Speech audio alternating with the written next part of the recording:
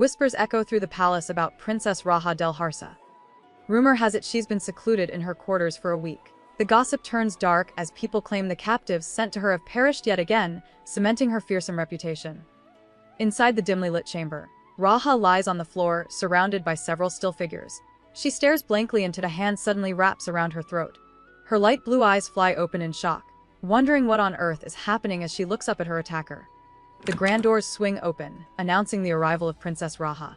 She walks into the hall, a vision in a black gown, instantly silencing the room. The nobles stare, their faces a mix of awe and intense curiosity. But beneath the surface, their admiration is poisoned by nasty rumors. They whisper that her dress is vulgar and that she's nothing but a temptress. The air grows thick with disdain. Suddenly, a man's hand raises, and a sharp voice cuts through the crowd, calling her name, Raha. The whispers stop dead. The man who called her is revealed to be her twin brother, Emperor Kazan.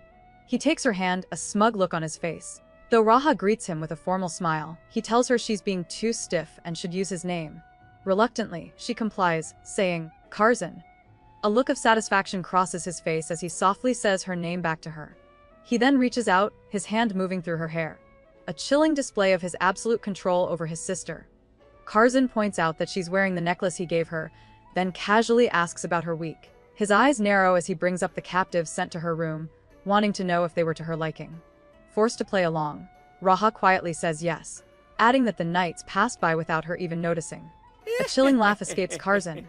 The sound echoes through the hall as he sits back on his throne, with Raha beside him, a terrifying display of his dominance over the entire court. A servant approaches with a drink, but Kazan cuts him off. He looks at Raha with cold eyes, telling her she never fails to disappoint him. He snatches the bottle himself, pouring a glass of deep red liquid while muttering that no one could ever understand how much he truly cherishes her. Raha quietly says his name, playing along. Kazan smirks, boasting that only he truly knows her. Pleased with her obedience, he puts a hand on her shoulder and offers to grant her a wish as a reward. Kazan leans in, revealing the wish he has planned for her. He's heard whispers of an experiment targeting him in the Holy Kingdom, and he's going to deal with it personally. He tells Raha she can just watch comfortably from the sidelines. As a twisted reward, he promises to bring her the best captive from the raid. Suddenly, his grip tightens and he shatters his glass, liquid splashing across his hand.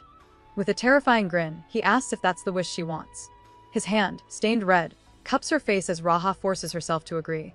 Raha's mind flashes back to a pivotal day from their childhood. A grand ceremony was held to reveal the empire's next ruler, the one blessed with the legendary successor's eye. Everyone, including a smug young Kazan, believed he was the chosen one. He stood proudly, soaking in the praise. But the celebration stopped cold when the truth was revealed. The person who actually inherited the powerful eyes of a ruler, the one truly destined for throne, was Raha all along. In the Delo Empire, a divine power blessed the royal line. This gift took the form of the legendary blue eyes, a symbol belonging only to the rightful emperor. This absolute power didn't just safeguard the successor, it protected the entire nation. During the pivotal succession ceremony, the blessing made its choice. To everyone's shock, the sacred blue eyes appeared not in the arrogant Kazan, but in his quiet twin sister Raha. Her destiny was sealed in that moment, as her brother watched with a face of pure disbelief and rage. Despite Raha being the true successor, their father defied the divine choice and placed Kazan on the throne. As a Mirov emperor, without the sacred blue eyes, Kazan began a ruthless campaign of slaughter and invasion to solidify his power. He ruled with a bloody sword, crushing anyone who stood in his way. But a secret plan was forming in the shadows. The very people he trampled were being turned into experimental weapons, all part of a long, game strategy to one day bring the tyrant down. Kazan stands tall amidst the chaos, surrounded by fallen figures. The surviving high priests tremble uncontrollably before him, whispering his name in terror. A cold smile spreads across his face as he mocks their fear, pointing out that he hasn't even done anything yet. He questions what their terror makes him look like, especially since they were the ones who built secret labs just to eliminate him. Kazan scoffs at the irony he destroyed entire kingdoms for an empire that was committing its own terrible atrocities right at home. As Priest calls out the shameful experiments on human lives. With cold fury, he pins to the ground with his foot. Since he can't execute these holy men, he declares a far more twisted punishment. He will have their test subjects dragged all the way to the imperial palace. There, their remains will be turned into a feast for the priests to consume. As the priests tremble in horror, they immediately beg him for mercy, but Kazan only laughs at the word. Kazan asked for Raha, where is she? But before this disaster, Raha walked alone, lost in thought. She knew she was trapped forever, but wished that someone, anyone, could find their freedom. Her solemn thoughts lead her to a dark, underground cell. Waiting for her is another gift from her brother, a kneeling captive with striking silver hair, his head bowed in the darkness. Before Raha stands another victim of her brother's cruelty. This man was a noble from a fallen nation who gambled everything for revenge, becoming a test subject to gain power. But he failed, and now he's just another broken toy sent to the princess. Resigned to his grim fate, Raha reaches out. Suddenly, her hand is sliced open. The captive flinches, startled. But Raha ignores her own injury. She rips a piece from her elegant dress and begins to gently clean the grime from his face in a shocking act of compassion. Seeing the broken captive, Raha makes a desperate decision, hoping it could be a solution. The story moves past a private moment. Afterward, she presses a cloth gently against his mouth, urging him not to spit out what she has given him. He is bound and injured, barely able to react. With a determined expression, Raha pleads with him to accept her aid. In this dark, hopeless cell, her shocking act of mercy is a dangerous gamble, but one she is willing to take for this stranger. A voice calls out her name, shattering the quiet gloom of the dungeon. Raha freezes, a dark silhouette looming in the brightly lit doorway. It's him. Her twin brother, Emperor Kazan, has come to find her. She turns to face him, her expression unreadable. In front of her, the silver-haired captive remains kneeling, still bound in heavy chains. Kazan's cold voice cuts through the air, demanding to know what she is doing there. His sudden appearance casts a dark shadow over her desperate act of mercy. Raha collects herself, putting on a calm smile. She claims she was simply looking around the place. Walking past the kneeling captive, she approaches her brother with confidence. She then holds up a small, glowing branch-like item. Raha smoothly changes the subject, presenting the glowing branch to her brother. She reminds him of a tree she loved as a child, explaining that she once told him she wanted it for the empire, but couldn't reach it. Kazan remembers her words. With a dark smile, he grabs her wrist, admitting he's had vanished and was about to execute all the high priests in his panic. Raha smiles calmly, telling him she would never disappear. Kazan leans in close, telling her she wouldn't dare run away with her unique eyes. As Raha begins to walk away, Kazan tells her that her existence is what protects the empire, making him untouchable. He gently cups her face, a possessive smile on his lips. But his mood darkens in an instant. His eyes narrow as he says he can smell injury on her. Raha calmly explains she must have stepped in some while walking through the dungeon. Still holding Raha, Kazan's voice is laced with a chilling sweetness. He glances towards the line of prisoners, his eyes landing on the silver-haired captive. The Emperor announces that all 16 test subjects are now being held as hostages for her. With a twisted smile, he declares they will all be given to her as new bedchamber slaves. Raha's face remains a calm, unreadable mask. On the floor, the captive glares up, his eyes burning with defiance. A sudden, violent vision flashes of a man screaming in a grand hall. An old priest shouts in panic, asking the Emperor what he's doing. Kazan just smiles coolly. He reveals that the prisoners are undergoing a painful magical branding process. His justification is twisted since Raha is the only woman with blue eyes. He can't risk any rebellious elements getting close to her. Even if she saves their lives, he won't let them escape suffering. With a dark smile, Kazan explains he's branding a spell on them, so they can never cause his sister any harm. A glowing red sigil now burns on each captive's chest. The horrified priest asks if the prisoners will survive the branding. Kazan confirms they will, his smile pure evil. He cruelly adds that plenty of slaves have survived the magic before, only to perish within a week of being sent to Raha. The Emperor states that the silver-haired captive's survival is simply a matter of luck. Abruptly changing the subject, Kazan raises a goblet and proposes a toast to their reconciliation. He celebrates what he calls their peace, a smug look on his face as Raha also lifts her drink. Later, Raha sits alone in her lavish quarters, lost in thought. She remembers telling her caregiver that these new captives were different. She decided she could only take one of them into her care, choosing the silver-haired man. In her mind, he was already so close to the end, it hardly mattered. Now, he lies on the floor, her, blindfolded and wounded, the Emperor's cruel brand glowing on his chest. After a long moment, Raha slowly rises to her feet, her decision finally made. Raha removes the blindel from the captive, letting it drop silently to the floor. She looks down at him, seeing the familiar signs, shallow breaths and pale skin. A flicker of hope dies within her. She had thought he might survive this, but he looks just like all the others. Tired of the endless cycle of death, Raha reaches out and places a hand on his chest. A dark thought surfaces as she looks at the broken man before her. She envies him, and all the others who have found a way to escape this gilded cage. even if it's by dying.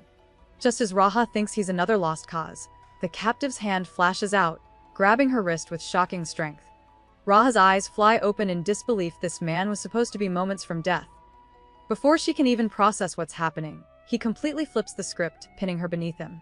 His gaze is intense, the brand on his chest glowing faintly. Looking down at the stunned princess, he demands to know the truth. Why? He asks, his voice raw with confusion and newfound power. Did you feed me? The captive pins Raha down, demanding answers. Completely unfazed, Raha explains the truth about the brand on his chest. It's a powerful technique designed to control him by binding his very heart. She admits her actions were simply an experiment. She had heard that royal blood could neutralize the brand's energy, and she was curious to see if the rumor was actually true. Still pinned beneath him, Raha listens as Shed lays out the grim reality. He states that she must know the other captives died because they couldn't handle the brand's powerful technique. He demands to know her true motive for saving him, asking what she could possibly desire in return. Looking at him with an unnervingly calm expression, Raha flatly denies having any goals. She desires nothing from him at all. She explains that she was simply tired of watching captives die and decided to test an old rumor. Dismissively, she asks what she could possibly want from him anyway. Shed looms over Raha, sneering that for a simple, ornamental decoration, she looks decent enough. His hand moves, closing around her throat to make his deadly intentions clear. But Raha completely flips the script on him. She doesn't scream or struggle. Instead, she looks up with an unnerving calm and asks a single, shocking question. She wants to know if he can just defeat her, right here and now. Shed is left completely stunned by her bizarre death wish. Shed tightens his grip, but a strange power suddenly repels his hand. He stumbles back, clutching his chest as the brand flares with intense energy. Unfazed, Ra calmly tells him he can't do it. The brand is still controlling him, preventing him from using his full power against her. She reminds him that his only role here is to obey his master's words. Shade glares back, his eyes burning with pure hatred. Raha can feel it clearly. His rage is directed at both her and her twin brother. Realizing he's completely powerless against the brand, Shed resigns himself to his fate. Seizing the moment, Raha steps forward and places her foot on his leg. With a chilling smile, she gives him an order: he must attend his night duties, to please her brother Kazan. She scoffs, asking if he really expects her to walk him through every single task he's now required to perform. Shed is left seething, utterly humiliated and trapped by her command. Shade grits his teeth, his pride completely shattered by her command. Taking control of the situation, Raha reaches out and touches the glowing brand on his chest, a silent reminder of her power over him. But instead of showing defeat, a sly grin spreads across Shed's face. He leans in and agrees to her terms, coolly saying, "Yes, of course." Shed questions everything he's ever heard. Could all the terrible rumors about the princess actually be false? The scene cuts to a painful memory from Raha's childhood. A young Raha, clutching a stuffed rabbit, wanders alone through a dark, snowy forest. She calls out, asking if anyone is there, but gets no answer. All she wants is to go back to the palace. Suddenly, a cold, menacing voice echoes in her mind, telling her she must be punished for running away. A terrifying, shadowy figure, her mother, looms over the little princess. The voice is ice cold, accusing her of the sin of taking Kazan's eyes, and insists she must atone for it. Heartbroken and terrified, young Raha collapses into the snow, dropping her stuffed rabbit. She sobs, begging her mother for forgiveness and promising she'll do anything. Suddenly, a kind hand touches her shoulder. A man with silver hair pulls her into a gentle, protective embrace as the painful memory fades away into a haze of light. Raha awakens from the confusing memory, wondering who the kind stranger was as her thoughts slowly clear. When Raha opens her eyes, she's startled to find Shed already awake and watching her. Before she can even ask when he woke up, he cuts her off with a question of his own. Looking at her with a gentle expression, Shed asks if he can finally have a proper meal, leaving the princess completely speechless. Raha is totally baffled by his question about eating, and her mind immediately jumps to the wrong conclusion. But Shed cuts through the awkwardness, bluntly clarifying he's just talking about actual food. He points out that it's almost noon and calls her out on her irregular habits, saying it's no wonder she's so thin. Completely taken aback by his forward concern, Raha thinks he's incredibly arrogant. She realizes this man is accustomed to a much more disciplined lifestyle than her own. Soon after, Raha and Shed are seated at a dining table piled high with food. With no attendants to wait on them, the princess tells Shed he'll have to serve himself. She's trying to maintain some distance, reminding him of his place. But Shade is completely unfazed by her chilly attitude or her royal status. His bold confidence continues to baffle Raha, who has never met anyone quite like him before. He's a total mystery. As they eat, Raha can't help but study Shed. His refined manners and the strange markings on his skin make her wonder about his past. Was he once a knight? Trying to maintain control, she offers him a drink, but he calmly refuses. Raha tells him he's unlucky to have been captured by her. But Shed fires back, saying if he were truly unlucky, he'd already be dead.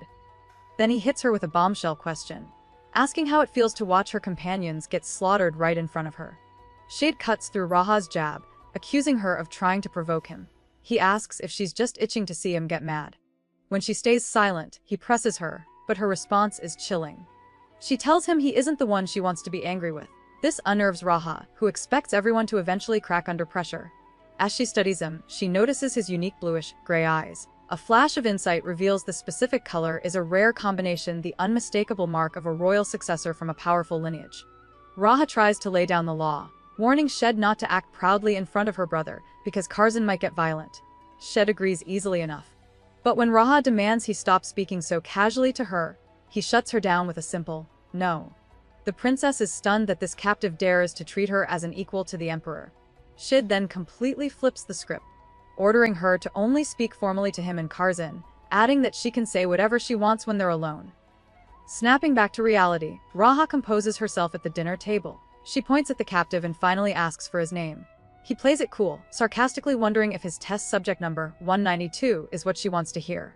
But then, he drops the act and reveals his real name is Shed.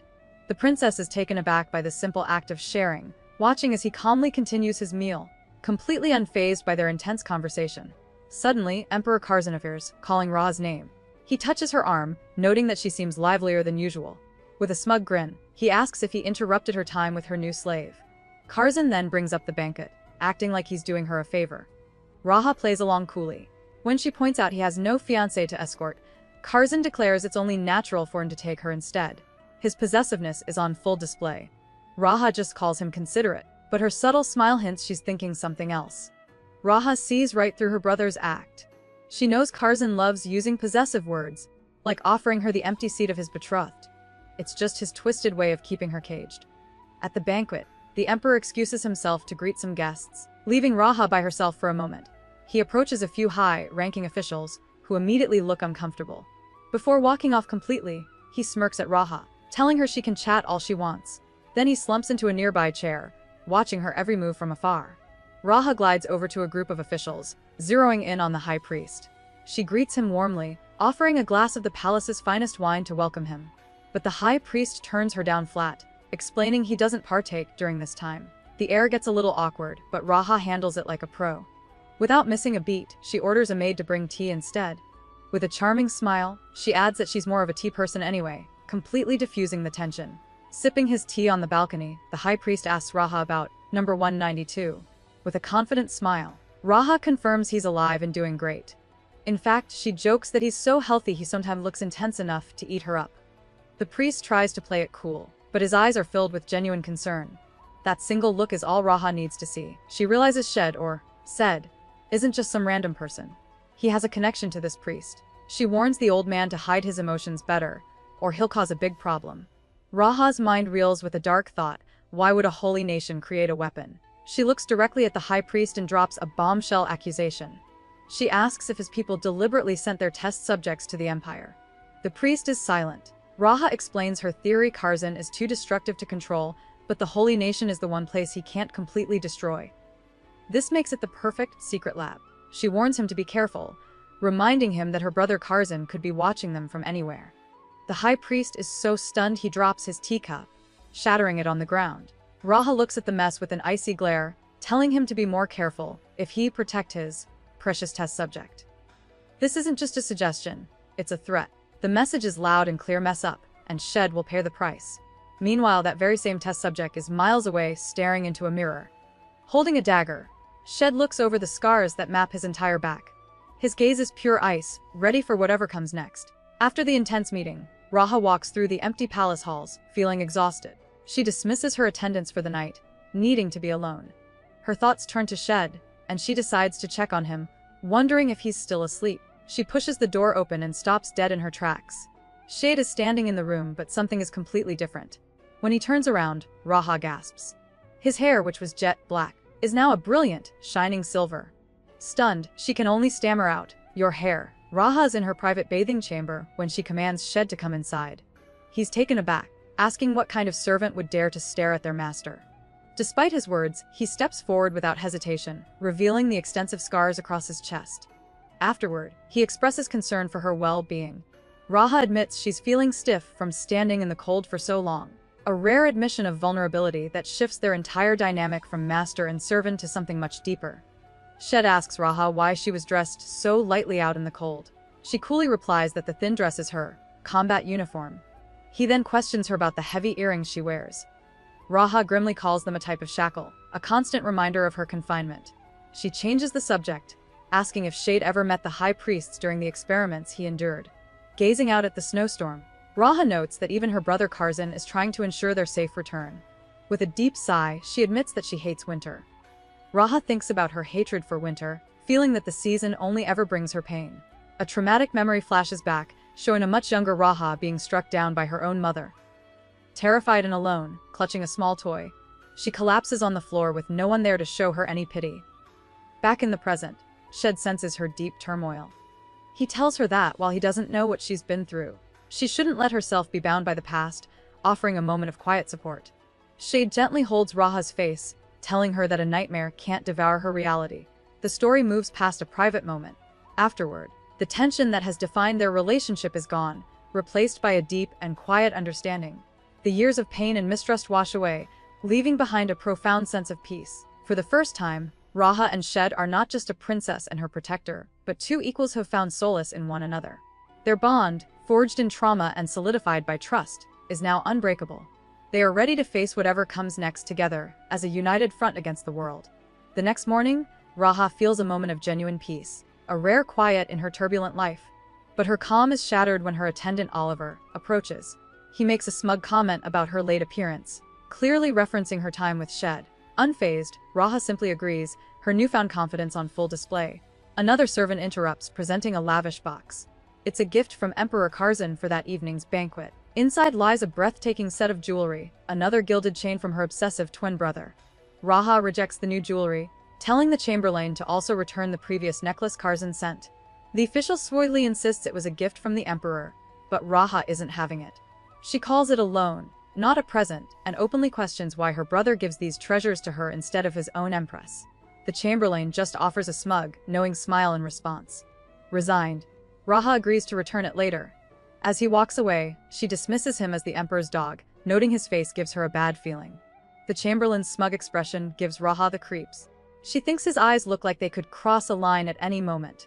Later, while her attendants help her into a new dress for the evening banquet, the happy mood is shattered. The doors are thrown open with a bang, and Emperor Kazan strides into the room. His sudden appearance silences everyone. A terrified maid stammers his title, but Kazan ignores her completely. His cold, gray eyes are fixed only on his twin sister, Raha, his gaze intense and possessive. Kazan coolly remarks that her preparations are taking longer than usual. Trying to regain control, Raha suggests they move to another room to talk, but her brother isn't budging. He makes himself comfortable on her couch, telling her he'll wait right there, while she finishes getting ready. Defeated, Raha agrees. She silently feels relieved that old bruises have faded, leaving nothing for him to see. Turning to her maids, she orders them to hurry. As they dress her, she studies his tense expression, wondering who dared to anger him. As Raha turns, Kazan suddenly embraces her from behind, making her gasp in shock. He coolly asks about the sound she just made. Trying to hide her fear, Raha claims his sudden hold felt suffocating. A chilling smirk appears on his face as he remarks that's the kind of sound she makes under pressure. Visibly disturbed, Raha mutters his name and tries to pull away. She reminds him the banquet is starting soon, pointing out she still needs to get properly dressed for the occasion. With a chilling smile, Kazan tells Raha her only role is to stand by his side and look perfect. His possessive grip tightens on her shoulder as he casually asks if she plans on approaching the high priest again today. Completely thrown, Raha looks at her jewelry and asks what he's talking about. Kazan's eyes narrow as he mentions that he saw the two of them having a rather close conversation the previous day. His intense stare shows he's not just making small talk, he's digging for information. Raha tries to play it cool, brushing off Kazan's question as nothing. Internally, she admits she was just curious about the high priest's strange behavior and his risky plans against the empire. But Kazan doesn't buy it for a second. He asks if she got any answers from him. Raha explains that the priest simply went pale and didn't say much. Kazan's expression darkens as he tightens his grip on her hand. With a sinister look, he issues a chilling warning: she needs to be careful not to provoke the high priest again. Visibly shaken, Raha forces herself to agree that she understands. Later, at the grand banquet, the nobles can't stop praising the princess's stunning beauty. While Raha puts on a perfect smile for the crowd, one noblewoman eyes her with a calculating expression, a new thought dawning on her. At the banquet, the nobles can't stop talking about the royal twins. One woman mentions the emperor's upcoming search for a fiancé, slyly suggesting Raha's closeness to him leaves no room for anyone else. A man agrees, noting Kazan got rid of all his other siblings but keeps his twin sister right by his side. They raise their glasses, fawning over Raha and saying how envious they are of the emperor's favor. But Raha sees right through their act. With a cold stare, she asks why they aren't drinking, pointing out their glasses only hold water. Raha internally scoffs, realizing the nobles are too scared to actually drink. They're all just terrified of losing Kazan's favor. Across the hall, she sees her brother speaking with the high priest. She's relieved the priest is keeping a straight face, since she was worried he might accidentally reveal their earlier conversation. Just then, a figure approaches her from behind. Raha turns to find a woman with glasses holding a bouquet of flowers. With a cool expression, the woman greets her, saying, "It's been a while, princess." Raha steps away from the crowd with the mysterious woman. Putting her drink down, she asks if today is the third Wednesday of winter. The woman confirms it is, adding that it's the death anniversary of Countess Bourbon.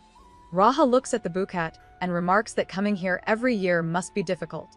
But the woman's expression is firm as she disagrees. She states that this is nothing difficult, as she is only fulfilling her late sister's will, leaving the princess to ponder the weight of that long-held promise. The woman with the glasses asks if Raha also wants to fulfill her former nanny's will. Raha agrees, but her mind is dragged back to a horrific memory, a younger version of herself standing over the nanny's still body on the floor. The princess is crushed by guilt, believing she's the reason her nanny is gone. Back in the present, the woman prepares to leave, telling Raha she looks as beautiful as a doll. As she departs, the camera reveals Shed has been watching the entire tense exchange from a distance. Shade stands in a dark corridor, his mind flashing back to Raha's solemn warning. A ghostly vision of her once told him to stay away from the West Wing, warning that he would deeply regret it.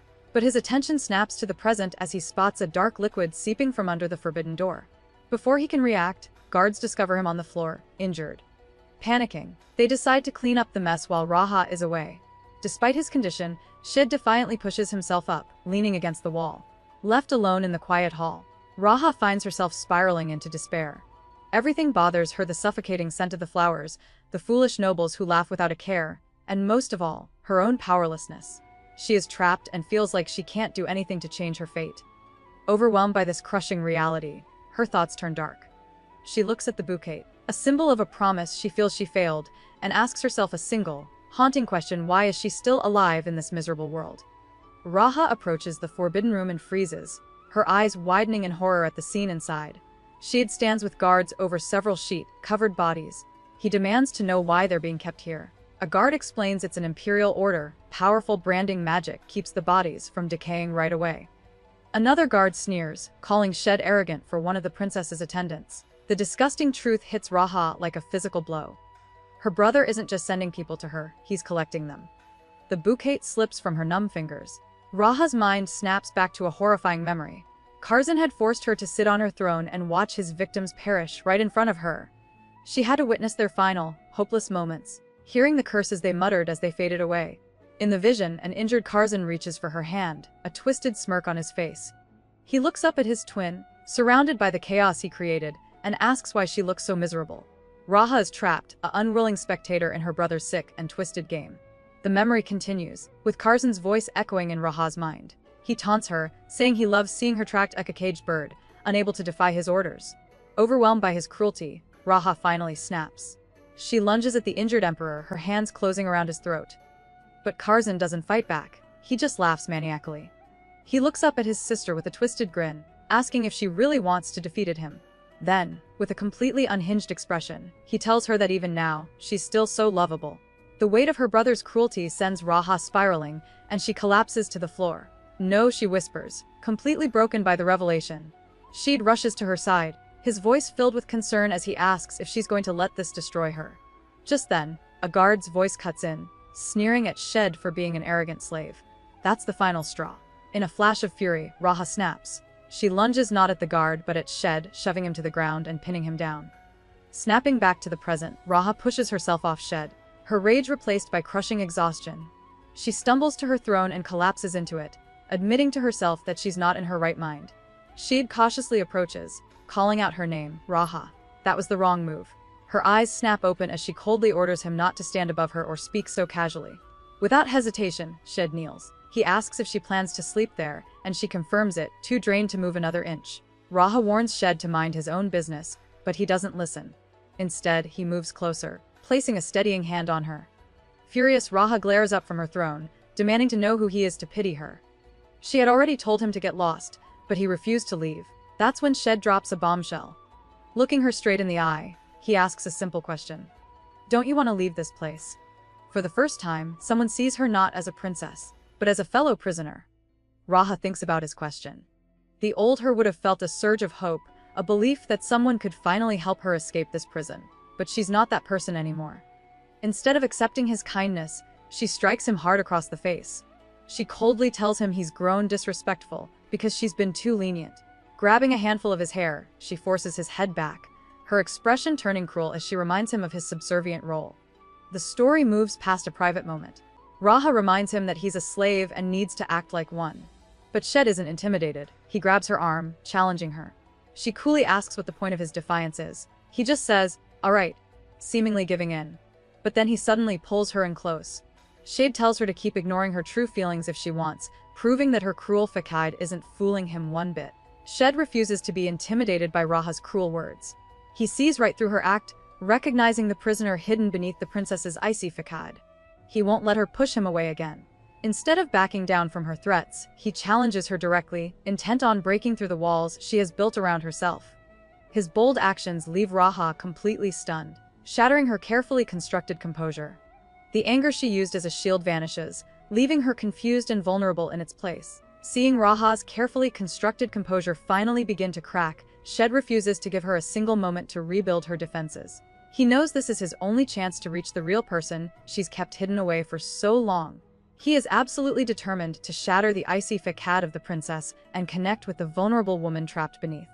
His actions completely overwhelm her, leaving no room for her to think or retreat into her cold shell. Shed's bold move makes it perfectly clear he will not let her push him away ever again.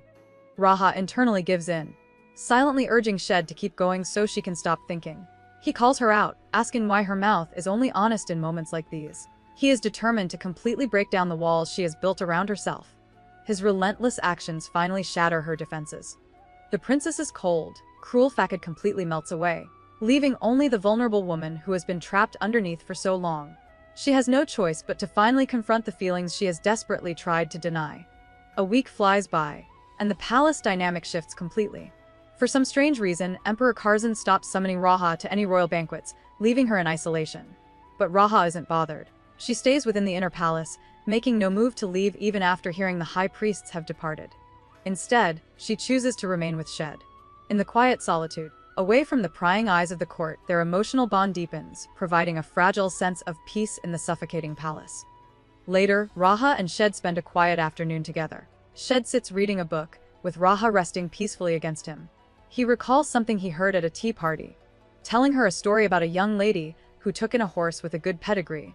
He explains that the lady was very pleased with herself after she successfully tamed it. The subtle comparison to their own situation brings a small smile to his face, highlighting the unique bond they now share. At a royal function, Raha overhears a noblewoman gossiping loudly. It's the Queen of Trizon, who points out that while Raha has many slaves, one has mysteriously survived for over a week. She loudly wonders what's so special about this hidden man, clearly trying to provoke the princess. Raha instantly understands the situation. The queen brought her daughter to be Kazan's bride and sees Raha as a threat to her plans. Raha couldn't care less who her brother marries, but she absolutely refuses to ignore a direct challenge. Raha turns to the gossiping queen with a cold, knowing smile. She feigns surprise at the queen's deep interest in her slave and offers a special invitation to her inner palace that very night. But then Raha lays the trap, casually mentioning that only slaves are allowed inside her private quarters. The queen is speechless, stammering if Raha is suggesting she become a slave. Raha denies it, but her icy gaze shifts to the queen's daughter, implying she could visit instead. The queen calls it a bad joke, but Raha's chilling expression says otherwise. Suddenly, a royal herald announces the arrival of the emperor. It's Kazan, Raha's obsessive twin brother. The entire crowd immediately drops to their knees, but Kazan only has eyes for his sister. Seeing her chance, Raha turns to him with a brilliant smile and makes a public request. She asks for a female slave. The emperor's face twists, clearly disturbed by the idea. A dangerous look crosses his face as he agrees, promising to give her anyone she desires, no matter who it is. Kazan corners his sister, demanding to know who she wants as her new slave. Raha plays it cool, telling him she hasn't picked anyone yet. He tells her to let him know as soon as someone catches her eye. With her brother's public blessing secured, Raha turns her attention back to the queen and her daughter. She walks directly to the terrified girl, telling her not to look so disappointed. Raha then lifts the girl's chin, making her terrifying threat crystal clear without saying another word. The queen watches in horror. Raha leans in and whispers to the terrified noble girl that she has just been spared a terrible fate. Later, Kazan walks with his sister, commenting on the effort she put into the banquet. He reveals his true motive: the event is meant to find Raha a husband. She tries to deflect, asking if he found any ladies to his own liking. Kazan dismisses the idea, creepily stating that no woman could ever compare to his twin. He finds all the other women so boring, he'd rather they just wear wigs. Kazan tells his sister that if she ever tried to hide, she would be difficult to find. Unfazed, Raha coolly replies that she has no plans to hide. He agrees with a smile, but his expression darkens. He gives her a chilling warning that there is always a just-in-case scenario he's prepared for. As the tense twins walk away, they're approached by a noblewoman named Jamela.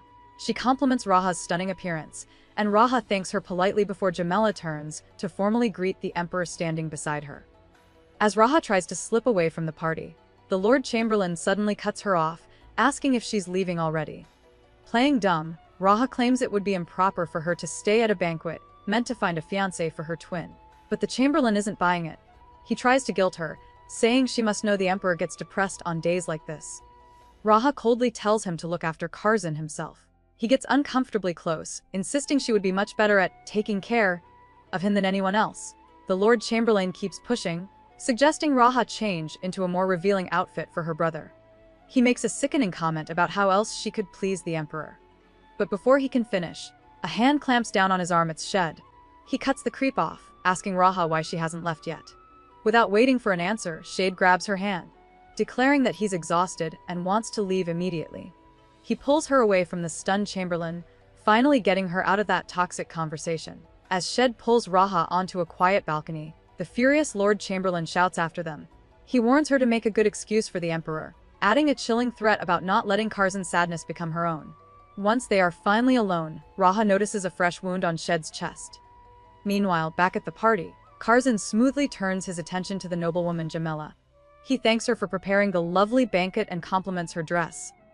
Caught off guard by the emperor's sudden focus, she politely thanks him. After a brief conversation, Jamela excuses herself from the party. The other noblewomen whisper about her impeccable timing, but their compliment only makes Kazan think of someone else. His charming mask instantly drops. His pleasant demeanor vanishes as he scans the room, his voice turning cold as he demands to know where his sister is. An aide reports that Raha has already returned to the inner palace. The Lord Chamberlain, who failed to stop her, breaks into a cold sweat. He knows he's about to face the emperor's fury. A guest nervously reports they saw Raha leave with the Lord Chamberlain. Without another word, Kazan announces he is going to the inner palace. His terrified aides can only watch as he storms off, his presence casting a long shadow down the hall. A sinister thought crosses the emperor's mind. If his sister thinks she can hide from him, then he will gladly go and find her. His chilling expression promises that this isn't a game, it's a threat. Their private connection has just been discovered by an unknown observer, raising the stakes immediately. The quiet moment is shattered as Emperor Kazan throws the doors open, shoving past the frantic maids. He stalks into the room, a chilling smile on his face as his eyes lock onto his sister. "I was looking all over the palace for you," he says, his voice dangerously low. "But here you are, Raha Delarsa." He stops, taking in the scene before him. Kazan has found them, and the tense atmosphere instantly turns deadly. The emperor's voice cuts through the quiet, and Raha freezes, whispering his name. Kazan. Her brother stands before them, his gaze cold and possessive as he takes in the scene. Shed immediately shifts, placing himself in front of Raha, his eyes locking with the emperor's in a silent challenge. But the defiance lasts only a second. Understanding his position as a mere slave, Shed rises and drops to his knees before Kazan. He bows his head in submission, the scars on his back a stark reminder of his place in this cruel palace. Kazan's cold eyes land on the kneeling slave. He's surprised to see Shed still alive. The emperor then spots a terrified court official cowering in the corner. Ignoring the man's frantic excuses, Kazan walks straight to his sister. He gently lifts her face, his expression unreadable as he asks if Shed was bothering her. Raha says nothing, her eyes filled with fear. As Kazan studies her face, his gaze darkens with a dangerous, possessive suspicion, wondering what truly happened in this room just moments ago. Kazan's grip tightens as he continues his intense interrogation, demanding to know what happened in the room. Suddenly, Raha deflects, her voice shaking with shame. She tells him that the Lord Chamberlain has been spying on her, violating her privacy. As the official frantically denies it, Raha's expression hardens. She looks straight at her brother, her eyes filled with cold suspicion. She asks him a chilling question. Did he order the man to watch her? Kazan's face remains a mask of cold indifference, offering no answer. The Lord Chamberlain now lies defeated on the floor. Kazan sits beside Raha, remarking that his sword skills are a little rusty from lack of use. Now that the spy has been handled, he turns his attention to the kneeling man. Who is that punk? He demands. Raha explains that Shed is her personal slave, speculating he must have been a test subject from the Holy Nation. Kazan confirms he's the only one. With a cold command, he tells Shed to raise his head. As Shed looks up, Kazan studies his face with chilling intensity. With a chilling smirk, Kazan asks if the kneeling man is Raha's type, remarking that of course he is, since Kazan chose him for her. He orders Raha to return to the banquet and fulfill her duties. He then announces he's borrowing her slave to dispose of the Lord Chamberlain's body. The emperor calls out for number 192, mocking his sister for not even giving the man a proper name. Raha quietly explains that it's the only name he's ever given. Unimpressed, Kazan simply orders Shed to get to work. As Shed rises to follow his orders, Kazan suddenly kicks him down. The emperor is furious, yelling that a slave should never stand on 2 feet before him. He commands Shed to lie flat on the ground and crawl. Raha flinches, horrified by her brother's cruelty. Having made his point, Kazan tells his sister he's leaving for the banquet and walks away. As soon as he's gone, Raha turns to Shed, but he grabs her arm, stopping her from coming any closer. Shed maintains his firm grip, not allowing Raha to come any closer. Suddenly, he pulls her toward him, his expression intense. He leans in and whispers something that makes her bright blue eyes go wide with shock. Before she can react, he lifts her face, forcing her to meet his gaze. Raha is completely stunned. What? She stammers, barely able to speak. Did you just say? His unexpected declaration leaves her completely speechless, scrambling to understand what just happened. At the grand banquet, Raha is completely distracted, her thoughts miles away. She anxiously wonders where they took Shed and the corpse. She knows she's being watched constantly, preventing her from making any sucking words to help him. His shocking words from earlier echo in her mind, and she still can't believe what he whispered to her.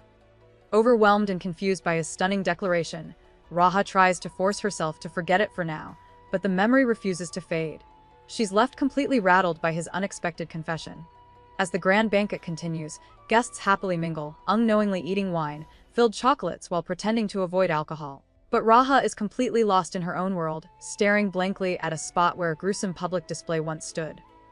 Suddenly, a nobleman's booming voice cuts through the chatter. He boldly declares that the person who should truly sit on the throne is Princess Raha. He insists the empire's long-standing traditions cannot be ignored. His treasonous words bring the entire hall to a standstill, shocking everyone into terrified silence. With a cold and dangerous calm, Emperor Kazan rises. He declares that an emperor who isn't accepted should have the successor's eyes. Before anyone can react, guards seize the terrified nobleman who just spoke out. Kazan coolly asks for his sword. In a terrifyingly swift movement, he strikes the man down in front of the entire assembly. Injury splatters across Raha's face, and she freezes in complete shock. Kazan then steps behind his twin sister, places a hand on her shoulder, and calmly speaks her name, cementing his absolute authority. With a twisted smile, Kazan complains to Raha that his hands are sore from the earlier violence. He calmly suggests she treat his hands, otherwise he won't be able to wield his sword. This chilling moment triggers a memory for Raha. It was then that Kazan began brutal conquest of neighboring lands to expand his power.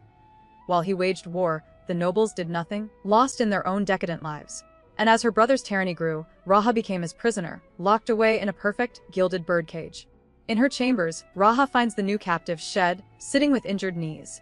She immediately tells him to stay put, explaining that a physician is on the way. Rushing to his side, she asks with genuine concern if he's in a lot of pain. Shed coolly replies that it's bearable.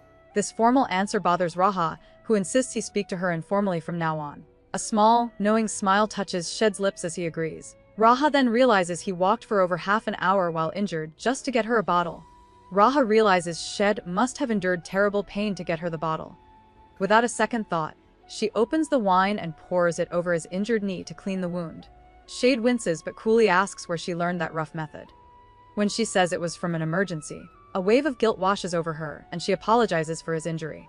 Suddenly, Shade gently turns her face toward him, his expression serious. He asks if she remembers what he told her, reminding her to carefully watch everyone when she returns. Shed's serious warning hangs in the air, a stark reminder of the dangers that await her. He looks at her intently, his expression unreadable as he gently touches her face. Raha is flustered by the sudden intensity of the moment, the weight of his words pressing down on her. Steeling herself, Raha gets ready to return to the heart of the palace. She knows that from now on, she can't trust anyone but herself and the man who just risked everything for her. Back in the palace, Kazan corners Raha, his expression cold and mocking. Judging her look, he tells her she won't be getting any reward from him. He grips her chin, forcing her to meet his unsettling gaze. Raha stares back, refusing to show any fear despite his thinly veiled threats. Kazan's words imply a punishment is coming. Later, Shade challenges Raha, asking if she truly believed her punishment would be mere child's play, his tone leaving no room for argument. Shed's challenge about her punishment being mere child's play was not an empty threat. In a dark, hidden passageway, he confronts Raha with a harsh lesson designed to shatter her naivete. He demands her complete and undivided focus, forcing her to face an intensity she has never experienced before. His goal is to make her understand the brutal reality of the world she lives in, where trust and vulnerability are tangled together in dangerous ways. Raha thinks back to past encounter between Shed and her brother. She admits to herself that if Shed hadn't been so defiant toward Kazan, she would have been consumed by guilt for her inability to stop the cruelty. In her memory, Kazan violently asserts his power over a helpless Shed. Afterward, Raha accuses Shed of using an obvious trick to distract her from her accumulated nightmares. Suddenly, she looks down and is startled to see her hands loosely bound together with a simple ribbon, catching on to his real intentions. Raha looks down at the ribbon around her wrists, a soft constraint that feels nothing like the cruelty she's known. In that moment, she understands Shed's true lesson. He isn't punishing her, he's trying to reach her. He's breaking down the walls built by fear and isolation, teaching her that vulnerability doesn't always have to lead to pain. It is a lesson in trust, delivered with an intensity that leaves no room for her past nightmares. A profound silence settles between them afterward. Suddenly, a maid's voice calls out from the other side of the door, completely shattering the moment. She announces that the palace physician has arrived and asks for instructions. Blindfolded, Raha's eyes snap open in surprise at the unexpected interruption. Shed remains completely silent and still, his expression unreadable as the outside world intrudes upon them. The question of what to do hangs heavy in the air, but Shed gives no immediate answer, leaving Raha in suspense. Shed finally breaks the silence, his expression hardening as he prepares to deal with the interruption. Before he can send the physician away, Raha's shaky voice cuts through the tension. She tells him to dismiss the doctor. Hearing this from outside the door, the maid anxiously asks if the princess is really all right. Raha confirms her precision, insisting she will call for medical help later. She has made her choice to stay in this moment with him. Later, with the blindfold still on, Raha's quiet voice breaks the silence. She tells Shade that she won't forgive him for what has happened between them. Instead of getting defensive, Shade gently reaches out and touches her face. He meets her declaration with complete acceptance, his gaze unwavering. He assures her that she doesn't have to forgive him. Forgiveness isn't what he's asking for. He only wants her to accept this new connection they forged, built on shared pain and newfound trust. Later, a young man with a friendly smile arrives, carrying a medical bag. He announces he is there on the princess's orders before introducing himself as Oliver, Raha's personal physician. He cheerfully asks Shed if he's been doing well. Shed stares in disbelief. He can't believe this kid is the imperial physician. In his mind, a position that important should belong to someone much older and more experienced, not someone who looks like they just came of age. This unexpected visitor leaves him completely baffled. Oliver finds the situation fascinating, cheerfully announcing that it's his first time seeing one of the princess's slaves alive. This bleakly confirms just how few have survived. Getting straight to work, the physician asks to examine Shed's injured knees. After a quick check, Oliver is relieved to find no permanent damage to the bones. He notes the countless old scars from past wounds covering Shed's body, admitting there's little he can do to heal those reminders of a painful past. He gives Shed some medicine and advice for his recovery. Oliver continues his examination, explaining a strange discovery. The branding magic placed over Shed's heart is unable to use its full power on him. Unlike all the others sent to the princess, this is why he has survived. Shade is stunned, silently wondering what makes him so different. He suspects it has something to do with the injury Raha made him drink.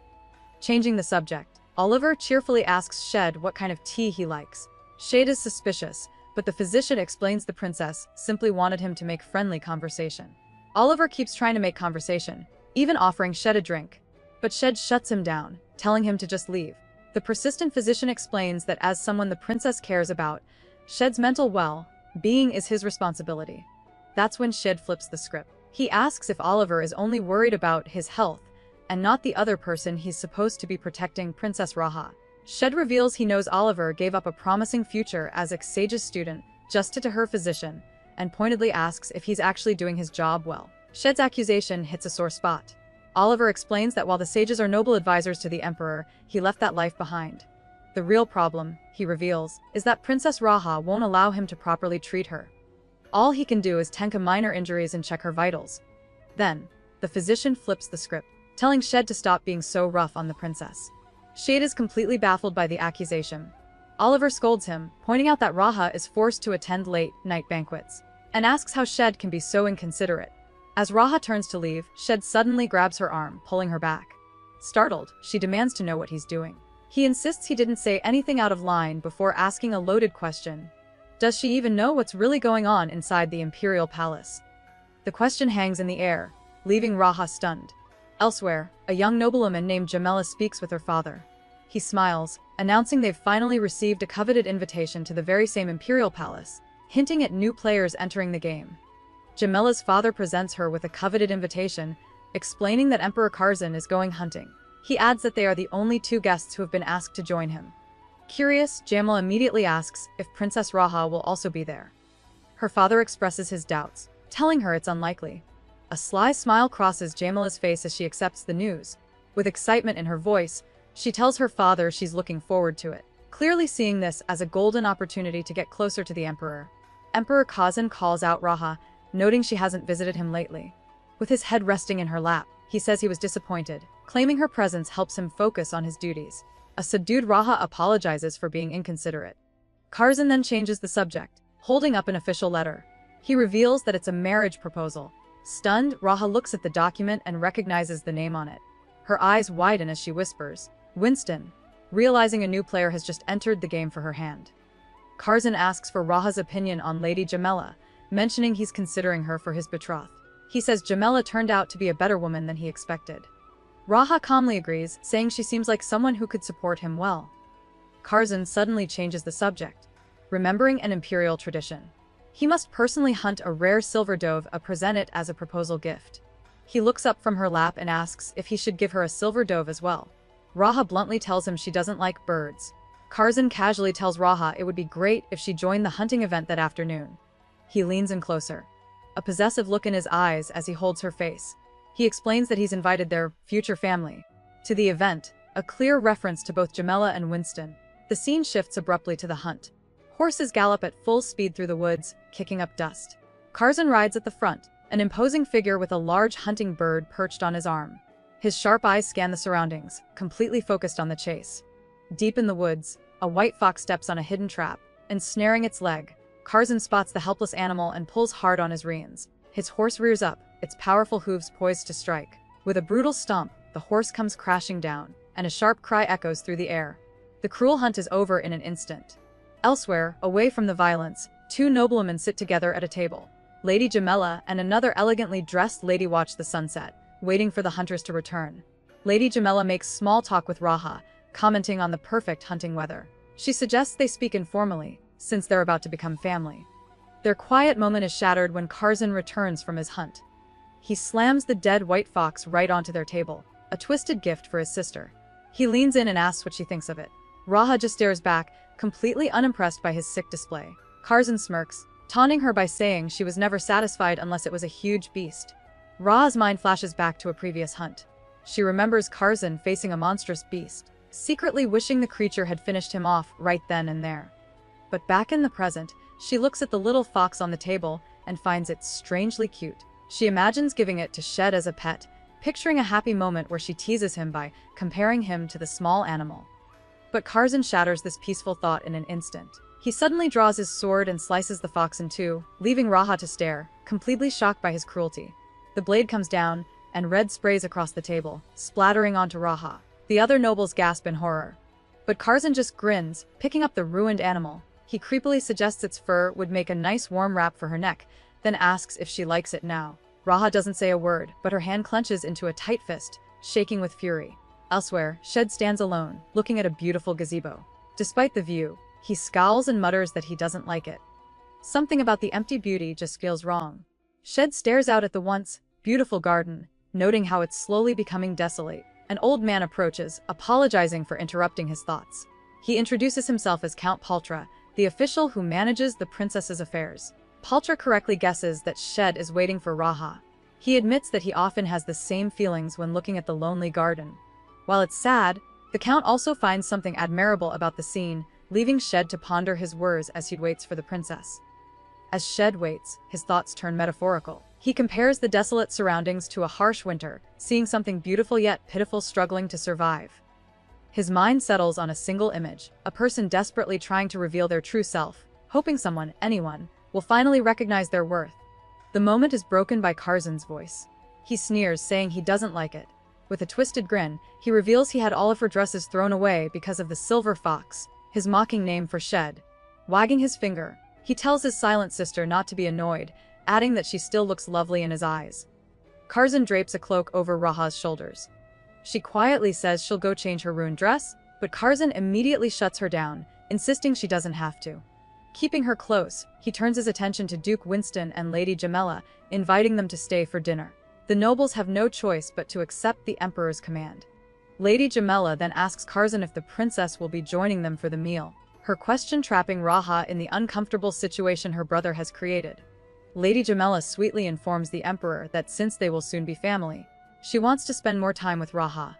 Kazan's eyes narrow as he turns to his silent sister, demanding to know what she thinks. With a defiant smile, Raha agrees to join them for dinner.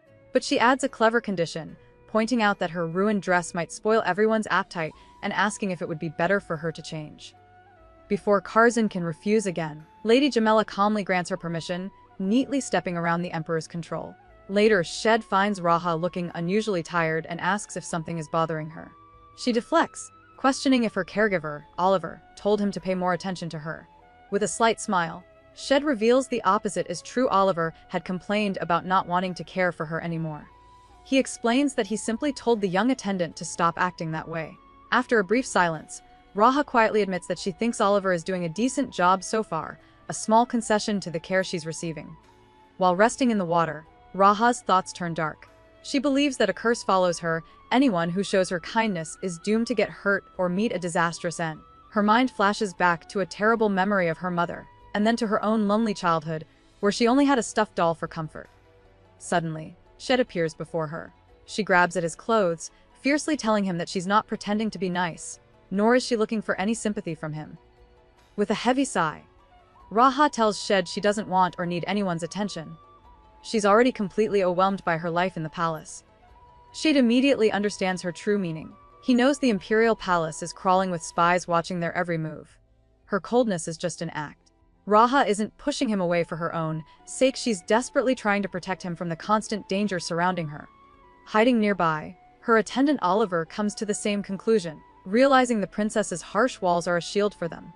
Oliver quietly tells Shed that the emperor will be absent more often soon. He looks out over the palace and wonders aloud if it's too greedy to hope for a little more warmth in this place during that time. Shed's mind flashes back to a stern warning from an old mentor. The man had ordered him to keep a low profile and avoid drawing any attention to himself while inside the palace walls. Snapping back to the present, Shed looks at Raha and calls her name, ready to ignore that advice. Ignoring his mentor's warning, Shed makes a surprising request. He asks Raha if she could grant him his freedom when the emperor is finally away. Completely stunned, Raha has no idea what he's talking about, but Shed clarifies he doesn't want to leave her side at all. He wants the freedom to explore the endlessly twisted palace grounds, but only if he can do it with her. He wants to experience this prison as a new world together. The story moves past a private moment. Shade is also lost in thought, revealing he can't stop thinking about someone from his past named Harsel. Raha's mind flashes back to the physician who served before Oliver, a man from the Holy Nation. His so-called treatments were horrific, as he would drain dangerous amounts of her injury under the guise of diagnosis. One day, he abruptly resigned, using family as an excuse. Raha immediately understood the real reason he no longer needed her injury. She grimly wondered if his monstrous experiments had failed, or if they had simply progressed to a new, terrifying stage requiring something else entirely.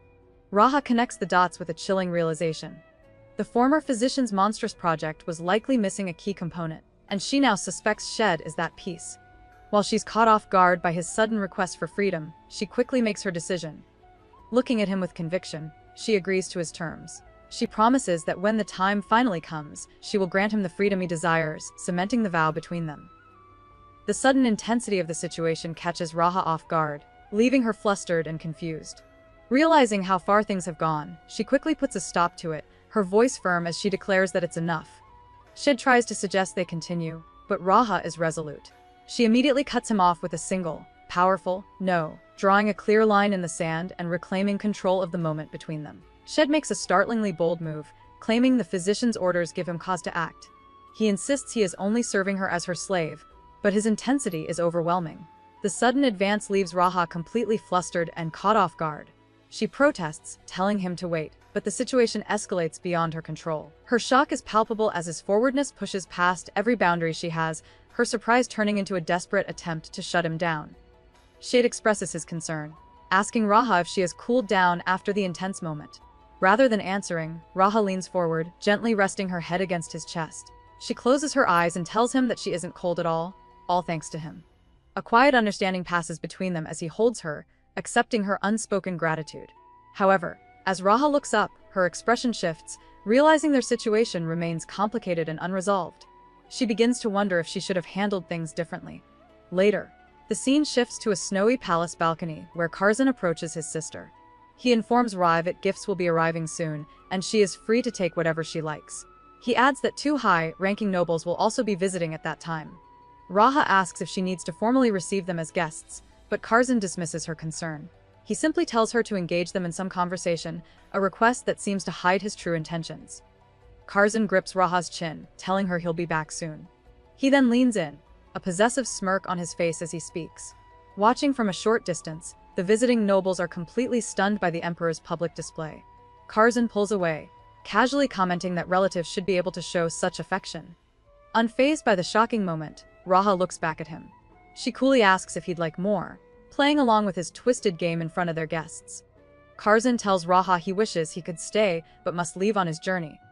He orders her to remain calm while he's away, adding a chilling reminder that he will always be watching her, no matter where she goes. Playing the part of a devoted sister, Raha smiles serenely and agrees. She wishes him a safe return and hopes he finds a fine catch for his fiancée. As the cold wind blows, Kazan departs, leaving Raha alone on the balcony. Her smile immediately vanishes, replaced by a cold, hard stare. Suddenly, a voice calls out her title. The voice is from the captain of the Imperial Guards, who offers to escort Raha back. She realizes Kazan left his top guard to watch her and calmly accepts the offer. As they walk, Raha's mind is already hard at work. She considers the recent, sudden passing of the head chamberlain and how Kazan still hasn't filled the vacant position. While many noble families have sent applications, the Emperor has ignored them completely. Raha sees this chaos as a promising sign. The more her brother's tightly controlled system unravels, the greater the chance for an unexpected opportunity. Raha's mind is made up. This chaos is her one true opportunity.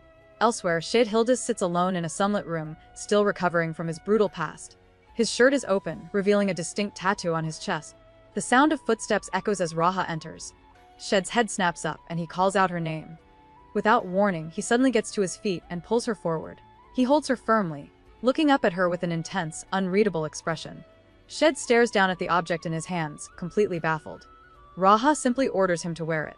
A confident smirk plays on her lips as she announces that it's time for them to take a walk around the palace. It's the first step in her bold new plan to move him out from the shadows and into the open.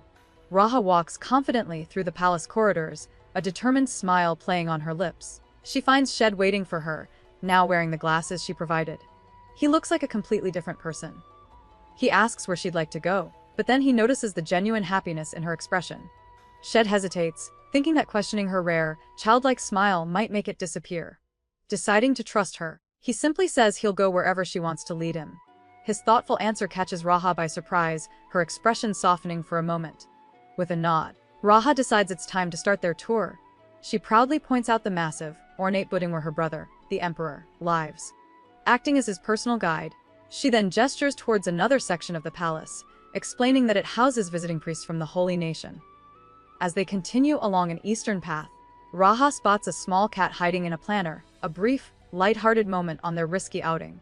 Their walk takes them through the expansive gardens, finally stopping beside a large, shimmering pool of water. As they stand by the shimmering water, Raha abruptly asks about his knees. He confirms they're fine, but she presses on, mentioning Oliver told her about his superhuman recovery rate. She wonders aloud if it's a result of the terrible experiments he endured. Shade immediately denies it. Still curious, Raha asks if he's always healed this quickly. He gives a vague answer, simply saying somewhat. Clearly fascinated by this new puzzle, Raha gently places her hand over his on the railing, her interest in him growing even deeper. Raha suddenly moves closer, taking Shed completely by surprise. He gets flustered, nervously telling her they'll be in trouble if someone sees them together like this. But Raha is completely unfazed. She confidently tells him that no one is watching them. With a mysterious smile, she adds that the darkest shadow is always found right at the foot of the candle. As she speaks, a long, sinister shadow looms on the ground nearby, proving they are not alone. The story moves past a private moment between the two. Raha looks around, suddenly in a different location, and asks where they are. Shed explains they're inside a secluded cabin belonging to the forest ranger, a place that's usually empty. He admits this is why he seemed so bold earlier. He had a safe place to bring her. Then, pulling his shirt open, he reveals a mysterious red symbol tattooed over his chest. Raha stares at the strange marking, realizing there's another secret about him she has yet to uncover. With a confident smirk, Raha asks if she's the only one who wants this. For a moment, Shade is completely silent. Then, in a sudden burst of emotion, he shoves a nearby table, sending everything on it crashing to the wooden floor. Here, with him, she can be completely free from the fear and suppression that has defined her life.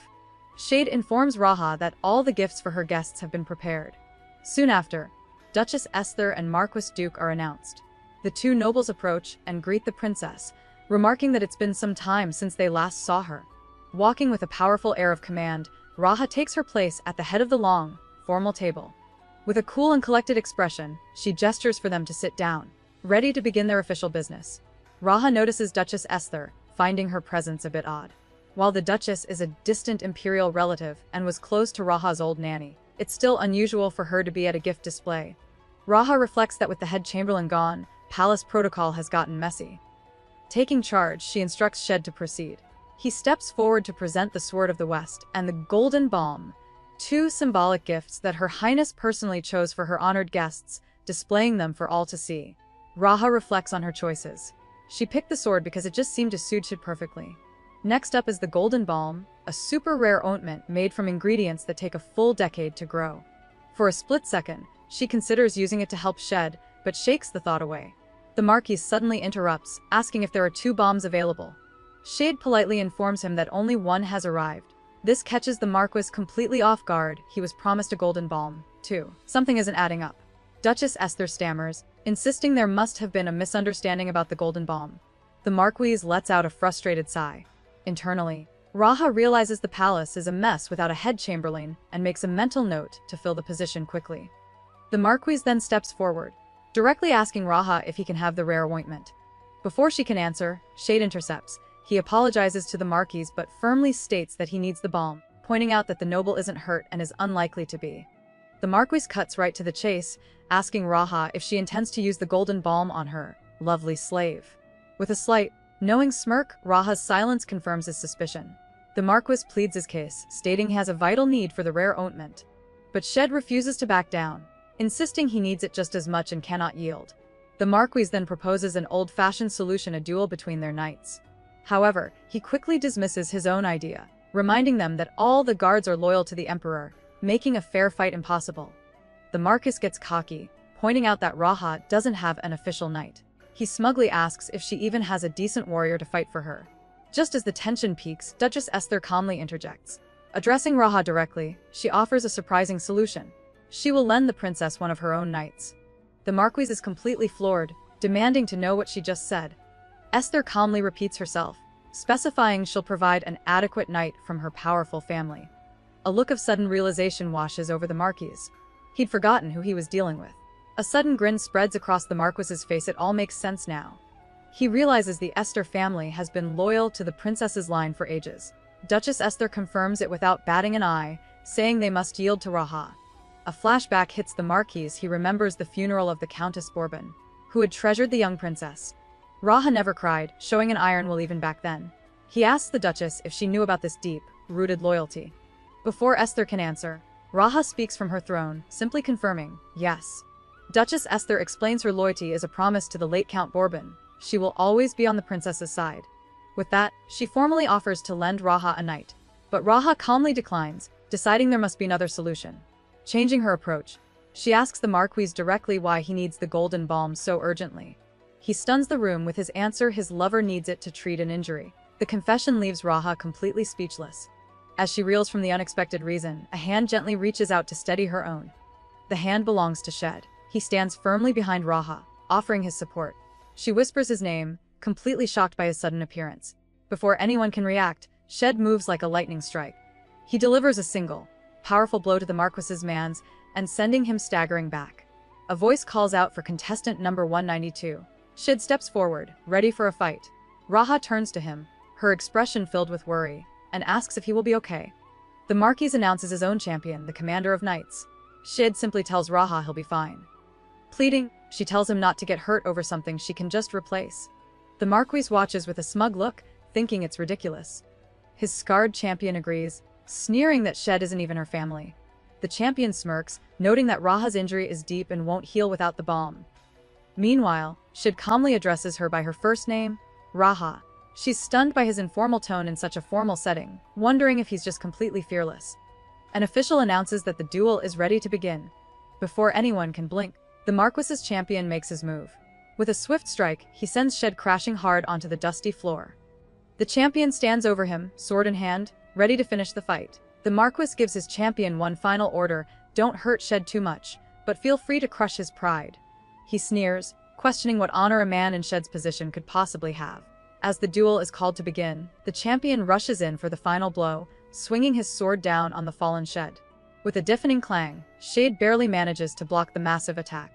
The sheer force of the impact sends his own sword flying from his hand, leaving him completely disarmed and vulnerable on the ground. The champion stares in disbelief, muttering that it's impossible. In a flash, Shed has completely turned the tables. Using his opponent's own weapon against him, Shed slams the blade down, pinning the champion's hand to the floor. The knight cries out as his dagger clatters away. With the duel over, Shed stands and calmly walks to the prize table, picking up the healing balm. He turns to look up at Raha, holding the container out for her to see. With a confident smile, he tells her, "I won, Raha." The story flashes back to a different time. Princess Raha watches from a balcony, a bright smile on her face. As a fighter stands victorious below, she laughs and offers her praise, calling out, "Well done, number 192. Meanwhile, her brother, Emperor Kazan, is digging into someone's past. He asks an aide about the Western Morpho Principality, who confirms it was conquered years ago. The aide questions why the emperor is so curious about one man's history. Another official gives the chilling answer: the person Kazan is investigating is the only survivor. Emperor Kazan looks at a picture of Shed, noting that while his origins are a mystery, he had the air of a knight. With a twisted smile, Kazan remarks on his twin sister's new fondness for the man. He decides he should find a few more toys, just like Shed, for her to play with. He then makes a chilling threat, comparing a treasured doll to Shed, saying anything precious can be ripped apart in an instant. Kazan summons High Priest Amart, ordering him to Dello Palace to witness the appointment of Raha's new head chamberlain. Emperor Kazan brings up a conversation between the High Priest and his sister. With a menacing smile, he demands to know what Raha asked. The nervous priest recalls the moment, explaining that Raha questioned why anyone would want to harm the royal twins and what their motive could possibly be. After a tense silence, Kazan's expression softens into a dismissive smile. He calls his twin presumptuous and places a hand on the priest's shoulder, telling him to simply excuse her curiosity. As the high priest prepares to leave, he tells an aide there's no time for tea and to prepare for his departure. Raha gives him one final instruction: if Kazan asks any questions, he must respond as they planned. The priest agrees to her terms. With her hand on his shoulder, Raha reminds him that her twin is an incredibly suspicious person. The priest understands the danger and silently pleads for the princess to stay safe, his thoughts drifting to a vision of Shed smiling confidently on horseback. Whispers fill the palace halls as maids gossip about the emperor's latest move. They know it's bad news that he dragged the high priest to the palace for a simple staff appointment, believing he was forced to come. The conversation then turns to the chilling rumors about Kazan's fatal branding magic on captives. Meanwhile, the emperor confronts Raha directly, sneering about her time with the lowly slave. A dagger clatters from her hand, but she quickly recovers, picking it up with a cold smile. She tells her twin she was just having fun playing with her doll. Kazan admits to himself that Raha played her cards right. If she had hidden Shade away, he would have been suspicious. Instead, she treated the slave like a simple ornament for everyone to see. The emperor asks where her little doll is now. Raha coolly replies that she sent Shed to the temple. With a chilling smile, Kazan offers to start a war for a new plaything if she's tired of this one. Just as he turns to leave, Raha stops him, telling him not to go. He looks back, intrigued. With a twisted smirk, Kazan calls his sister childish. He leans in close, his voice low and dangerous, as he explains his philosophy: freedom is a bad idea. He believes that when people have too much time on their hands, they forget their duties. Before Raha can react, he snatches the dagger from her hand and presses the cold point against her. In a swift, controlling motion, he pulls her collar aside, revealing an angry red mark on her back. It's a permanent reminder of who she belongs to. Shed arrives at the temple, where the high priest is relieved to see him looking so well. The priest notes it's a good thing the princess is taking care of him, but his relief quickly turns to worry. He grabs Shed's arm, urgently begging him to stay safe and avoid getting hurt. A flash of memory hits Shed Raha's hands, surrounded by a warm, healing glow. Grounded by the thought of her care, Shed looks the old man in the eye and calmly agrees to his request. Shed's expression hardens with resolve. As long as he can protect her, that's all that matters. 2 days later, a grand ceremony takes place at the palace, with white doves filling the sky. Before a massive crowd, a nobleman from the Daharsa bloodline stands at an altar, pledging his undying loyalty and service. Watching the display from above, Emperor Kazan can't hide his smug satisfaction. A twisted smirk spreads across his face as he soaks in this public declaration of his absolute power. This is his stage and everyone is just an actor. As the ceremony continues below, a handmaiden approaches Princess Raha, quietly reminding her to prepare for the upcoming play. With a cool expression, Raha gives an unexpected command: make sure her slave is prepared, too. The handmaiden freezes, completely shocked. Raha adds that he should be given a blue ornament that perfectly matches his eyes. Later, the servants scramble to fulfill the order. They search frantically for clothes, worried that nothing will fit Shed's larger build. Another maid stresses that they must find more blue gemstones to meet the princess's specific request. The maids quickly realize they have a huge problem. All of the palace's jewelry is designed for women, and they don't have any high-quality blue gemstones for Shed. As they stress out, one maid suggests calling a jeweler. Another chimes in, saying that since he's so special to the princess, they should invite a master craftsman from the famous Painted Kingdom. Just then, Raha appears behind them. She confirms their idea, noting that Painted is renowned for its blue gems.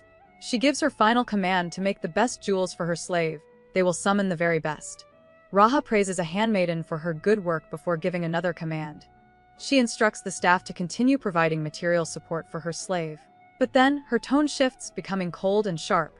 She warns the maid not to take too much interest in him. The princess's possessive glare is unmistakable as she makes it clear that he belongs to her and her alone. Visibly intimidated by Raha's intensity, the maid can only stammer her agreement. The message has been received. Sheed is completely off limits. At the grand banquet, Emperor Kazan appears with a noblewoman, Lady Jamila. He calls out to his sister, who greets him with an equally cold expression. Sensing the icy tension between the twins, Lady Jamila politely excuses herself, leaving them alone to talk. Raha silently notes the woman is quick to read the room, though she has zero desire to be alone with her brother. As soon as the lady is gone, Kazan's demeanor shifts. He grabs his sister's arm, his voice low as he confronts her. So you brought the slave to the banquet. Kazan tightens his grip, remarking that a slave doesn't belong at the banquet, and that the nobles are staring. Unbothered, Raha retorts that plenty of other nobles brought their own companions. With a sharp smile, she reminds Kazan that Shed was a gift from the emperor himself. She adds that as the wrecked princess of the empire, she can do whatever she wants. Amused by her defiance, Kazan agrees she's right. He pulls her closer with a chilling grin, whispering that royals like them are completely different from everyone else in the room. With a twisted smile, Kazan decides it's time to show everyone his new weapon. He internally mocks Shid, a man raised in a holy nation, now reduced to a mere slave for his sister. The emperor sees him as nothing more than a tool to display his power.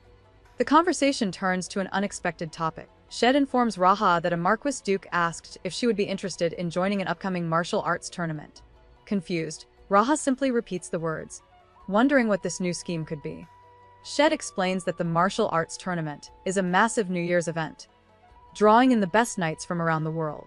He casually mentions that it would suit Raha, but she seems to doubt if he's actually strong enough. Later, while the princess tends to his injuries, she asks about a particularly nasty scar. Shid's expression darkens as he explains he got it when his uncle died. Raha looks away, realizing she isn't the only one who's had to live with a seriously twisted family. Raha thoughtfully replies that everyone has to deal with difficult family situations in their own way. The two fall into a comfortable silence, with nothing particular to say. Shid pulls her into a gentle hold, quietly remarking that it would be nice to stay like this for a while. Amused by the tender moment, Raha silently compares her feelings to a powerful tyrant, so captivated they would grant any wish. Noticing her smile, Shid asks what she's thinking. He teases her, saying she looks like a wife trying to sweet-talk her husband. Raha muses that Shid says the strangest things with such a straight face. She reflects on why people provoke each other. Sometimes it's to find comfort in they aren't the only one living through hell. The story then cuts to a secret meeting. A man addresses a royal figure as Your Highness, warning him that the Delo Empire is about to invade the holy nation. He cautions that this plan is a huge gamble, and the prince could be captured and forced into slavery if it fails. The next day, Emperor Kazan discusses the recent banquet with a noble lady. She brings up the martial arts tournament, asking if he will personally oversee it. Kazan confirms he has to, explaining it's a political move. After crushing the holy nation, he needs to pretend to be a peaceful monarch for a bit. Seizing the opportunity, the lady suggests making the tournament a grand spectacle. She proposes inviting knights from neighboring nations, arguing it would be an excellent way to boost the empire's prestige and influence. The lady praises the tournament idea, telling Kazan he'll appreciate her focus on the empire's stability. Kazan is totally on board and asks what would make a good reward. She suggests following an old tradition from his father's time, granting undeveloped fiefs to injured participants.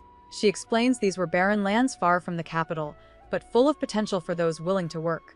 As Kazan considers this, a specific territory comes to mind: the Gisellan estate. With the tournament plans settled, Kazan adds another task for the noble lady. He tells her she should help Raha prepare for the event, admitting she's proven more useful than expected. This sudden request prompts the lady to ask a question that's been on her mind for a long time. Why did he choose her to be his partner? Out of all the other noblewomen, why was she the one? Kazan coldly dismisses her curiosity. He tells her not to overthink it. Their arrangement is just a transaction, and her father simply presented the most interesting candidate. With a smug look, Kazan continues his cold explanation.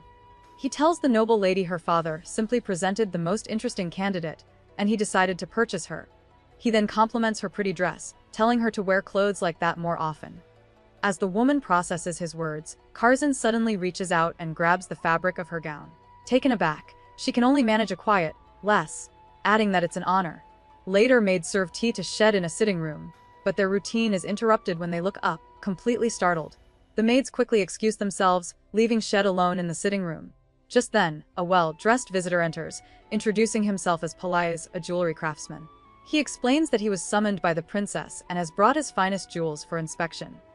Possessive opens his case, presenting a tray of brilliant blue gems to an unimpressed Shid. He then asks for Shid's hand and places a large, glowing diamond into his palm. Shid is completely stunned, instantly recognizing the jewel is from the holy nation, and wonders what's happening. The so-called jeweler Possessive drops a bomb, calling Shid Your Highness. He reveals he's actually a priest from the holy nation, there for a secret experiment. He tells Shid not to sweat it, his identity is safe. So, how did he get in? Apparently, one of Raha's maids is also from the holy nation, and gave him the inside scoop. Possessive claims it was a wonderful coincidence, that Raha needed a jeweler just as he needed access. But Shid isn't buying this convenient story for a second, his eyes narrowing in suspicion. Shid cuts to the chase, asking Possessive why he's really here and if they share the same goal. The priest confirms it but reveals he has another mission, delivering a message from High Priest Amar. He explains that Amar has returned to the Holy Nation, declaring that the time has finally come. Before Shed can react, Palace places an ornate silver bracelet on his wrist, instructing him to never take it off. Confused, Shed stares at the mysterious object, wondering what it means for his plans. Police explains the mysterious bracelet's true, shocking purpose, leaving Shed completely floored. He thinks he must have misheard, but the priest asks him to listen carefully before dropping an even bigger bomb. He reveals that every moment Shed spent with Princess Raha was secretly orchestrated by the High Priest. This revelation hits Shed hard, leaving him speechless. He stares at the bracelet on his wrist. Before he can get too specific, Shed absolutely snaps. He lunges forward, grabbing the priest by the collar and demanding to know if he's insane. Struggling for air, Palai stutters an apology, but Shed shoves him to the ground in disgust. As the priest tries to recover, a mysterious voice instructs someone to explain the true purpose of the special measurement device. Shed's world is crumbling around him. The voice reveals the bracelet is meant to track someone, but warns Palais to hide a darker truth that they've been using Princess Raha's injury for experiments. Police explains that Raha somehow foresaw all of this, which is why he was summoned to the Imperial Palace. He kneels, offering no excuses, but Shed is completely broken. He grips his head, muttering that they're all insane. The realization that every single moment of affection they shared was just part of a cold, twisted experiment leaves him utterly devastated. Shed's mind reels from the priest's confession, flashing back through memories of his time with the princess. But the warm recollections are shattered by a colder memory, one of his own men giving him instructions. The man reminds Shed not to forget the resolution that brought him here. He was told to act like he knew nothing until the measuring gauge on the device was full. They would handle all the consequences. Shed's only job was to stay healthy until their mission was complete. Back in the palace, a handmaiden confirms to Raha that they've ordered 22 jewels. The princess finds the number surprisingly low and wonders if Shed disliked them. Her maid admits he's difficult to read, but Raha just smirks. She orders her to call for him more often, since Kazan won't be inviting any priests over for a while. Later, Raha casually mentions that it's snowing.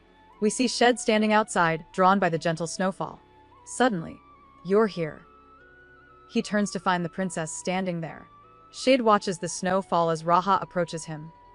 He comments that her clothes are too light for the weather, so she suggests he can just hold her. She steps into his arms, and he admits that while he dislikes winter, watching the snow like this isn't so bad. Hearing him mention it's New Year's, Raha looks up and asks if he's from the Western Territory. Stunned, Shed asks how she knew. She explains the Western tradition of watching the snow on New Year's Eve for good luck. Raha explains her mistake, saying New Year's is when families rush home to watch the snow. Shed suddenly pulls her closer, startling her. He then drops a bombshell. He wasn't outside for the snow. He was waiting for her. Stunned, Raha processes his confession. Shed asks if she would have waited forever. Without hesitation, she says yes. He then quietly wonders what would have happened if he hadn't come at all. Unfazed, Raha moves to sit with him, dismissing his question by saying it hardly matters, this isn't a battlefield.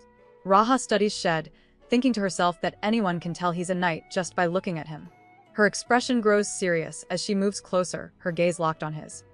The princess then asks him a direct question, wanting to know what rumors he might have overheard in the palace that day. She tells him that no matter what he heard, it's not what he thinks. Later, the scene shifts, showing a quiet, ornate balcony under a peaceful sky, transitioning away from the intense conversation. The atmosphere grows heavy with unspoken plans. Shed looks at Raha, finally putting all the pieces together. He understands she's setting a dangerous trap for her enemies, and he is meant to be the bait.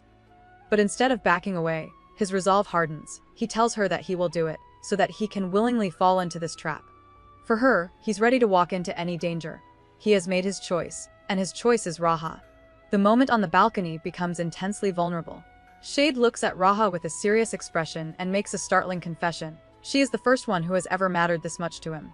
Raha's eyes widen in shock, and she immediately dismisses his words as a lie. Unfazed, Shed presses her, genuinely asking why she would think he is being dishonest about his feelings.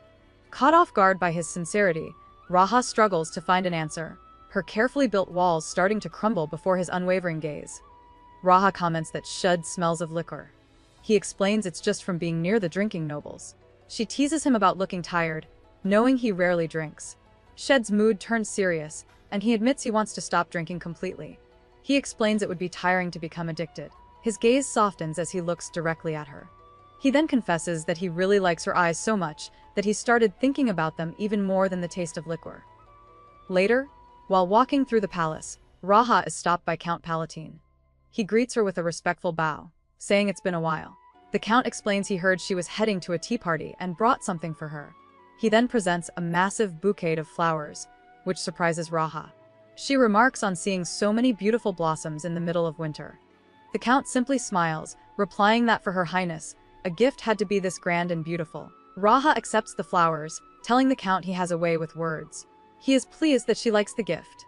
Later, at the tea party, the other ladies admire the rare winter bouquet. The princess formally greets the nobles. A man with slicked back hair steps forward, introducing himself as Romain Regalish. Raha recognizes the name, and Count Regalish seems honored. He explains that he received a special invitation from Duke Winston, which is a great honor for his family, and allows him to be present. Raha observes Count Regalish, guessing he must be a friend of another noblewoman present. The conversation suddenly turns to Raha's beautiful doll. A not-so-subtle reference to Shed. One of the ladies gushes about the doll's lovely teal eyes, while another compares them to high-quality beryl. As one woman shows off a large green gem on her bracelet to illustrate the color, Count Regalish casually mentions an upcoming auction. He announces that a famous emerald known as the Forest Fairy will be for sale, leaving Raha lost in thought about the jewel. Lost in thought, Raha suddenly corrects herself. The ladies at the tea party are mistaken. Shed's eyes aren't teal, they're cyan. She theorizes that his true eye color might have been concealed with divine power. The priests must have known Kazan would hate that specific shade. She remembers telling Shade she liked his eyes, and a painful realization dawns on her. He must have thought she was complimenting the fake teal color. This explains why he never understood the blue jewels she gave him, sparking a new idea in her mind. A maid offers Princess Raha a fresh cup of tea. As she pours, the servant feels a sudden chill, wondering if she imagined the princess's expression darkening. She didn't. Raha looks at the cup, thinking it's been a while since the last assassination attempt.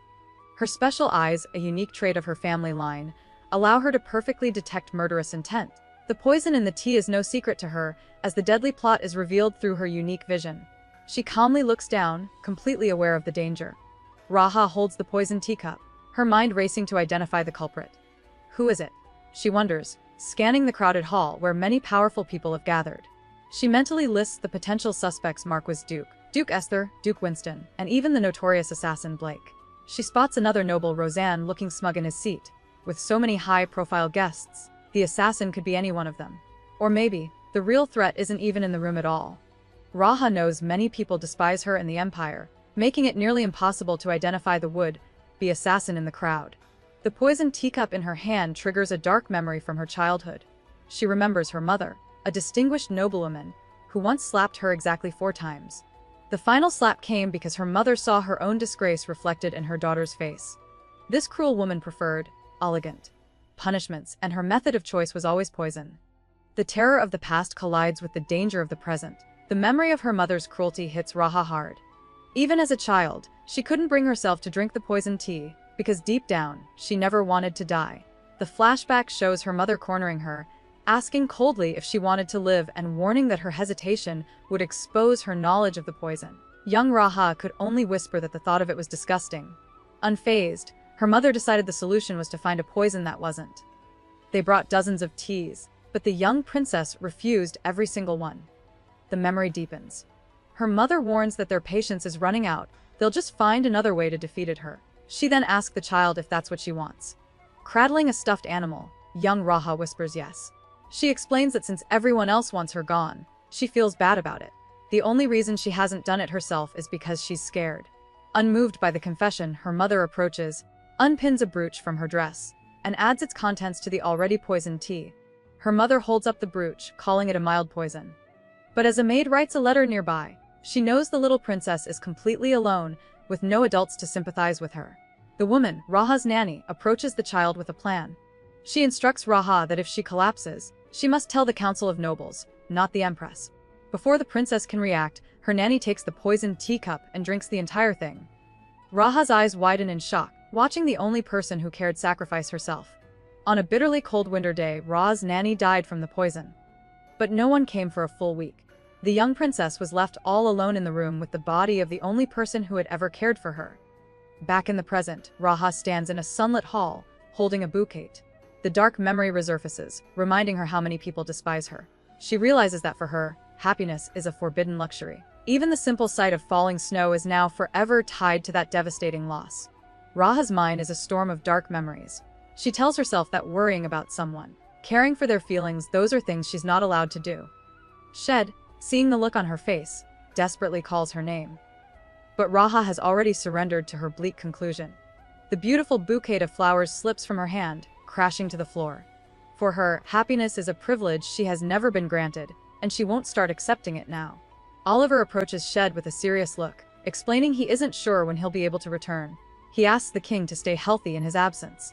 She just scoffs, saying his health is actually better when Oliver isn't around to fuss over him. Ignoring the jab, Oliver gets to the real issue. His divine power won't remain in Shed's body for long. He places a shimmering green potion on the table as a preventative measure. Shed silently chugs the entire vial, and Oliver apologizes for its potent strength. With his task almost complete, Oliver presents one last vial to Shed, telling him he needs to drink it. Shed looks at the fancy bottle with pure suspicion and cuts right to the chase. Is it poison? Stunned, Oliver quickly explains that for someone of Shed's constitution, the medicine is basically harmless. But Shed isn't worried about himself. He presses Oliver on how it will affect the princess. Oliver squirms, a bit of an inconvenience. Shed's gaze hardens as he demands details. Oliver finally confesses it could give her a high fever. Oliver insists Raha will be fine by his side, but Shed isn't having it. He snaps back, asking if Oliver is implying she's useless without him. He knows the princess is strong and won't die easily. Still, that doesn't mean she can't feel pain. Haunted by regret, his mind flashes back to a private moment with Raha. Back in the present, Shed Vizal hardens. He grips the vial tightly, his decision finally made. Shed makes his choice, holding out the veil. He orders Oliver to throw it away. Panicked, Oliver begs him to reconsider, thinking of the high priests who have been praying nonstop for his safe return. Deep down, Oliver's real fear is that Raha is just like her insane twin brother, Kazan. Suddenly, click of heels echoes in the hall. Princess Raha appears in the doorway, surprising them both.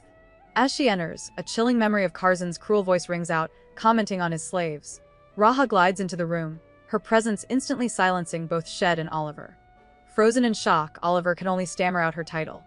Raha's cold gaze drifts from them to the vial sitting on the table. She cuts straight through the tension with a startling question, asking if it's a contraceptive. Holding a bouquet, Shed quickly denies it. Unfazed, the princess demands to know what kind of medicine it is then. The air grows thick with unspoken words as they lock eyes. Then, with absolute authority, Raha gives a single, chilling command. Kneel. Raha looks down at the kneeling Shed and coldly declares that he ruined everything. Shed tries to defend himself, insisting it wasn't what she thinks, but she instantly cuts him off. Grabbing his arm, Raha silences him with a sharp command, her eyes blazing with fury as she accuses him of being the one who betrayed her. Picking up the mysterious vial, she holds it out and orders him to drink it. Shed stares back, his voice firm as he refuses. Unfazed, Raha's hand moves to his jaw, tilting his head up. She offers to drink it instead, making him panic. Then she asks a simple, devastating question. Why? Raha leans in, telling Shed he should bear the pain equally. She puts the vial stopper between her own lips before forcing the bitter medicine into his mouth. Choking, Shed reels back as a golden goblet falls from his hand and shatters on the floor. Suddenly, a cold voice cuts through the air. It's Emperor Kazan, and he is furious. His menacing gaze locks onto Shed. Kazan delivers a chilling ultimatum: follow him immediately, or he will drag him out by force. Raha watches the scene unfold without a word. Shed kneels on the floor, looking up at Raha as she makes a startling offer. He immediately begs her not to speak that way. Despite his own pain, his only concern is for her, warning that the medicine she tasted could give her a dangerous fever. He clutches his leg in distress, pleading with her to think of herself. But Raha is completely unfazed by the danger. Looking away, she coldly dismisses his worries, telling him that it simply doesn't matter. Raha leans in, her voice cold as she asks if he understands yet. She reveals her true, twisted motive: she's using him to hurt herself. With a sudden push, she shoves him back. Looming over him, Raha commands him to help her, reminding him that he is nothing more than a slave who betrayed her. She gives him a final, chilling warning: if he doesn't want to see her become even crazier, he will do exactly as she says without another word. The story moves past a private moment. Shed whispers Raha's name, his voice filled with deep emotion. Raha looks away, conflicted, as she tries to process the moment unfolding between them. She admits that this all feels weird and strange to her. His meticulous attention and unwavering gentleness are things she finds completely awkward. This kind of genuine care is foreign to the princess, who has only known a world of cruelty. For the first time, someone is showing her devoted affection, and she is utterly bewildered, struggling to understand her own complicated feelings in response. Raha is completely overwhelmed by Shed's unwavering devotion. For the first time, someone is looking at her not as a monster or a tool, but as a person worth protecting. The raw sincerity in his eyes begins to chip away at the icy walls she built around her heart. She feels herself giving in to the strange, warm emotions he inspires in her, a terrifying and unfamiliar sensation. Afterward, Raha is left completely stunned. She quietly thinks to herself that this was not what she expected at all. Oliver confronts Raha, asking why she had to say such a thing. She coolly replies that she knows what's going on and wants Shed's test to be over so he can leave. With a sharp look, Raha states her terms. Since she's helping so much, the holy nation should show some sincerity in return. A nervous Oliver quickly agrees. Meanwhile, her brother Kazan receives a report from an aide. He learns that Raha hasn't been feeling well lately, which is strange because despite her weak constitution, she rarely gets sick. This news clearly piques the Emperor's interest. The aide reports to Emperor Kazan that Raha's illness is just a simple fever, likely from stress over party preparations. Kazan, however, seems unconvinced and shifts the topic, asking about the next gift he's sending to his sister. He's told a new slave is scheduled to arrive before the New Year's party. With a wicked smile, Kazan gives a chilling order. Make sure the curse placed on this person is weaker than the last one. He wants his particular gift to last longer. Far away, a mysterious figure reads a letter, deciding it's time to bring Severo back. An aide informs Emperor Kazan that Princess Raha has arrived. A wicked smirk spreads across Kazan's face as he guesses she must have heard about the new gift he's sending her. He dismisses his servants to speak with her alone. The massive doors creak open, and Raha is permitted to enter. Steeling herself, she walks in and calls out his name. Lounging in his chair, Kazan greets his twin sister by name before suddenly grabbing her arm with a tight grip, pulling her closer. With a chilling smile, Kazan says he was eager to see her. He then orders a servant to bring him a bowl of ice. As the servant rushes away, Raha realizes with dread that her brother is absolutely serious about sending another gift. He isn't just testing her reaction. When the ice arrives, Kazan picks up a cube and commands his sister to open her mouth. He places the freezing piece inside, watching her reaction. Raha silently endures it, thinking he must be disappointed that her fever ended so soon. Raha knows her brother's supposed concern is a total sham. If he actually cared, he'd give her warm clothes, not force ice on her. Kazan's cruelty deepens as he suggests they visit their late father, a chilling threat that he could end her life at any moment. A week later, Raha visits a noble's estate, seeking an audience. But she's immediately stopped by an attendant.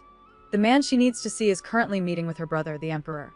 Raha sighs, realizing this is just another power play to waste her time and deny her request. As Raha waits, she knows this is just another one of Kazan's twisted games. She suspects he's inside assigning the noble some terrible task that involves her. Meanwhile, in the meeting, the noble asks Kazan if he's dealt with his twin sister yet. Kazan coldly replies that he couldn't do it himself and orders the man to defeat Raha for him.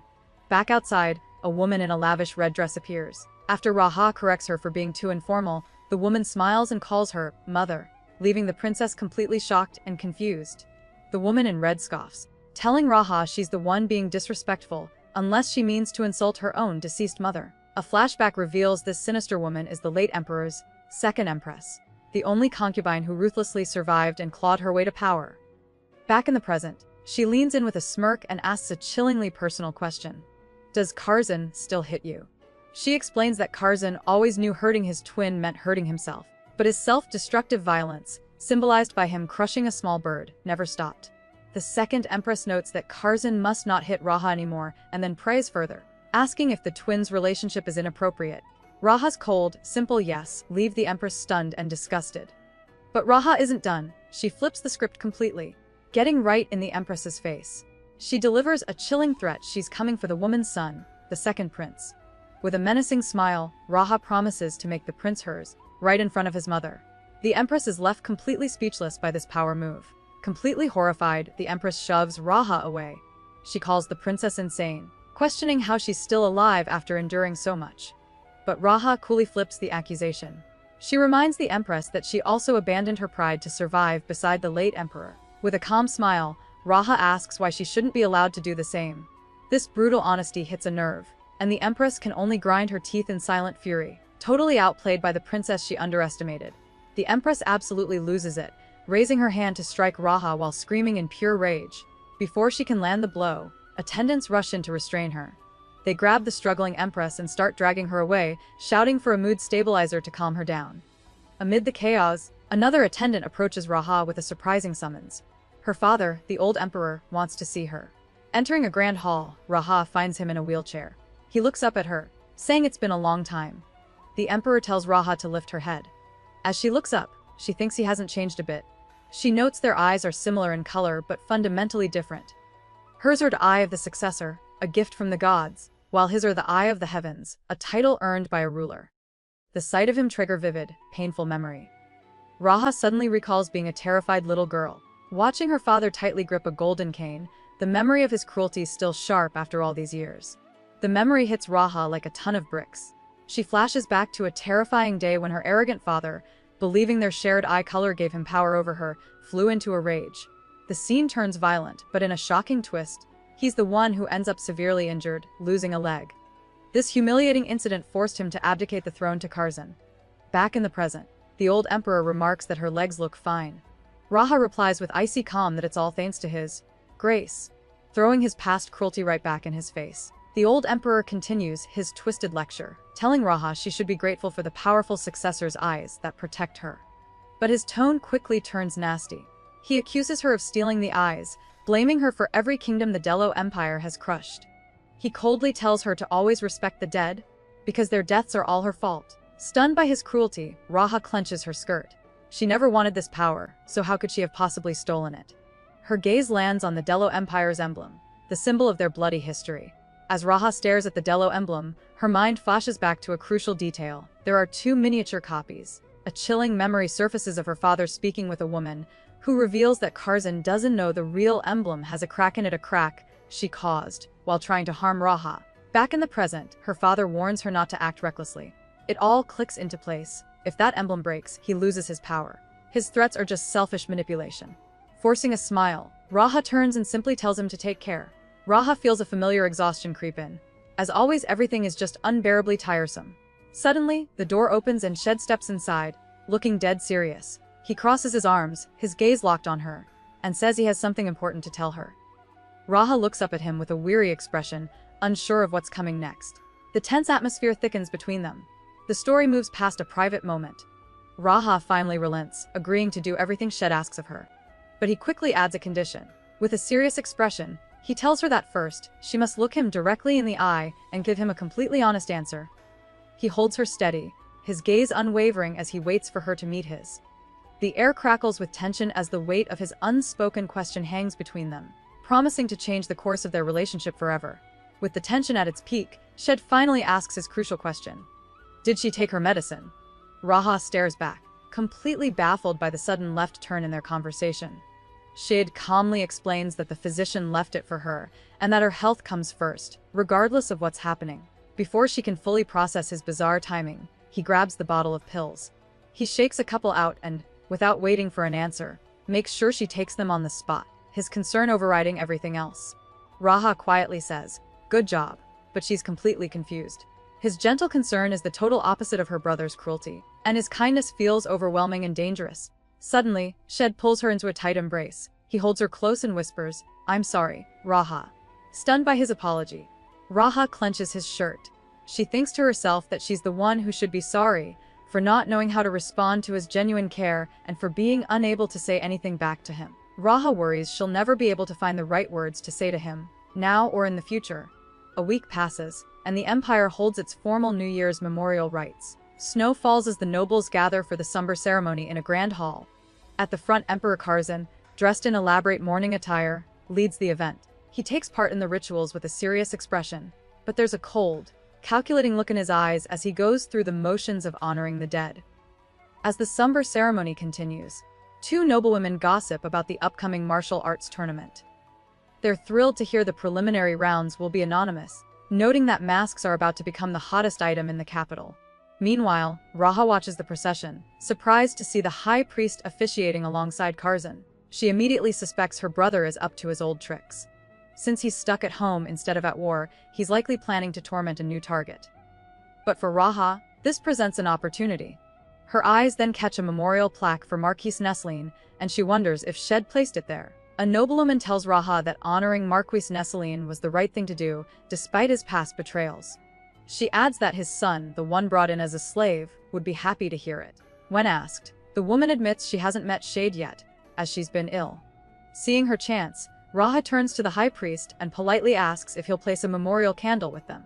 After he agrees, a nearby commander is also invited to join them in paying their respects.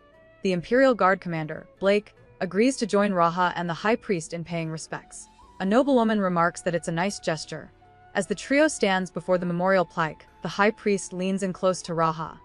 Under the guise of the ceremony, he whispers a secret message for her ears only. He instructs her to meet him at the back door of the inner palace.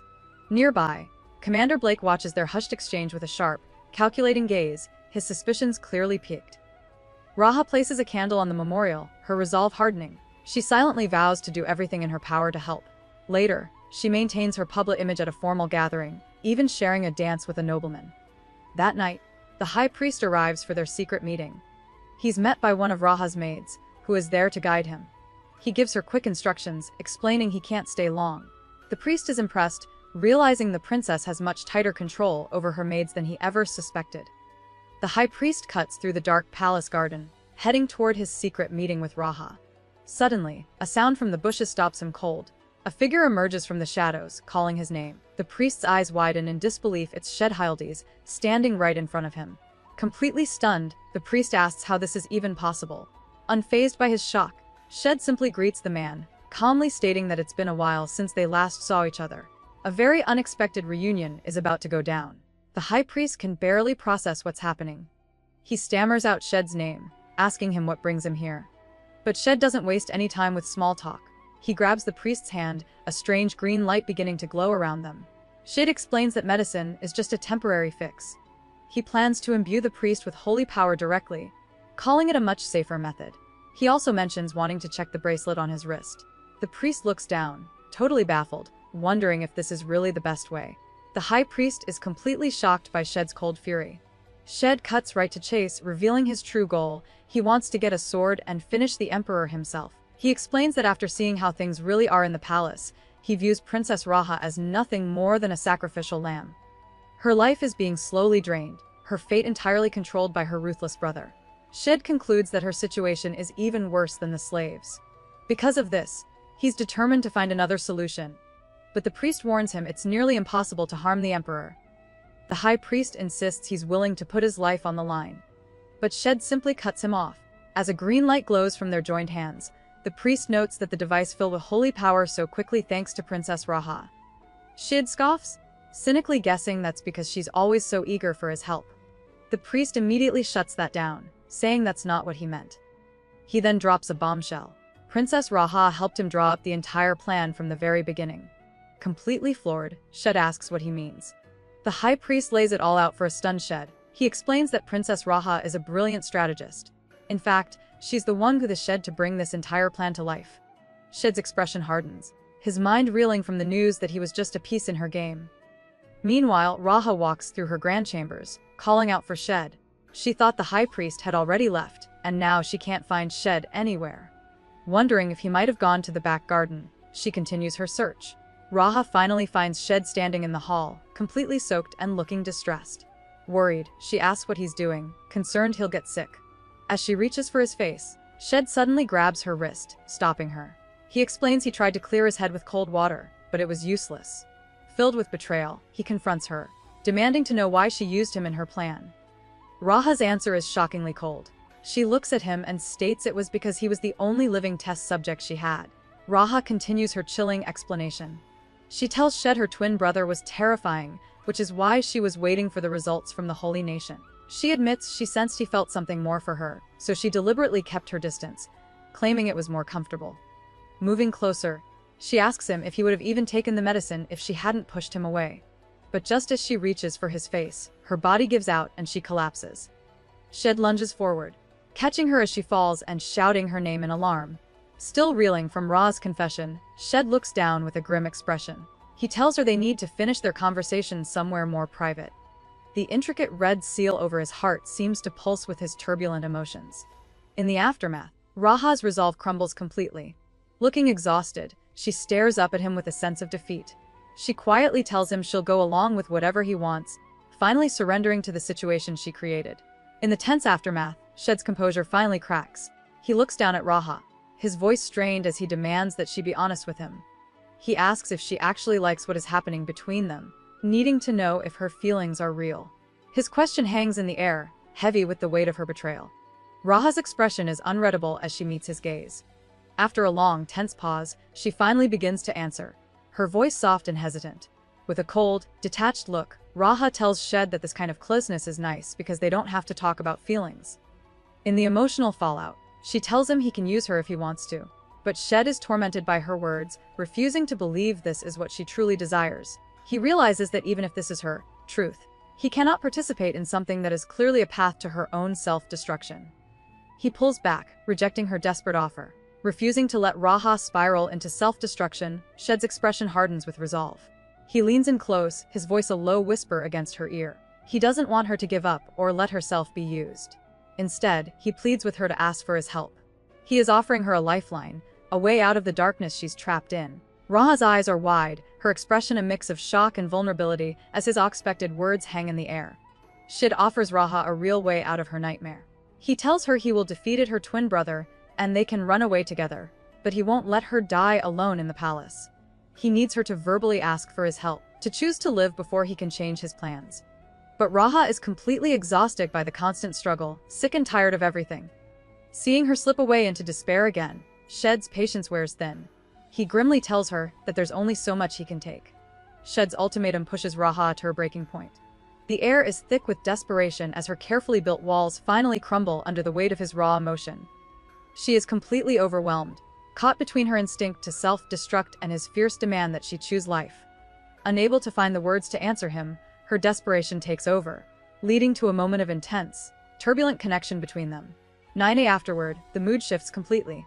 Raha, feeling used and discarded, bitterly suggests that she was only good enough for his desires. Shed coldly agrees, stunning her into silence. He then cryptically says he'll miss this one thing later. But when Raha asks if he's serious, he twists the knife. He looks at her with an empty expression and declares that he won't miss a single thing about her, leaving her utterly devastated by his sudden and confusing cruelty. Sometime later, Shed gets ready to leave, breaking the heavy silence. He mentions an upcoming tournament and asks for her permission to participate. Still reeling from his earlier cruelty, Raha quietly agrees, telling him to do as he pleases. But then Shed's tone becomes strangely formal. He says he wants to do her a favor. In the name of the holy nation, he declares his intention to formally show his appreciation to her. Raha is left completely baffled by his confusing shift from cold detachment to this grand, public-sounding promise. Inside the palace, Emperor Kazan presents his sister with a new gift. A defeated nobleman from a conquered land. Kazan casually asks if this new man is worthy enough to be her doll. Raha coolly agrees but dismisses the man for looking too scared, spoiling the fun. Satisfied, Kazan has the man taken away. He then reveals his true plan to alleviate her boredom, an upcoming tournament. To Raha's horror, he declares he's also adding her personal slave Shed into the deadly games, putting him in mortal danger. Alone, Shed considers his grim situation. He starts to think that maybe being forced into the tournament is a good thing after all. He stares down at the ornate dagger in his hands, his expression hardening with resolve. In a sudden, violent motion, he smashes the weapon against the ground, shattering the blade completely. All that's left is the large, shining gem from the hilt. He clenches his fist around it, his mind made up. He is absolutely sick and tired of being a pawn in their games. Shade stares at the shining blue gem he salvaged from the dagger's hilt. It reflects Raha's face, triggering a memory of her sharp words while treating his injuries, telling him to stop complaining and just endure it. Deciding to keep this one thing that reminds him of her, the scene explodes into the massive tournament arena. Crowds roar and banners wave as Emperor Kazan takes his throne. He waves to his adoring subjects. He remarks that this deadly spectacle is far more entertaining than any boring old banquet. From his throne, Emperor Kazan soaks in the crowd's energy, a smug grin plastered on his face. He turns to Raha, asking if she's enjoying the show. She coolly replies that he's the one who likes these brutal games, not her. Kazan's grin widens as he taunts her, saying she might feel differently once her slave is on stage. He then orders a guard to bring Shed into the arena. Elsewhere in the stands, a mysterious man with an eye patch says he's looking forward to the fight. Shade strides into the arena, his face concealed behind a black mask. The crowd immediately erupts in whispers. The nobles recognize him as Princess Raha's slave, but they can't help but notice he looks completely different. He carries himself with a new, dangerous confidence. Emperor Kazan leans over to his sister, tauntingly asking if she thinks her slave can win. Raha watches Shed enter the ring, her expression a perfect mask of indifference. "I'm not sure," she replies coolly, her true feelings hidden. In the arena, Shed's opponent smirks, declaring that a mere slave will obviously lose. As a trumpet signals the start of the match, the knight lunges forward, swinging his sword in a powerful downward arc. But his attack is met with a sharp clang of steel. Shed effortlessly blocks the blow, his posture unshaken. The knight's confidence shatters. He strains against Shed's impossible strength, his eyes wide with disbelief. He quickly realizes he has completely underestimated the masked man standing before him. With a swift, powerful move, Shed disarms the knight, whose sword clatters uselessly onto the arena floor. The entire crowd is in stunned silence.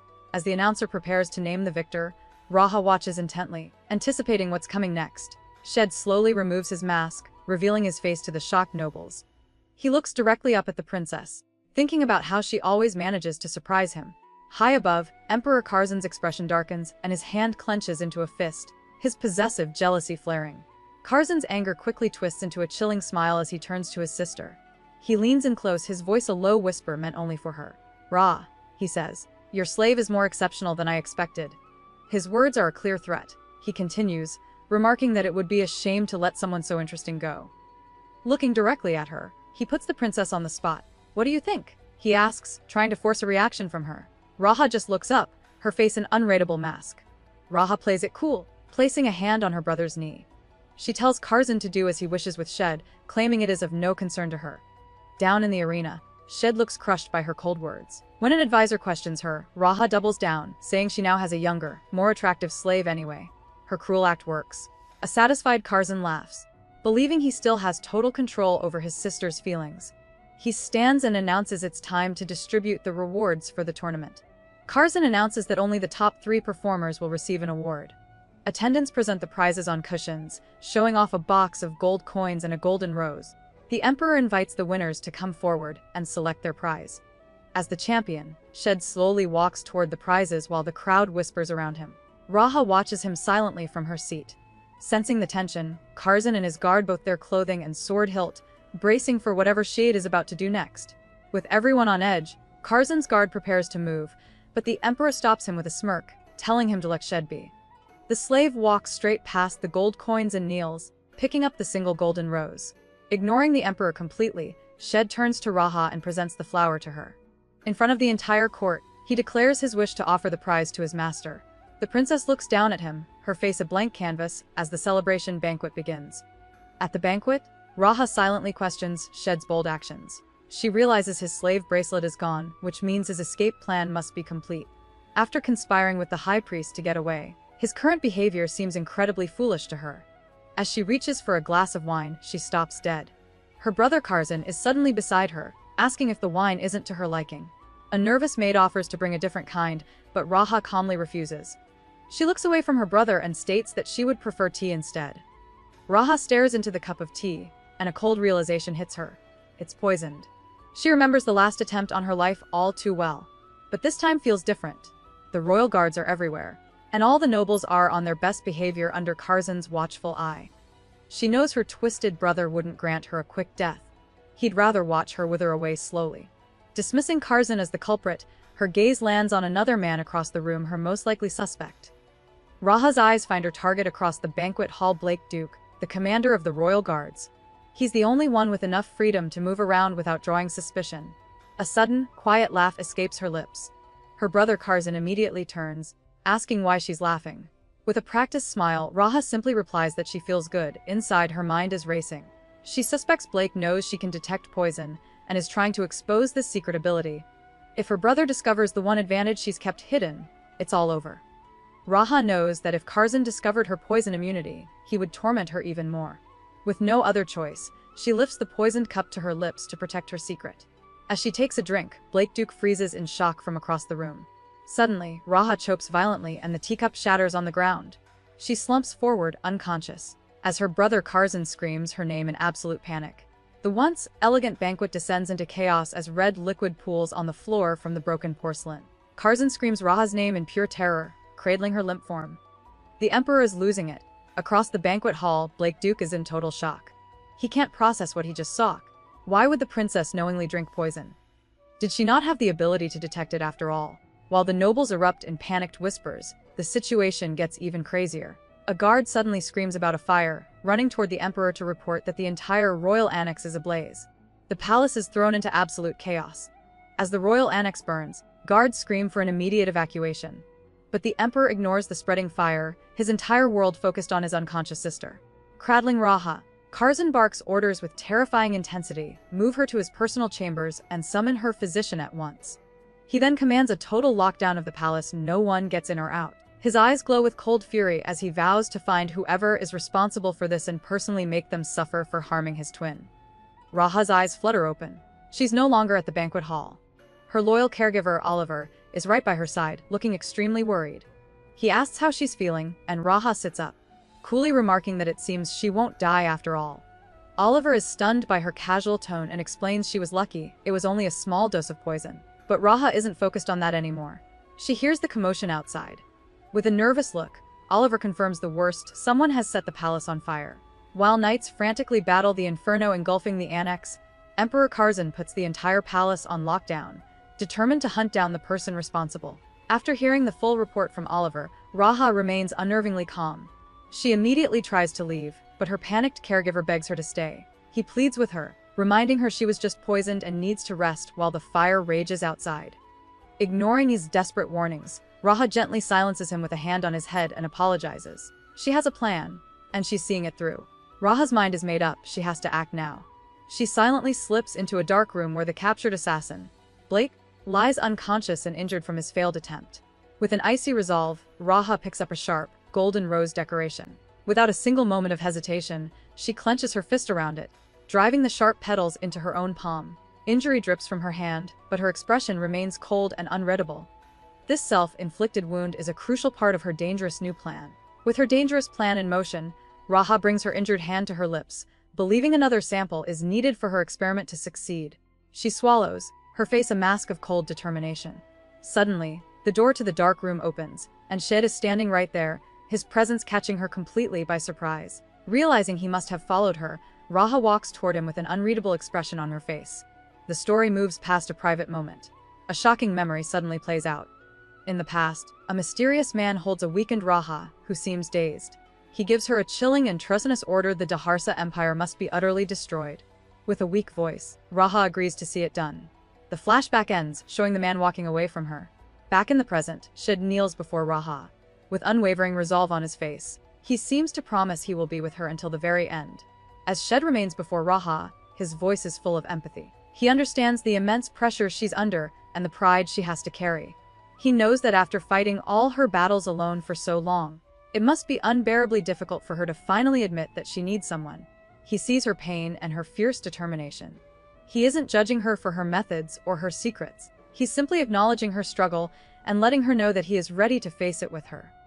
Raha watches a massive fire rage, her expression grim as she lets out a heavy sigh. She bitterly concludes her twin brother is just too fortunate. The moment a fire breaks out, snow begins to fall from the sky, a convenient miracle to save him. Overwhelmed with frustration, she clenches her fist, crushing a golden rose ornament. As the snow drifts down, she stares upward, accepting a harsh reality. No matter how she looks at it, the one truly favored by the gods will always be Kazan, not her. Shed's voice is filled with empathy. He knows it must be incredibly difficult for someone so fiercely independent to admit she needs help.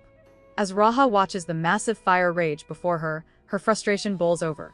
She clenches her fist tight around the ornate jewel on her necklace, squeezing until a delicate metalwork shatters in her hand. A sharp cry of pain escapes her lips as the jagged edges dig into her skin. But even that physical sting is nothing compared to the bitter feeling of helplessness consuming her. With snow falling around her, Raha presses a hand to her injured chest, her mind racing to create a cover story. She decides to spin a tale of false concern. She'll claim she was attacked while searching for Kazan during the fire. The culprit, an escaped slave. She'll say she crossed paths with the very slave she once cherished, a traitor who dare attack her in a desperate bid for freedom. Meanwhile, standing cloaked in the crowd, Shed watches the palace, completely unaware that he is about to become the villain of her story. As Raha's strength finally gives out from her injury, she collapses onto the cold, snowy ground. In the moments before her vision fades, all the plots and schemes fall away, leaving only one clear thought. Her mind drifts to Shed. A single tear escapes as she lies there, remembering him. With her last ounce of consciousness, she admits the simple, painful truth she had been hiding from herself. All she ever truly wanted was to be with him. Her world finally goes dark. Emperor Kazan discovers Ra's unconscious body in the snow. His cold, calculating mask completely shatters, replaced by raw panic. He drops the dagger from his trembling hand, whispering her name in horror. Inside, the pallets, attendants, and healers swarm around Raha's bedside in a desperate attempt to save her. But her condition is dire. A frustrated healer dismisses their efforts, ordering them to find another way. The staff scrambles in terror, knowing failure isn't an option when it comes to the Emperor's twin. Time passes, and the seasons begin to change. Outside, Raha's loyal caregiver, Oliver, stands in the garden with flowers, noting how long it has been since the incident. Inside, sunlight streams into the room where Raha has been recovering. After a long period of unconsciousness, her eyes finally flutter open. She's not alone. A sharp-dressed man with a confident smirk greets her casually, calling her princess. His sly look makes it clear he's no friend, leaving Raha to wonder who this mysterious new visitor is and what he wants. The sharp-dressed man smiles at Raha, a trace of injury on his lip. He informs her that summer arrived while she was unconscious and that he has returned too. Meanwhile, at a different palace, a powerful figure makes a grand entrance. Courtiers whisper in shock, recognizing him as the long-lost prince.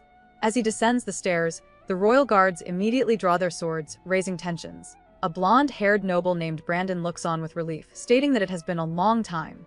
This prince's return is clearly a massive political bombshell. In a dark, eerie chamber, a strange ritual is underway. Shade is trapped in the center, surrounded by a swirling green energy while other men kneel in defeat. A robbed figure chants mysterious words as an old man prays for forgiveness. The cloaked man is crying, desperately apologizing for his actions. But Shed isn't listening. He grits his teeth, pure rage burning in his eyes. With a surge of power, he clenches his shackled fist, ready to unleash his fury and break free from this nightmare. Shed's allies discuss the enemy's strategy, realizing a direct attack is impossible. So what's the real plan? Shed reveals the horrifying truth: their goal is to create internal disorder. By mobilizing a massive army, the 13 kingdoms will force the empire to draft its most powerful nobles and all their knights. The enemy plans to annihilate them on the battlefield, which will cause all the blame to fall squarely on the emperor. With the empire's reputational ruins, chaos will reign. To top it off, they have a sacred magical relic. Shed's allies discuss the enemy's plan. They know using sacred relics is taboo, but if they win, their problems will be solved. To find these relics, the enemy has sent sages deep into the desert.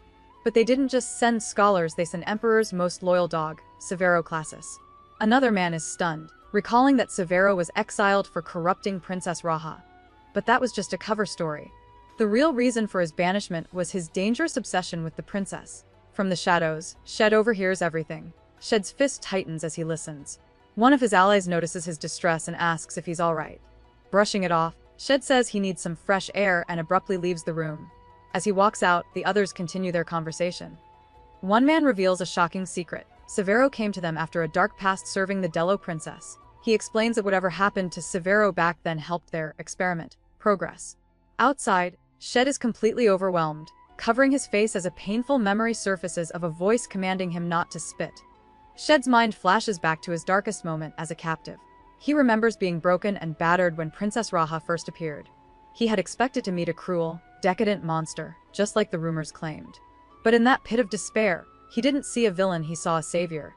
He realized that from their very first meeting, he was helplessly drawn to her. Snapping back to the present, Shed clenches a blue gem in his fist. His resolve hardens as he walks down the hall, his mind entirely focused on Raha and her well-being. A dark memory flashes through Shed's mind. He sees Raha's twisted twin brother Kazan, holding her from behind. He whispers menacingly, asking if she's so tormented that she wishes for death just to forget him. The thought fills Shed with pure rage, and his fist smashes into a stone wall. He remembers his own pain, realizing that thoughts of Raha were the only thing that kept him alive. He vows to get a real answer from her this time, mentally pleading for her to ask him to take her hand and free her from her cage. Shed stands on a sunlit balcony, speaking with an older official. The man reports that the experiment is finally finished, though it will take more time to see the final results. He praises Shed for doing an excellent job and asks if he plans on returning to his kingdom soon. Shed's grip tightens around the blue gem in his hand. He explains that he came to the Holy Nation specifically to be tested. A heavy question weighs his mind as he stares at the stone, wondering why he possesses this strange power. Shed clutches the blue gem, still unsure why he brought it. He admits one thing: its color is a constant reminder of Raha's eyes. With his mind made up, he announces his plan to return to his kingdom. The scene cuts to Emperor Kazan's throne room, where a guard reports that the queen is in critical condition. Shed enters and addresses the emperor, but Kazan, looking completely exhausted, just keeps signing documents without a word. He seems totally unfazed by the news. Shed finally confronts Emperor Kazan, who coolly asks where he's been. Ignoring him, Shed asks about his sister-in-law's condition. Kazan scoffs. Annoyed, Shed is asking this after 3 years. Then he drops a bombshell: it was all a lie. Shed is stunned as the emperor explains he spread the false rumor just to lure him back. With that settled, Kazan again demands to know where Shed was. Facing away, Shed gives a dark, chilling answer: he wants to die. The story cuts to a lavish dinner. Shed sits silently as the queen, his sister-in-law, cries at the table. A smiling Emperor Kazan tells her to stop, but she tearfully explains how worried she was during the 3 years Shed was missing. She begs him not to make them sick with worry ever again. Forcing a smile, Shed promises he won't, finally appeasing her. As she takes a drink, the queen's distressed expression melts away, replaced by a subtle, calculating look. Something is definitely off here. The queen playfully suggests Shed's bad mood is because he's single. She nudges him to find a partner, asking if he met anyone special during his 3 years away. Shed stays silent, but the question triggers a flashback for the king. He remembers Shed's shocking declaration that he wanted to die. When pressed, she'd only said he was afraid of what he might do otherwise. Back in the present, the king puts the pieces together. He realizes Shed's desperation isn't random: there must be a woman involved. The king's hunch was dead on. The mystery woman Shed had opened his heart to was Princess Raha. Back in her chambers, Ra summons her caregiver, Oliver. She asks him about the fire from last year, wanting to know if all the slaves managed to escape. Oliver confirms they did, adding that Emperor Kazan was beyond furious when Raha fell into a coma. Putting the pieces together, Raha asks if her brother's rage is why he summoned the notorious assassin, Blake. From the shadows, Blake appears, confirming her theory with a smug grin. Blake confirms Raha's theory with a twisted grin. He scoffs that her kindness wasted, as he's been busy hunting the slaves who escaped in the fire. Protective as always, Oliver steps in, grabbing the assassin and telling him to leave the princess to rust. But Blake simply brushes him off. He reveals he's not just here to gloat, he's following a direct order from the Emperor Kazan. His chilling final mission is to bring Raha to her brother the second she's able to stand, promising he has one last thing to show her. Raha is led into a grand chamber where her brother Kazan is waiting. He greets her with a chilling smile, but another woman answers for her, a perfect double of the princess. The look-alike, sitting comfortably beside the emperor, thanks him for his devoted care. Kazan replies that it was only natural for his sister. She comments on how the palace seems untouched by the fire. With a possessive gaze, Kazan explains he had it all restored just for her, revealing the depths of his obsession during her coma. Kazan reveals the thing: he wanted to show Raha a beaten and terrified man chained before the throne. It's the royal mage from the night of the fire. The fake Raha scoffs that his magic was so pathetic it allowed all the slaves to escape. Kazan agrees, explaining that the mage's pride made him careless.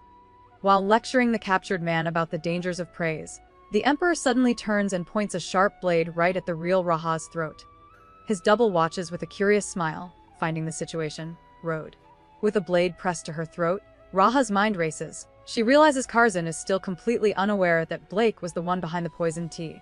In a flash of memory, she recalls purposefully drinking it herself, a desperate move to distract her brother from her plans. But Kazan has ignored the incident, choosing instead to stage a public spectacle. With a cruel grin, the emperor proposes they give the captive mage his, deserved punishment. A guard approaches the prisoner with a red, hot poker as his terrified screams echo through the hall. The scene cuts away from the torture to a formal dinner. An older nobleman comments that postponing the imperial wedding would surely disappoint a certain duke. Kazan dismisses the idea, declaring a wedding is trivial while the empire is in chaos. He reveals he was ironing to strike neighboring nations anyway. With a menacing smile, Kazan says this is the perfect time to enforce discipline so Raha can feel safe. The real Raha realizes he's skillfully avoiding the topic of the poisoned tea. Her double then asks about her engagement, and Kazan answers that she'll have one if the right person appears.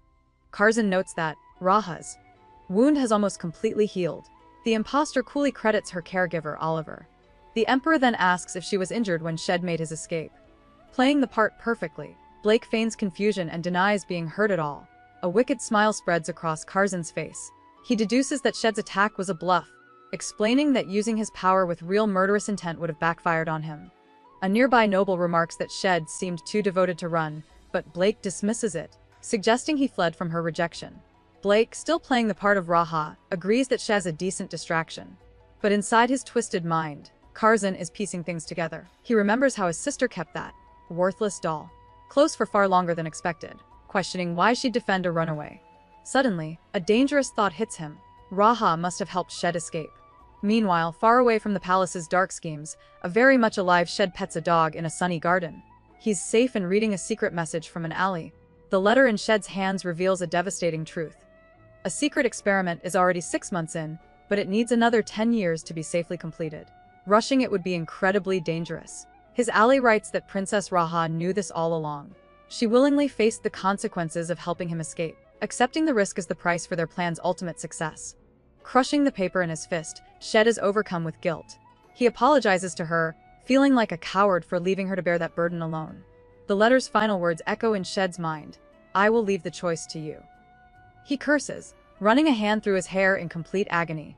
The message is clear: Raha knowingly sacrificed herself, facing her brother's fury alone so their plan could succeed. Every moment he stays safe is another moment she endures torment for his sake. The weight of this choice is crushing him. He's trapped between the mission they started together and the overwhelming need to save the woman he left behind. Shed descends a sunlit staircase, a small dog trotting happily beside him. He's no longer the broken man from the palace. A stranger stops him at the bottom, holding out a glowing blue crystal with a question. Meanwhile, two nobles discuss Emperor Kazan's disturbing fixation on Raha. They agree his possessiveness is partly for political control, but it's clear his feelings for his twin sister are far from normal. This dangerous obsession keeps Raha trapped under his thumb and fuels the palace's dark rumors about their unnatural bond. As two nobles discuss the latest court gossip, a new plan for Raha takes shape. An older lord suggests it's time to consider finding the princess a husband, noting the subject was officially raised at dinner. His companion agrees but sees a problem: the dark rumors surrounding Raha's deadly reputation will scare off most potential suitors. Still, she acknowledges that Raha's incredible beauty is bound to attract foolish men who could cause trouble. Her proposed solution is simple: find a consort whose noble bloodline is just as powerful as the princess's own. Raha sits in her chambers, surrounded by a mountain of gifts. Her attendant confirms they are all tributes from admirers who saw her portrait. But Raha cuts to the chase: have any of them actually proposed marriage? The answer is a quiet no, they're all too scared to make a real move. Raha finds a situation amusing, guessing the suitors mistakenly think her father is behind this, not her terrifying brother. Her smile quickly fades as she realizes Kazan is definitely watching, and his silence is just another one of his twisted games to test her reaction. Raha sits alone, her mind anything but peaceful. She reveals that no matter where she is in the massive palace, nightmares attack the moment she closes her eyes. Her only solution is to sleep sitting upright in a chair, waking up when the sun hits her face. It's a sad routine, but it's the only way she can get any rest. She thinks back, though, to a time when she could actually sleep without fear. That brief peace feels like a lifetime ago. Her quiet moment is interrupted when an attendant enters, calling for the princess. An attendant enters, announcing it's time for Raha's medicine. The princess dismisses her and quickly drinks the contents of the glass. Looking at the mountain of gifts, the attendant calls them magnificent tributes. With a cynical smirk, Raha jokes that the suitors must be desperate for a private meeting with her. Her attendant is instantly scandalized by the comment. She asks if there's anything the princess won't say. Raha's expression softens, explaining that she only speaks so freely because it's with someone she trusts, leaving the young servant flustered. Raha's attention lands on a small, ornate box among the gifts. Inside sits a single blue gem. Her breath catches. She's sure she's mistaken, but the jewel is an exact match for the one on Shed's sword. The princess tries to dismiss the thought, telling herself it's absurd to connect him to a simple stone. Still, she muses that if the gift were from someone with ill intent, it would be poisoned. But this one isn't. Her attendant is confused, but Raha simply knows this gesture is different. He isn't the type for petty tricks. Clutching the gem, Raha's thoughts drift to Shed. Even after months apart, she admits she still thinks of him constantly. She holds on to the faint, almost pathetic hope that he thinks of her, too. But as the princess daydreams, she remains completely unaware of the sinister plot unfolding elsewhere in the palace. While she is lost in memories, her brother Kazan is scheming in the darkness. Beneath the Empire's thin veil of peace, a new and dangerous plan is being set in motion. Just 4 days later, the Empire's fragile peace is completely shattered. As a torrential rain pours down from the gloomy sky, Emperor Kazan makes his move. With absolute arrogance, he officially declares war against the entire 13 kingdoms within the alliance. While Raha was clinging to a sliver of hope, her brother was dragging the continent into a massive conflict. His dark ambition has been unleashed, and the storm of war is now gathering on the horizon, threatening to swallow everything in its path. 2 days later, the Imperial army is completely stalled in the Shalem Hill areas. A brutal, non-stop rain has been pouring for 4 days, making their only path impassable. As soldiers grumble about the miserable conditions, a reconnaissance scout suddenly returns from his mission. He rushes straight into the command tent, where Emperor Kazan waits impatiently. Facing his ruthless leader, the scout hesitates, his face pale with dread as he struggles to deliver his urgent and clearly disturbing report. What could possibly have him this shaken? The scout's report is a bombshell. The relentless rain isn't a natural storm, it's a weapon. The 13 Kingdoms Alliance is using a forbidden magical relic to stall the Imperial army. One of Kazan's commanders is stunned, sputtering that using such relics during wartime is illegal. But Kazan's shock quickly turns to pure rage. He knew the enemy was developing this weapon but chose to ignore it. To the twisted emperor, war is just a game of chess, and he intentionally left enemies standing just so he could stir up conflict whenever he got bored. Back at the Imperial Palace, Raha sits alone, pondering her brother's sudden thirst for war. She quietly wonders if the 13 Kingdoms' forbidden weapon was actually successful in stalling his army. Suddenly, a chilling voice calls her name. It's Kazan appearing behind her without a sound. He grips her chin, his gray eyes filled with resentment as he complains that people disrespect him because he doesn't have her imperial blue eyes. Forcing her to apologize, he coldly tells her she should always be remorseful toward him. Kazan interrupts Ra's thoughts with a strange gift, a caged bird. He declares it's a silver snipe, a bird traditionally given by the emperor to his empress. Raha questions the gesture, knowing it will anger a certain duke, but Kazan just smirks, saying he's already taken care of that problem. Alone and disturbed, Raha collapses in her quarters. As she lies there, she wishes he'd given her a puppy or a cat instead. Her thoughts then drift to a silver fox, a painful reminder of Shed. Still reeling from Kazan's twisted gift, Raha's thoughts are consumed by Shed. She collapses, falling into a vivid and overwhelming dream about him. The vision is a desperate from her suffocating reality. It's a raw, painful expression of her longing for freedom and for the man she was forced to leave behind. Her mind is screaming for a way out of the golden cage her brother has built. Raha is completely overwhelmed by her brother's sick mind games. Her thoughts drift to Shed, the only person who ever showed her kindness. The memories are too much and she collapses, falling into a powerful dream about him. This intense vision is a desperate cry for freedom, an escape from the golden cage her brother has trapped her in. Her mind is screaming for a way out, and for the man she was forced to leave behind. Miles away, Shed jolts awake, breathing Raha's name. He grips his head, muttering how ridiculous this all is. His thoughts race, consumed by the princess who haunts his dreams every single night. He is frustrated with her for constantly appearing in his mind, but even more so with himself for being so completely swayed by her image. He runs a hand through his hair, exhausted by the lingering vision. Her presence has become a constant, unshakable weight on his mind, even across the vast distance separating them. Emperor Kazan's caught in a brutal storm with his army, and the situation is grim. His commanders report that the terrain is impassable and the ground will collapse within days. Their only escape route is a narrow path, making a full retreat impossible. Worse, the 13 Kingdoms Alliance is waiting to launch a full-scale attack on their trapped forces. Gritting his teeth, Kazan acknowledges his enemy's clever trap. Suddenly, he snatches an umbrella from an attendant, a chilling realization dawning on Stace. He finally understands. The chilling truth hits Kazan like a bolt of lightning. This wasn't just bad luck. It was a perfectly laid trap by the 13 Kingdoms Alliance. Their plan was brutal and brilliant, use the downpour to wipe out his army, then channel all the nobles' rage directly at him. He was meant to be the scapegoat for the entire disaster. As lightning cracks across the sky, the very cliffs around them begin to collapse. Kazan realizes with cold certainty that his enemy's plan to eliminate him is already in devastating motion. As his world crumbles around him, Kazan is tormented by a vision of his own defeat in the pouring rain.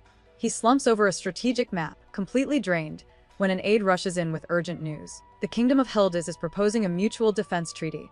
Kazan is baffled. Why would a neutral nation, known only for its gemstones and distance, suddenly offer an alliance? He grabs the official document, his wary eyes scanning the text. He questions the aide about Hildes, his expression shifting to one of absolute shock as he reads their terms. Kazan stares at the document, demanding to know who sent this insane proposal. His aide confirms the shocking truth: the message is from the Prince of Hildes. The Emperor's mind flashes back to a brutal, rain-soaked battlefield, remembered captive who fought with terrifying skill.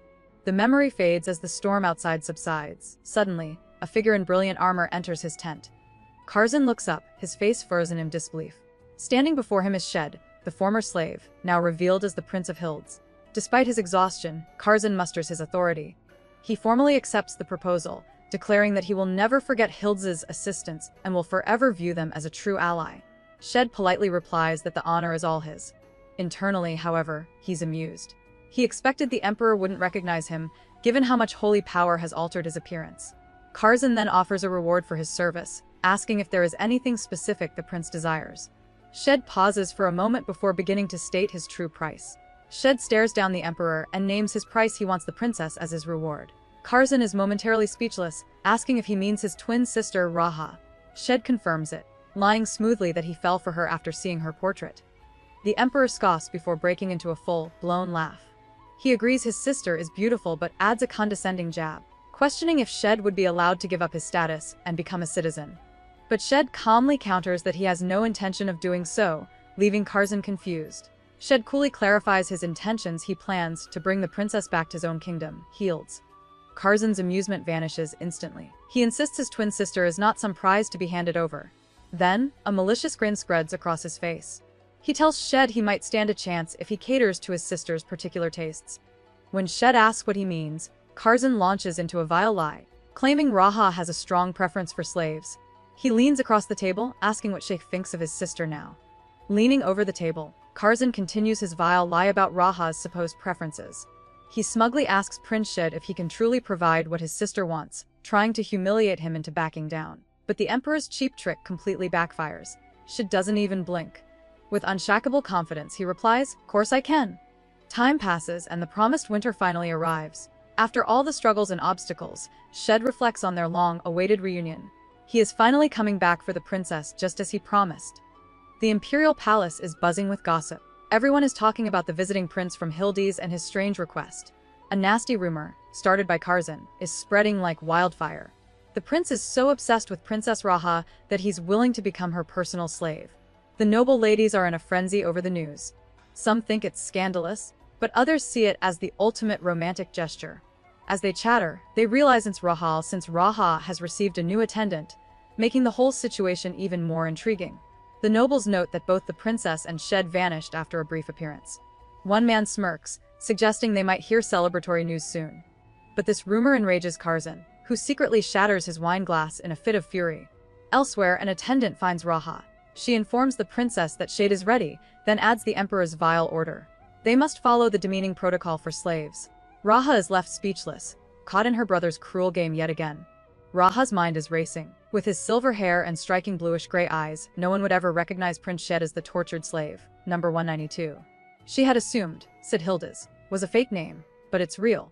Walking through the empty palace hall, Raha is completely bewildered. Why would he demand her as his prize? More importantly, why did he propose marriage? It makes absolutely no sense. Overwhelmed by confusion, the princess stops in front of a heavy door and lets out a shaky breath. Taking a deep breath, Raha pushes the door open, revealing Shed waiting inside. Before she can even react, he pulls her into the room, causing her to lose her footing and stumble. Shocked, she looks up at him, barely able to speak. But Shed doesn't hesitate.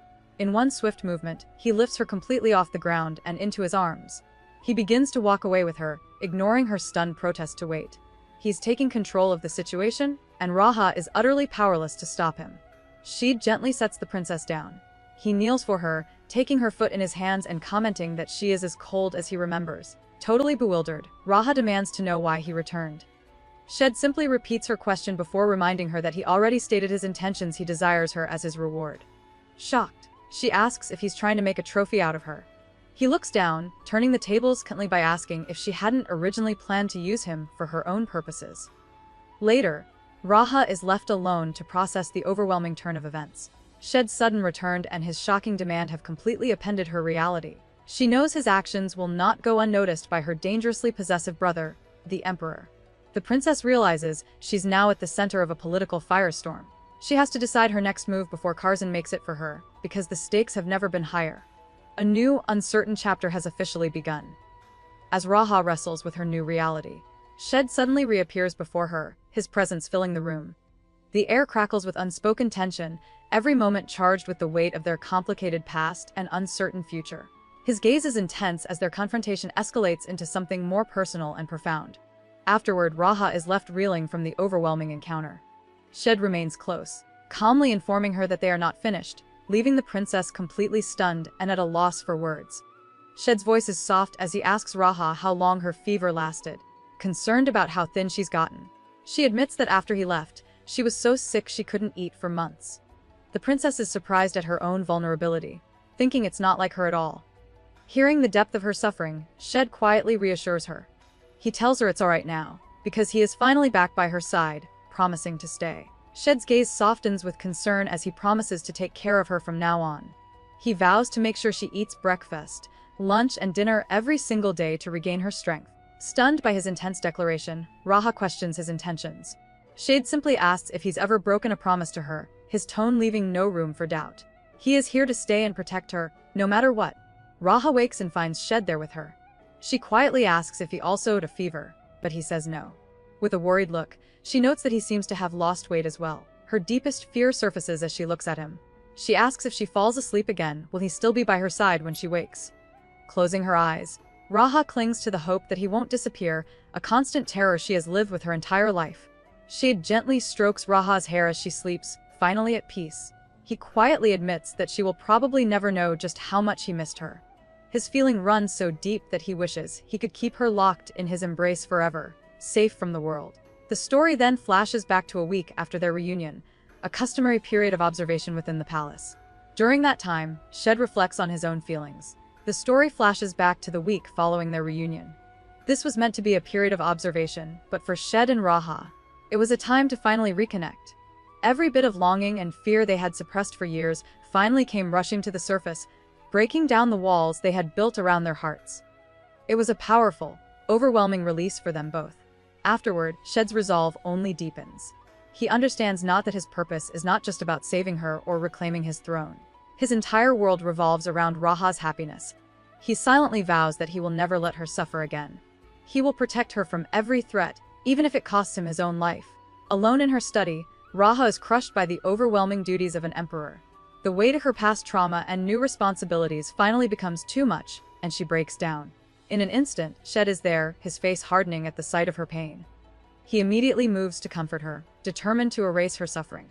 Outside the closed doors, servants pass by with trays, completely oblivious to the powerful emotions unfolding within as the two finally confront their shared pain. A sharp voice suddenly rings out from the hallway, shattering the quiet moment. "You two over there?" someone shouts. Startled, Ra freezes. Just outside the study, two maids are discussing their duties, completely unaware of the tense situation inside. Wasting no time, Shed quickly pulls Hal away from the door. He moves them silently into the shadows of the large room, hiding them from view just as the servants pass by. They remain still, waiting for the footsteps to fade away before they can breathe again. Shade suddenly pulls Raha into a tight embrace, ignoring her protests. He holds her fast, leaning in close as she feels a sharp, unexpected pressure against her shoulder. A strange energy seems to flow between them, leaving her breathless. Looking up at his intense expression, Raha is confused. She wonders why he always looks at her with such raw emotion. She remembers his original goal was to destroy her empire, creating a deep conflict within her. But despite everything, she finds herself thinking that maybe this moment is for the best.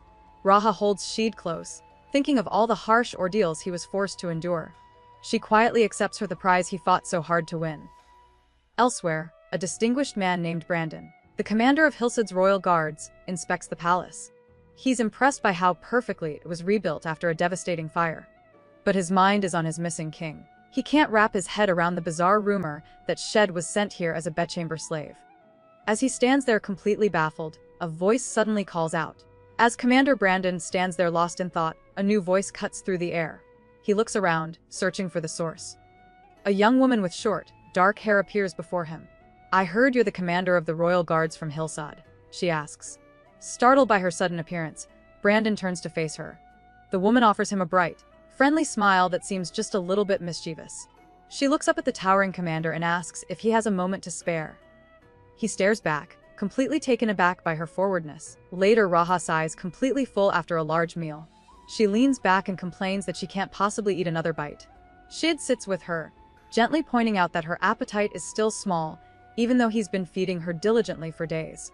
Raha playfully fires back that he's the one with a massive appetite, not her. He just smiles, thinking about how much healthier she looks now compared to the state he found her in when he first returned to the palace. Shid continues to dote on Raha, feeding her and noting her improved health. She tells him to stop acting like a servant, but he coolly replies that he's just acting like her betrothed. He then turns the tables and teases her for sulking like a child. Raha is stunned by his nerve, calling him a cheeky prince. Shed simply states that he's the only one who should be this way with her. Confused, she asks why, and he just looks at her, implying the answer is obvious. Shed asks Raha if she'd seriously want another man talking to her like this. She tests him, coolly stating she has other companions besides him. Shed admits he knows and that of course it bothers him, but he's just tolerating the situation for now. He tells her he's just putting up with it. Elsewhere, Commander Brandon is completely stunned by what he sees in the distance. The young woman beside him notices his shocked expression and asks if he's alright, pointing out he looks like he's about to faint. The commander isn't the only one in shock. Sheb's own knight is absolutely losing it, convinced his prince has gone mad. He grabs Raha's attendant, who calmly points out that plenty of people are smitten with the princess. The knight fires back that Shed was never this type of person. He was practically a stone. The attendant reflects on this, thinking about Ra's former companion, Oliver. She realizes the princess is finally letting someone get close again, which explains why Sir Brandon looked so devastated. She rushes over to them. Raha's attendant bursts in, only to find the princess with her former caregiver, Oliver. Raha welcomes him warmly, looking absolutely stunning, and the attendant is instantly starstruck, finally understanding why everyone is so captivated. Oliver notices an old inflammation has flared up in Raha's ear. He gently advises her to take her medicine and avoid heavy earrings for a while. But as he tends to her, Shed watches from the background, his face an absolute mask of jealousy. He is not happy to see this reunion. Oliver hands Raha's attendant a bottle of medicine, instructing her to make sure the princess takes it 3 times a day to prevent the inflammation from spreading. As the attendant agrees, she finds herself strangely captivated by Oliver's voice. She's certain they've never met, yet his low, resonant tone feels familiar and pleasant to hear. When she asks if there are any other precautions, Oliver simply reaches out and gives her a gentle pat on the head, leaving her completely stunned by the unexpected gesture. Shed wastes no time getting rid of the competition. He grabs Oliver and the attendant, personally walking them to the door before shutting it firmly behind them. The two are left completely baffled, wondering if they were just kicked out. Back inside, Raha is amused by Shed's possessive display. He claims Oliver looked worried, but Raha clarifies it was just shock and tells him not to worry. Shed then takes the mess in himself, gently treating the inflammation in her ear, staking his claim as her sole caregiver and protector. Shed leans in close to Raha, a smug look on his face. He points out that she had zero reaction when Oliver touched her, finding her indifference very interesting. Completely flustered, Raha tries to deny what he's saying, but her blushing face tells a different story. Growing bolder, Shed corners her, teasing that her reactions to him are much more telling than she lets on. He suggests she likes him a lot more than she admits. Afterward, Shed looks at Raha with a smug grin, asking if she's aware that she has an extremely deviant pastime. He then holds up a piece of her clothing, pointedly questioning if this is what he's referring to. Raha is left completely speechless by his bold observation. His direct teasing leaves her flustered, as he clearly enjoys pushing her buttons and seeing her react to his forwardness. He just won't give her a moment's peace. Raha scoffs, calling Shed annoying, but her flustered expression gives her away. Not letting up, Shed continues his teasing. He holds the delicate lace from her sleeve, a smug look on his face as he challenges her. He smoothly suggests that if she finds the idea so distasteful, perhaps he should be the one tied up instead. His bold words hang in the air, leaving Raha completely stunned and red-faced as he closes the distance between them. Shed's playful demeanor fades as he opens up to Raha, insisting his actions aren't just a whim. He admits that he never wants to be apart from her and wishes he could take her back to his kingdom right away.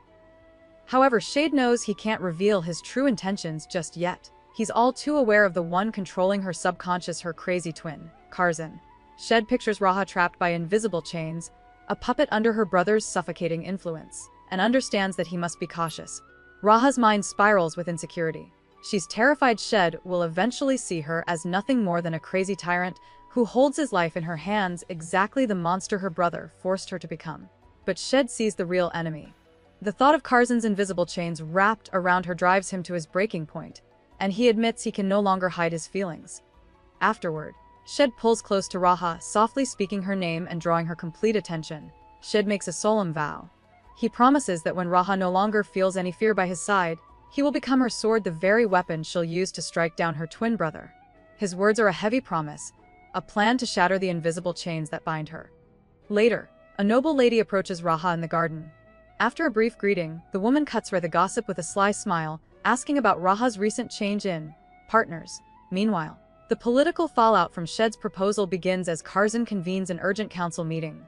Meanwhile, elsewhere in the palace, the political games are already in full swing. A noble lady named Jamal is being coached by her father. He tells her he can't hurt to upcoming luncheon and insists she take another noble, Roseanne, as her partner.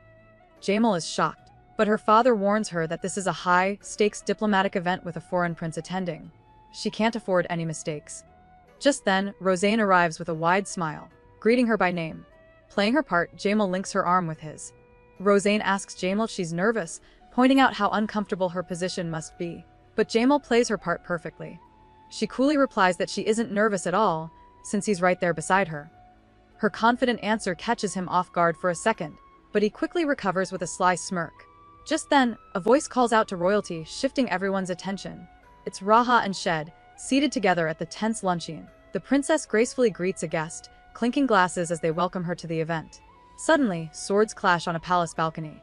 A man with dark hair swiftly disarms his opponent, sending the other's blade flying through the air. The Emperor Kazan interrupts the confrontation, demanding to know why a man named Blake Duke is there. Kazan immediately asks about his sister, Princess Raha. Blake looks uneasy, and Kazan's tone darkens as he asks if she is still with that captive from Hilda's. A twisted, possessive smile spreads across the Emperor's face, revealing his dangerous obsession is far from over. A noble quickly warns Blake to choose his words carefully, explaining that many now see Shed, the Prince of Hilda's, as a hero. This news clearly fuels Emperor Kazan's rage. The man whispers about the terrifying extent of Kazan's obsession, revealing he once ordered a painter's execution just for creating Raha's portrait. As the Emperor listens, his irritation twists into a chilling smirk. The tense silence is suddenly shattered by the sharp sound of a sword being drawn from its sheath, signaling that his patience has run out. With a chilling smile, Kazan tells Blake that things are getting interesting. He grabs the Duke's uniform, coolly informing him that he'll handle things his own way from now on. Blake is left speechless as the Emperor walks away. Meanwhile, at the luncheon, Shed casually feeds Raha a bite of her meal. She protests that she isn't a child, but he just teases back that she's just as much trouble as one. A nearby noblewoman watches them, confused by how comfortable they are with each other after knowing each other for only a few weeks. A nearby noblewoman named Jamela watches the couple, relieved that Princess Raha seems to be opening up after a difficult past. But her smile quickly vanishes as a dark memory surfaces. She recalls a solemn man looking at a photograph, thinking about the resolve they must maintain in honor of his departed mother. Snapping back to the present, Jamela looks deathly pale. A man named Roseanne rushes to her side, concerned, and asks if she's alright. Shaken by the flashback, she can only whisper his name in response. As Roseanne and Jamela share a tender moment, he gets flustered by her gratitude. Raha watches them with a knowing smile, thinking he isn't being very subtle about his feelings. While she finds them a good match, a chilling thought crosses her mind. This is the kind of thing that would attract her brother Kazan's dangerous attention. A wave of unease washes over her as she realizes Kazan has been far too quiet lately. Sensing trouble, Raha abruptly stands up, announcing she has a question that can't wait. A nobleman approaches Shed, asking about a popular rumor that he fell in love with Raha's portrait at first sight. Raha overhears the question and looks completely stunned.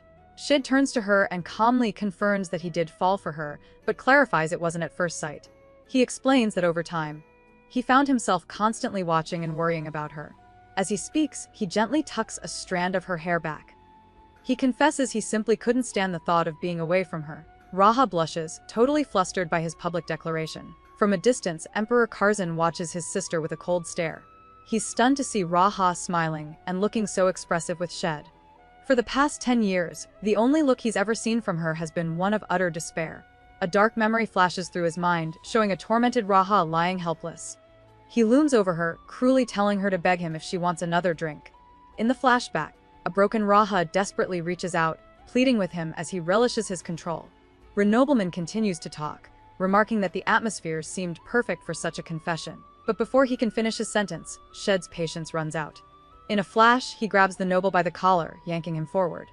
The man chokes out a gasp, completely stunned. Shed's gentle expression has vanished, replaced by an icy, dangerous glare. He looks down at the terrified noble and coldly asks if he failed to understand his words, making it clear the conversation is over. Shed's grip on Blake Duke's wrist tightened, the pressure making the Emperor's right-hand man wince. His voice was low and dangerous as he asked if his warning to keep a distance wasn't understood. With a final, forceful shove, he released the commander, who stumbled back. Shed coolly straightened his own clothes and offered a hollow apology, his expression unreadable. After Blake retreated, Lady Jamela approached Shed, her concern evident.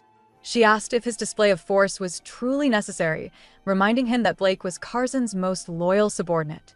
She warned that nothing good could come from provoking such a man. Shed turned to her unfazed. He stated that Blake's position was precisely why he had acted. He then revealed a hidden piece of palace history. He knew Blake had once been exiled to the desert. The reason for this punishment? He had been the one to get Princess Raha addicted to liquor. Jamela was left speechless, stunned that Shed knew such a dangerous secret. Shed holds Raha close, explaining he didn't waste a moment during his 3 years away.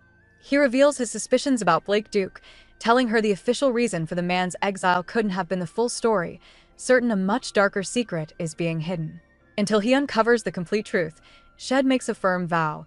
He will not allow someone like Blake to get anywhere near her ever again. Visibly moved by his fierce protectiveness, a single tear escapes Raha's eye. Elsewhere, Emperor Kazan seeks refuge from a drawn-out council meeting. He enters a private chamber to find a mysterious hooded figure. Completely exhausted, Kazan collapses onto a sofa, complaining his nobles are relentless. The hooded man asks if his secret research is progressing smoothly, which Kazan confirms. After a brief pause, the figure cautiously shifts the conversation, asking the Emperor how Princess Raha has been doing lately. Emperor Kazan relaxes, confidently telling the hooded figure that his scope is undeniably growing wider. He describes the strange connection he has with Raha, explaining that he can now sense her from her hands to her neck. However, any attempt to get closer becomes an agonizing illusion. For Kazan, this proximity is a dangerous gamble. The connection feels like 1,000 blades scraping against his throat, a sensation of being completely engulfed by death. The hooded figure agrees, remarking that the successor's eyes are truly remarkable. Kazan boasts about his progress, recalling that at first, he felt like he would die just from holding Raha's hand. Now, things are different. The mysterious figure asks if the seal is holding up properly, and the Emperor confirms that it is, adding that a magical restraint is in place to manage this volatile power. Emperor Kazan smirks, telling the hooded figure that the seal is secure, all thanks to a sacred relic. The man is relieved, mentioning that Kazan's father, the Emperor Emeritus, is also keeping a close eye on this experiment. The topic then turns to recent events. The hooded man reveals that Princess Raha and Prince Shed will soon have an audience with the old emperor. Kazan scoffs at the news, complaining about the nobles being in an uproar over Shed's new role as Raha's personal companion. He cynically suggests they just postpone getting her a new one. His advisor cautiously asks if this is wise, pointing out that Raha and the prince seem quite close. Kazan's expression shifts into a strange, unsettling smile. He explains that this was his plan all along. He wants Raha to be happy, for her feelings for Shed to grow deeper with each passing day. That way, when everything inevitably comes crashing down, her suffering will be absolute. With a twisted smirk, Emperor Kazan muses that by the time he's finished, Raha won't even dream of rising up again. He adds a chillingly casual remark, admitting he finds Shed's face rather appealing, which makes his hooded advisor tremble in fear. Their dark conversation is cut short by a knock. An aide announces it's time to resume the council meeting. Kazan agrees, grabbing his cloak and issuing a final order. a man named Severo will now be in charge of overseeing the tower. As he walks away, a small red insignia slips from his clothes and clatters onto the floor unnoticed. His final thought is a cruel wish for Raha to enjoy the peace while she can. The scene shifts to a sunlit garden where Raha sits with Shed and her companions. She looks completely serene, sharing a quiet, happy moment with her allies. She is blissfully unaware that her brother is meticulously planning to turn her newfound happiness into her greatest source of suffering. At a tense council meeting, a nobleman approaches Emperor Kazan with a bold proposal. After addressing matters concerning the 13 kingdoms, he suggests the empire requires restructuring and asks that the emperor delay the national marriage. The other nobles react with surprise, whispering amongst themselves. The man explains his reasoning, stating that they must wait for the sages to return, a journey that will take at least a year. He emphasizes that the sage's blessing is an ancient tradition, one that symbolizes and legitimizes the authority of the entire Delo Empire. Unimpressed, Kazan simply replies that a year seems too long of a wait. Observing from the side, an older nobleman grows suspicious. He notes Kazan's dismissive reaction and suspects the whole exchange was orchestrated.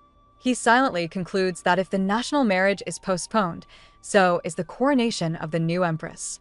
It becomes clear that the emperor is manipulating his own court for reasons yet to be revealed. Inside the council chamber, the debate over the emperor's marriage continues. An older nobleman grows uneasy, recalling that the Delo Empire's legitimacy is uniquely tied to the sage's blessing. Another official quickly agrees, arguing that proceeding without them would be a severe breach of protocol.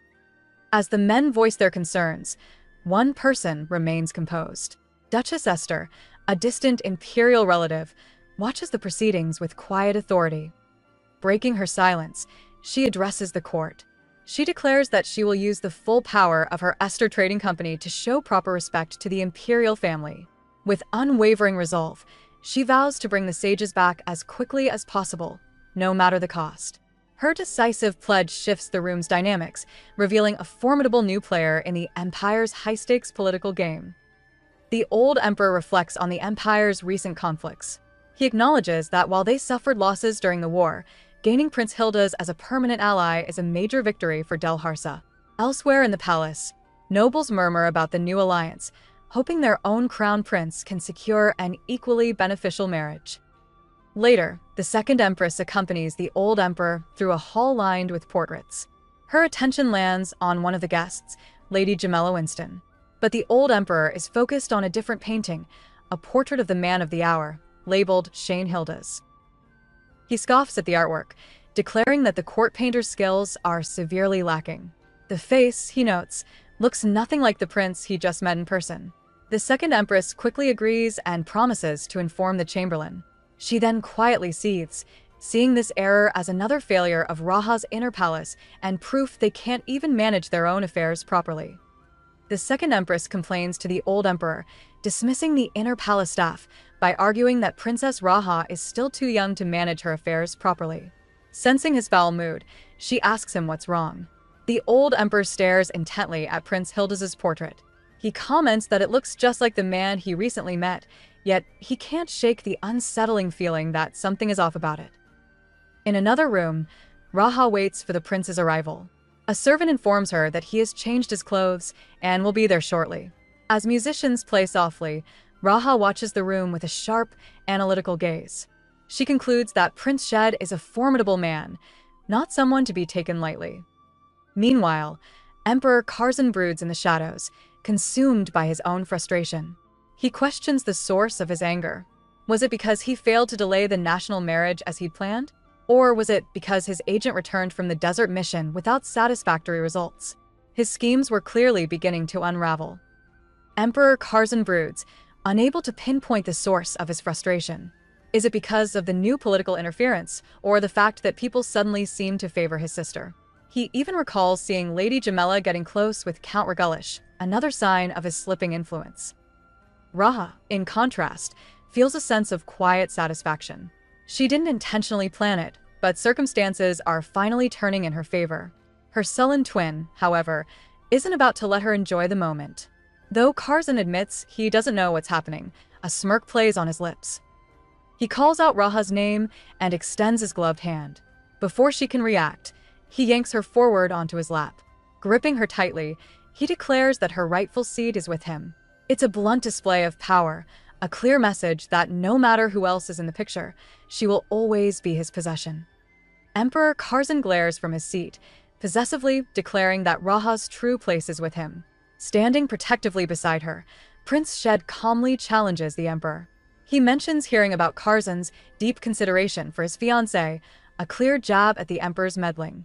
Kazan smirks, asking if Shed has a problem with that. Shed clarifies he only wanted to express his gratitude, but the emperor can't resist a cruel taunt, asking if he enjoyed his time as a captive. Without missing a beat, Raha quietly confirms that he did. Building on her defiance, Shed adds that his time with her was so meaningful, he feels obligated to offer the emperor a special tribute. The thinly veiled threat hits its mark. For a moment, Kazan is speechless before conceding that Shed has made his point. His knuckles turn white as he grips the arm of his chair, a silent testament to his frustration. The power dynamic in the room has officially shifted. During a lavish palace event, Raha consults with the orchestra conductor, inquiring about the minimum number of musicians needed. Thinking she wants to reduce costs, the conductor stammers that 3 or 4 players would be enough for basic dance music. Raha calmly reassures him that such a drastic cut isn't necessary, displaying a quiet and composed authority that contrasts with her brother's tyranny. As she handles the arrangements, Shed approaches her side. He holds up a fork with a piece of strawberry cake, gently offering her a bite. Raha seems flustered by the overt display of affection, thinking to herself that he's pulling this stunt even here. Despite her internal hesitation, she accepts the dessert. The small, intimate moment is a deliberate performance for the entire court. It's a clear and public statement of their bond, further chipping away at Kazan's possessive grip on his sister. Raha attempts to regain some composure, telling Shed she can eat the rest of the cake herself. But his public performance isn't over. He gently takes her hand, and her momentary confusion shifts to realization. He's intentionally provoking Kazan. Shed starts with a simple question, asking about her preferences in things like fruit or music. His tone then becomes serious as he tells her she already knows the answer. He quietly but firmly declares that he has never liked anything other than her, adding that he knows she finds his directness uncomfortable. The weight of his words seems to travel across the palace. In a dark and empty hall, a solitary figure sits. Kazan's hand clenches into a tight fist as he feels the power dynamic slipping away. He can't quite place the feeling, muttering to himself that the situation has become very strange. Shed's calculated moves are clearly getting under the emperor's skin. Elsewhere, the emperor's composure cracks. Sitting with Lady Jamila, he internally fumes about the gnats constantly swarming around Raha. But this familiar jealousy spirals into something darker. He questions his long-held ambition to claim the successor's eyes. A chilling thought crosses his mind. How is stealing her power any different from completely possessing her?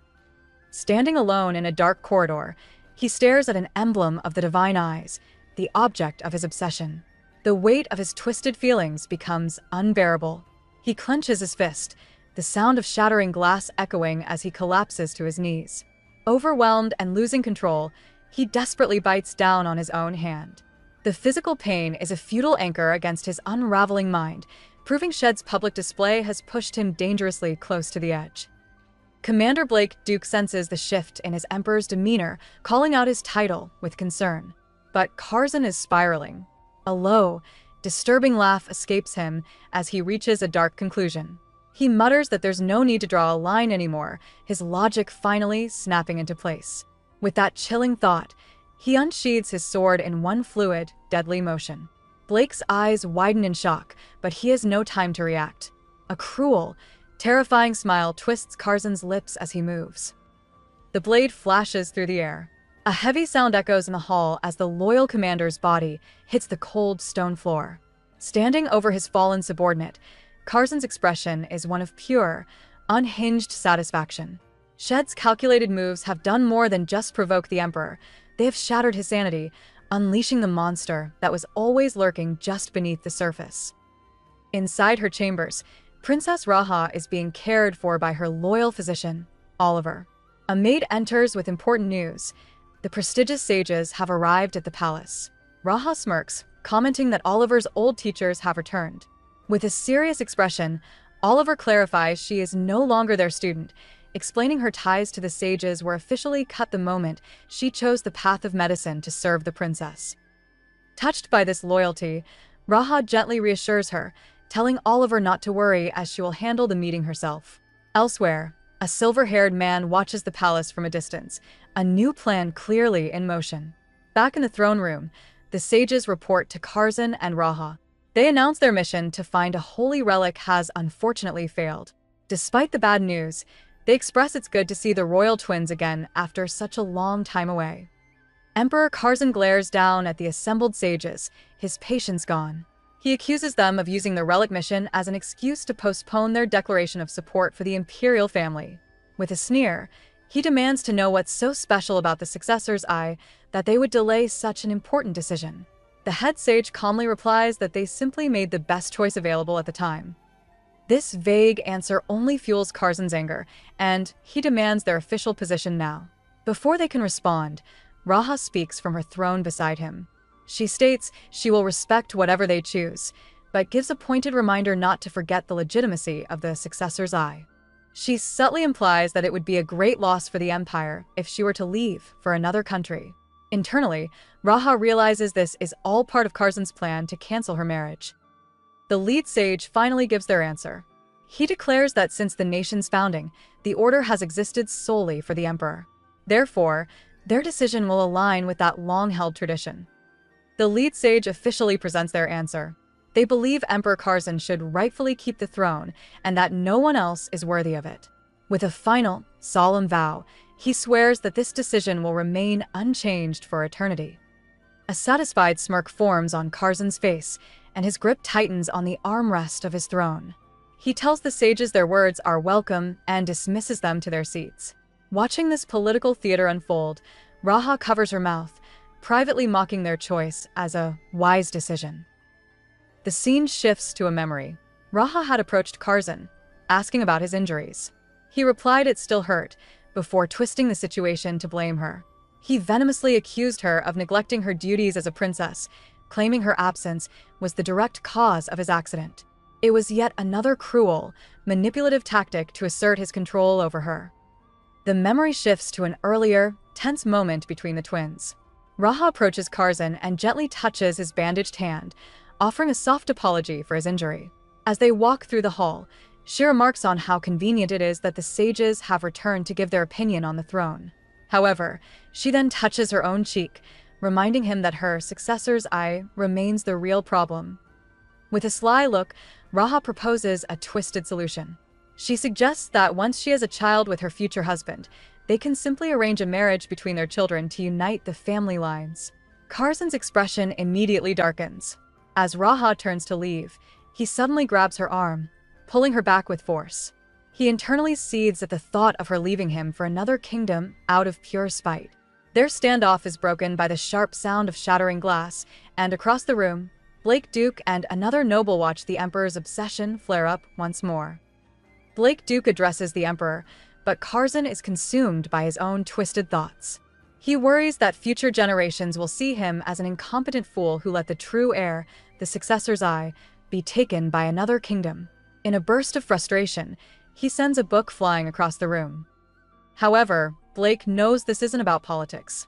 The Emperor's rage isn't that of a ruler losing an asset. It's the possessive fury of a man who feels the woman he desires is being stolen. Raha had already called him out for looking like a madman, but it had no effect. When Blake offers a formal apology, Kazan's temper snaps. He violently shoves his commander against a pillar and orders him to immediately fetch someone named Lysis. A disturbing smile creeps across the Emperor's face as he settles on a horrifying plan.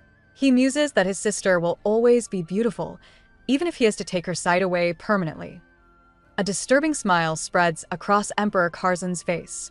He decides that his sister will always be beautiful, even if she can no longer see. If Raha can't see, she can't be coveted by anyone else. She will belong only to him forever. Later, Blake Duke sits alone, clutching a drink, his mind racing as he tries to process the Emperor's unhinged command. He questions if Kazan truly intends to blind the princess, dismissing the thought as impossible. This plan wasn't just cruel, it was political suicide. Blake knew everyone, the nobles, the priests, and even the sages, would erupt in opposition. An act like that was a line no ruler should ever cross. He runs a hand over his face in frustration, wondering if this is truly how an emperor should behave. The thought triggers a dark memory, a splash of blood on the pristine palace floor from years ago, when the young princess was called a hell child.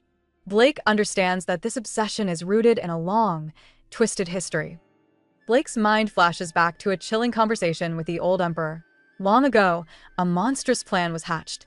They would build a secret tower, take Raha's divine eyes, and lock them away under a powerful magic barrier. Blake himself had been ordered to oversee this grim prison. This entire scheme was meant to happen before the delegation from Hilda's could ever arrive, securing the successor's eye for the empire. Snapping back to the present, Blake takes a heavy drink. He realizes Emperor Kazan has completely lost control. Before, Kazan at least pretended to follow procedure, wary of the sages and the political fallout. Now, all restraint is gone. He's no longer acting like a ruler protecting an asset, but like a possessive man driven by a desperate need to claim what he believes is his. Staring into his glass, a new resolve hardens in Blake's expression. He is to get to the princess before the emperor does. Blake Duke considered the horrifying options. Was it better to simply lock Raha in a tower and wait for her mind to completely break? He quickly pushed the thought away. He had already seen the princess look like a broken shell far too many times before. A different memory surfaced, offering a new possibility. He recalled Raha's fiercely protective physician, Oliver. Blake had watched as Oliver confronted the princess about her drinking, making a chilling promise. He warned her that if she had more than 2 glasses a day, the next glass would be filled with his own blood, adding that a doctor is very skilled at drawing it. That display of extreme devotion sparked something in Blake. A slow, calculating smile formed on his lips as he looked down at his own drink. He realized that Oliver's loyalty could be the key. Maybe there was still a way to get to the princess before the emperor did. A new plan was taking shape. Shed is pleasantly surprised to find a rare fruit known as a summer night. He asks Oliver if he understands how difficult the fruit is to obtain, pointing out that it's a specialty from his own homeland, Hilda's. After offering a slice to a young girl, he glances over at Raha, who is watching with a gentle smile. She confirms that it's delicious, then thoughtfully adds that she bets Shed would love it, too. The conversation shifts as Shed explains his presence. While the king's brother handles political discussions, he can't bring himself to leave the princess's side. As she rests, Raha quietly asks him what he likes. The personal question catches Shed completely off guard, leaving him momentarily speechless. Oliver, misunderstanding, quickly chimes in.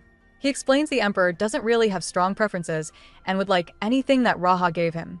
Realizing they're talking about 2 different people, Raha gets ready to ask her question again, this time more directly.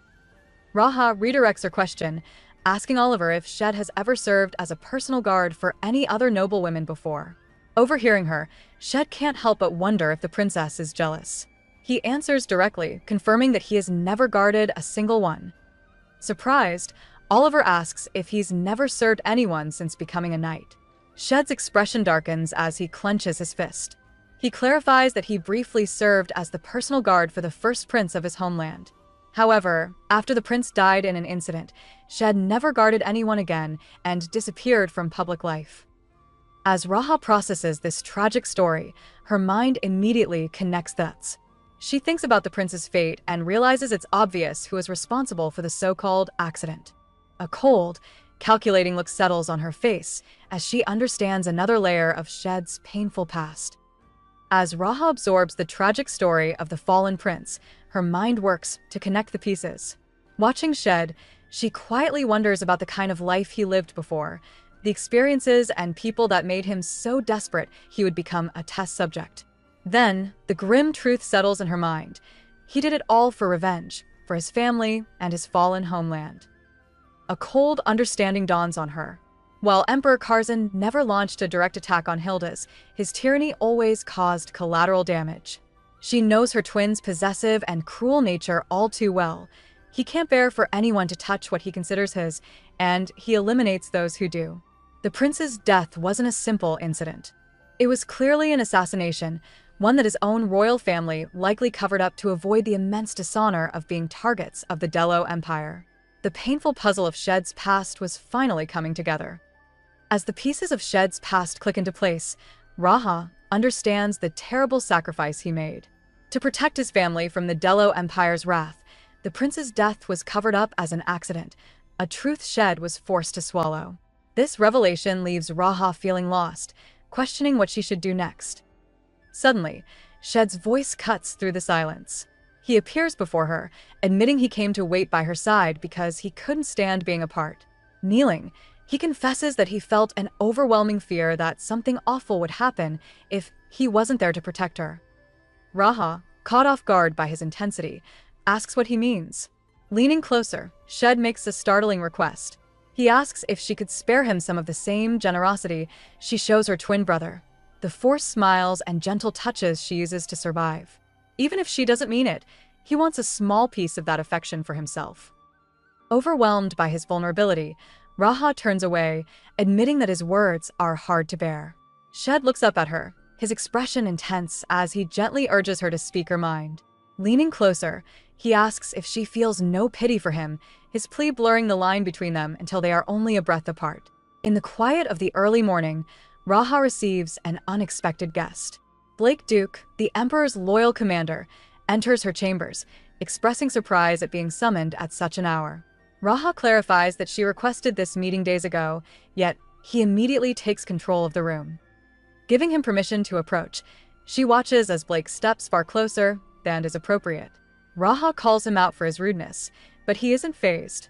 Leaning over her, he declares his wish to trespass even further if she'll allow it. The princess immediately questions if this is another one of Kazan's twisted games. Blake denies it flatly, his voice low as he admits this is his own, very old desire.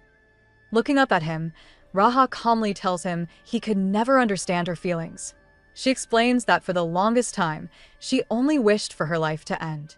But now, after meeting a certain someone, that despair is starting to change.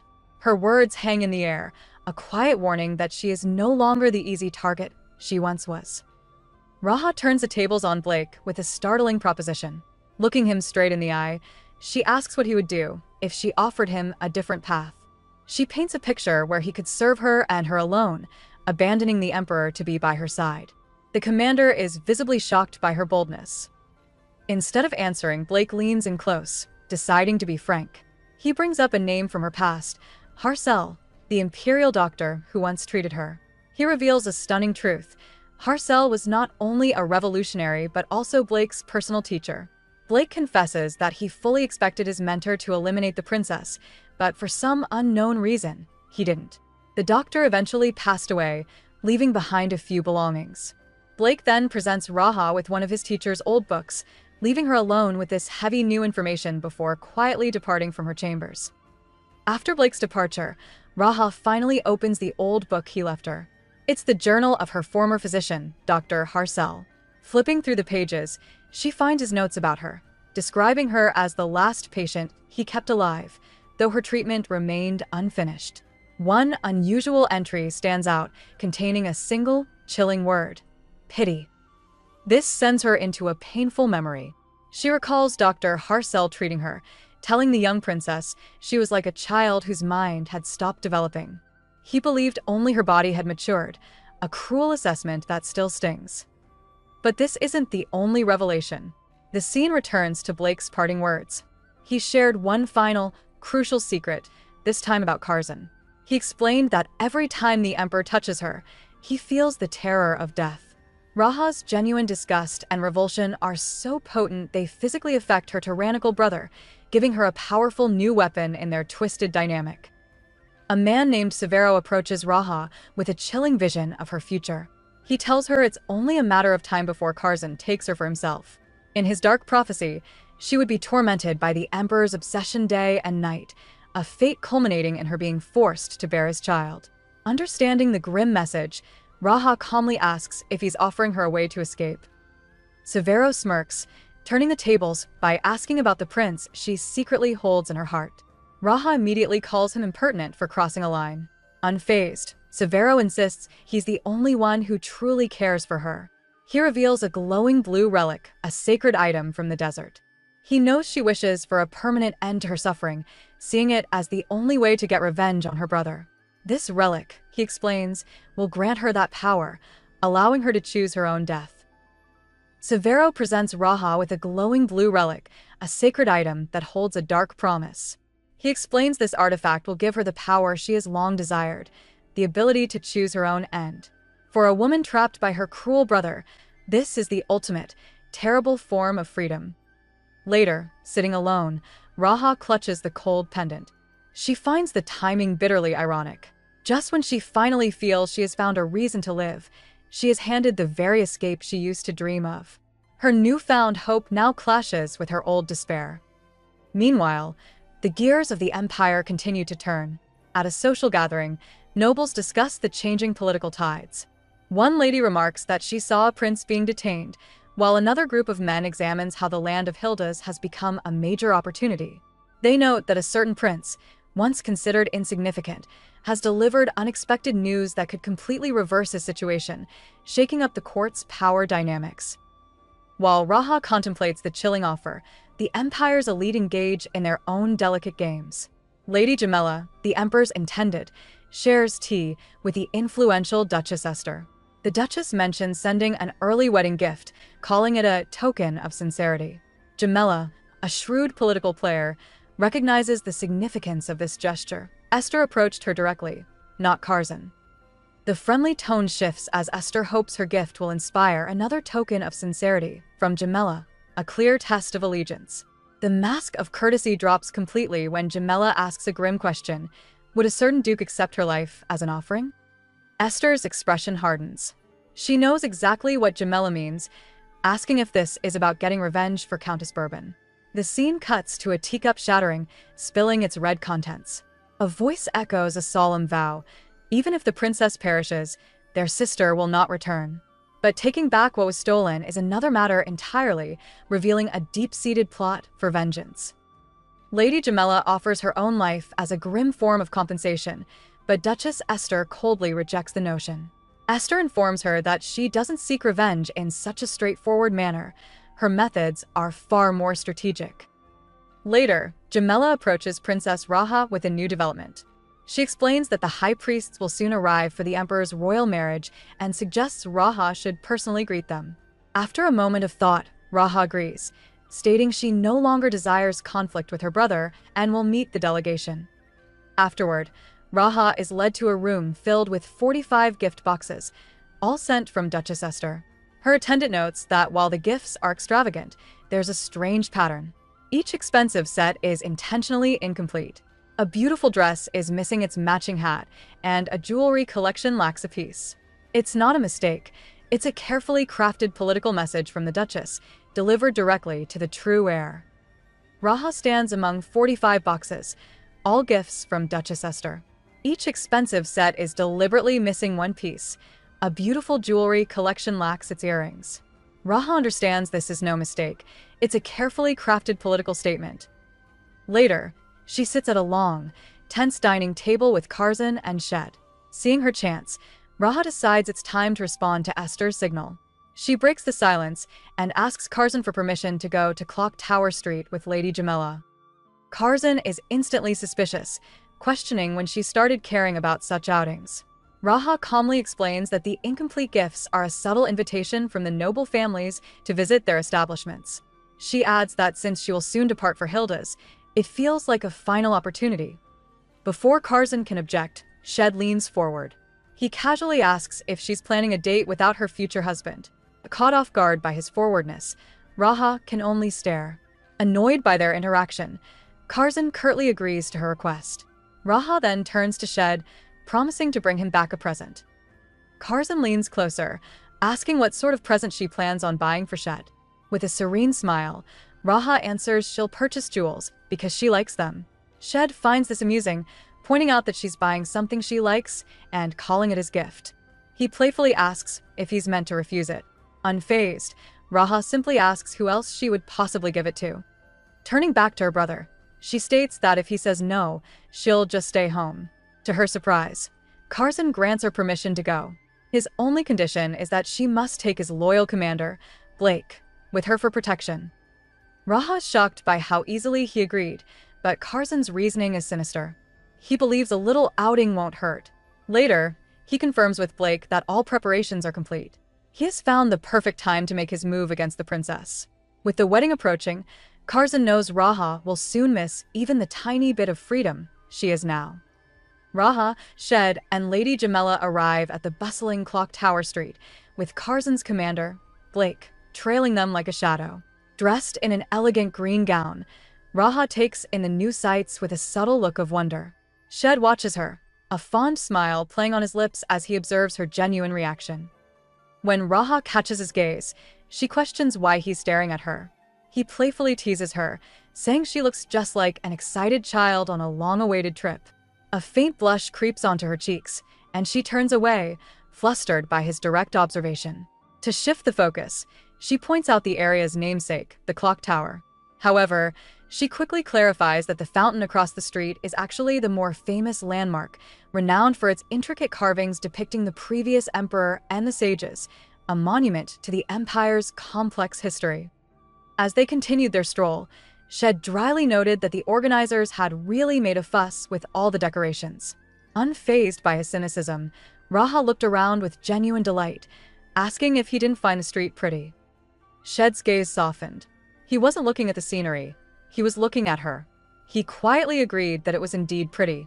Then, holding her gaze, he clarified what he truly meant. "You are." His directness caught the princess completely off guard. Their party soon arrived at the Esther Salon, where the staff greeted them with formal bows, making it clear they were expected. Lady Jamela observed that Duchess Esther was always meticulous, arranging for Raha to go unrecognized on the streets, but still ensuring a proper welcome inside. Raha admitted she had enjoyed the brief moment of anonymity. When a manager offered them a private VIP room, she eagerly accepted, leaving the man slightly flustered as they proceeded to the second floor. As they reached the private VIP area, Kazan's commander, Blake, noted it was a changing room and questioned if knights would be accompanying the princess inside. Before anyone could answer, Shed stepped forward with clear authority. He announced that he alone would go in, ordering the rest of his men to go downstairs and keep an eye on the salon's patrons. When one of Blake's guards tried to intervene, Shed simply ignored him. Sensing the rising tension, Raha calmly turned to Blake and said it was fine. She then gave him a direct order. He was to stand guard but face away from the room. The commander had no choice but to agree. Inside, the head designer, Laura Blewett, greeted the princess with a cheerful curtsy, ready to assist with the fitting. While Lady Jamela settled in to watch, Laura got to work. A short while later, Raha emerged in a stunning white and lavender gown. The designer was completely captivated, exclaiming that Her Highness was truly beautiful. Raha smiled, admitting the lavender gown was pretty. Energized by the compliment, the designer, Laura Blewett, quickly moved on to the next outfit. Lady Jamela noted the trendy ribbon decorations, a popular style among the young ladies. Laura then unveiled her masterpiece, a breathtaking white gown she had poured her heart into making. When Raha appeared in it, crowned with a tiara and holding a bouquet of blue flowers, the room fell silent. She looked absolutely regal. The designer proudly asked for her opinion, but it was Shed's reaction that mattered most. He was completely captivated, unable to speak. Seeing Raha in such a stunning, almost bridal gown left him speechless. Lady Jamela and the designer watched in surprise as the prince walked forward, a serious expression on his face.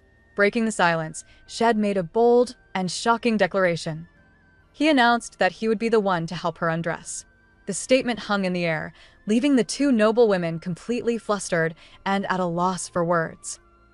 Leaving Lady Jamela and the designer completely stunned, Shed stepped forward and pulled Raha into a sudden, close embrace. He looked her in the eyes and quietly asked if she was all right.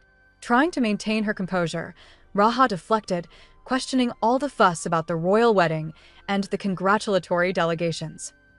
But Shed saw right through her act. He gently held her face, revealing that he knew she had been avoiding him. He listed her secret meetings with Duchess Esther, and even the Emperor's aide, Blake. His voice grew tight with concern as he demanded the truth. He needed her to promise him that this wasn't another self-destructive plot. After a tense silence, Raha met his intense gaze. She firmly denied it. Holding the white gown she had just removed, she assured him it wasn't like that and promised that she would never attempt such a thing again. His visible relief showed just how much he cared for her safety. Shed's audacious declaration left both Lady Jamila and the designer utterly stunned. Realizing they were intruding on a private moment, they exchanged a flustered glance and quickly decided it was time to leave. Without a word, Shed guided Raha into the changing room, firmly shutting the door on the outside world. A quick, stern look was enough to send the curious designer scurrying away. Now, completely alone, the atmosphere shifted. Shed closed the distance between them, gently but firmly backing Raha against the wall. Leaning in close, a confident smirk played on his lips as he remarked that everyone had finally left. Caught in his intense gaze, Raha seemed to understand she'd been found out. Placing a hand on his chest, she looked up and quietly asked him just when he had realized what she was doing. Raha tested him, asking if he knew she was trying to clear the room, or if he had come with his own agenda. Shed confirmed it was both. He revealed that the head maid had told him how distracted Raha was after her meeting with Duchess Esther. Surprised that he was on such familiar terms with her staff, Raha questioned him. Shed explained that people were more comfortable around him than she might think. He also knew about the history between Raha and the Duchess, which gave him a clue. He reasoned that her personal visit wasn't just for a dress fitting, there had to be a bigger purpose. His eyes shifted toward a teapot sitting on a table. Following his gaze, Raha understood. With a small compliment, she acknowledged his sharp thinking. She agreed that the teapot was likely the signal Duchess Esther had left. Moving to a small dresser, she opened a drawer and, just as she'd suspected, pulled out a hidden envelope. Raha opened the hidden envelope. Inside was a cryptic note with a list of keywords: state marriage, queen, and holy kingdom. As Shed looked over her shoulder, he asked what she thought it all meant. Convinced there was more to it, Raha poured tea over the paper, hoping to reveal a hidden message. While the ink spread, Shed offered his own analysis. He explained that he now understood why Emperor Kazan couldn't easily dispose of the Esther family. Their lineage traced back to a powerful sage, giving them deep ties to the Holy Kingdom. This history meant Duchess Esther's real enemy was Kazan's own faction, the one that persecutes people with blue eyes. Shed advised that a temporary alliance with the Duchess would be a wise political move. To Raha's surprise, he then suggested that the same strategy could work with Lady Jamila, proving he was already thinking several steps ahead in their dangerous game. The Emperor's thoughts drift to the recently married Lady Jamila, noting how happy she looks now. He turns this observation into a weapon against his sister, remarking that Jamila seems far happier with another man than she ever was with him. With a cruel smirk, he asks Raha if she feels a pang of jealousy. Before she can answer, Kazan grabs her arm, his grip unyielding. He pulls her close, his voice low and threatening. He claims that if they emerge from the room looking too composed, no one will believe they had a private, intense moment. His intentions become terrifyingly clear as he overpowers her, forcing her back onto a chaise lounge. He leans over her, his expression a mask of pure possession. He reminds her of their shared history, whispering a harsh declaration meant to bind her to him. He insists that she must never forget who was with her first, staking his claim on her past, present, and future. Raha can only stare back, trapped under his suffocating control. Elsewhere, Emperor Kazan's commander, Blake Duke, seethes in his private quarters. He slams his fist down, cursing his misfortune. Not only is he dealing with the Emperor's constant pressure, but a holy relic in his possession has suddenly become unresponsive. As he contemplates his next move, a provocative vision appears before him. A beautiful woman emerges from the shadows, questioning his loyalty. She suggests he could abandon the Emperor and align with her instead. If she were to become his partner, she promises they could be inseparable, sharing intimate moments every day. But Blake merely smirks at the temptation, taking a slow sip of wine. He isn't being manipulated. He's the one pulling the strings. He wonders how his real target will react when they discover the truth. It's revealed that he's been weaving a complex web of lies, using everything from a wine glass to a fake diary, all to deceive someone about the true, holy relic. In his private thoughts, Blake Duke comes to a grim conclusion after long deliberation. He admits that while he might desire Princess Raha for himself, he has no interest in staying in a nation with no future. The real problem is Emperor Kazan's dangerous obsession, and Blake determines that bringing him to his senses is the absolute priority. To achieve this, he's devised a chilling plan. He will create a situation that makes it look like the princess tragically ended her own life. In a twisted fantasy, he imagines that his so-called devotion might even move Raha to grant him a final moment of acceptance, which he considers the perfect ending. He prepares a message for his true target, summoning them to the rear garden on the night of the crescent moon.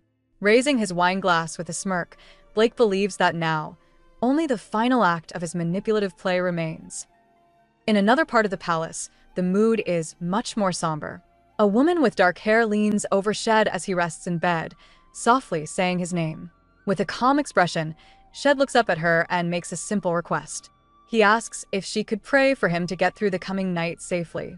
He reflects that once this ordeal is over, he might finally be able to find peace of mind. The woman quietly leaves the room and walks along a moonlit balcony. She acknowledges to herself that it's been a while since she last visited this particular place. Reaching out, she can feel the powerful energy in the air. This location is not just any part of the palace. It is a sacred space, heavily protected by the ancient power of the sages and the divine might of the Holy Kingdom. Whatever is planned for tonight clearly requires both immense courage and a touch of holy power. The sacred balcony is revealed to be Severo, the exact location of the token that guards the heir's eye. As Duchess Esther waits, Blake Duke appears, remarking that he worried she might have changed her mind. His eyes scan her, and he internally scoffs, assuming she came straight from a private meeting with Prince Shed. Esther ignores the insult, simply pointing out that all the guards have been dismissed. With a confident smirk, Blake explains that completing the preparations is his duty. Resigned to her dangerous role, Esther gives him one final order. If she dies, he must dispose of the relic so that no one else can find it. As she reaches toward him, Blake leans in close. In a chilling display of manipulation, he calls her princess and makes a final request. He asks if she would grant him just one kiss before everything begins. Duchess Esther remains composed, calmly asking if that is the price for his cooperation. She turns away from Blake Duke, ignoring his manipulative advance. Her focus is solely on the glowing monument before them. Recalling that holy relics are said to react to blood, she makes a decisive move. Without hesitation, she bites her own finger, drawing a drop of crimson. Blake watches, startled by her sudden, painful action. Esther presses her bloodied finger against the relic in her hand. Instantly, an overwhelming blue light erupts from the small token, striking the massive stone structure. The air hums with immense power as a shimmering, arched gateway materializes within the monument. The ancient stone groans and cracks under the strain of the unleashed energy. The powerful backlash hits Esther hard, causing her to double over and cough as the raw magic takes a severe toll on her body. The path is now open, but it came at a great cost. The powerful backlash from the relic slams into Duchess Esther. As she coughs, tasting blood, she is certain this is the end. But instead of collapsing, a defiant strength takes hold. She rises unsteadily and turns to face a shocked Blake Duke. With a grim look, she leans in close and asks him if he still wants that kiss he demanded earlier. Before Blake can process her words, she informs him that there's a problem. She has decided she doesn't want to die anymore. Her sudden courage leaves him speechless. At that exact moment, the gateway behind them erupts in a blinding wave of holy power, throwing them both backward. Amid the chaos, Blake instinctively cries out for the princess.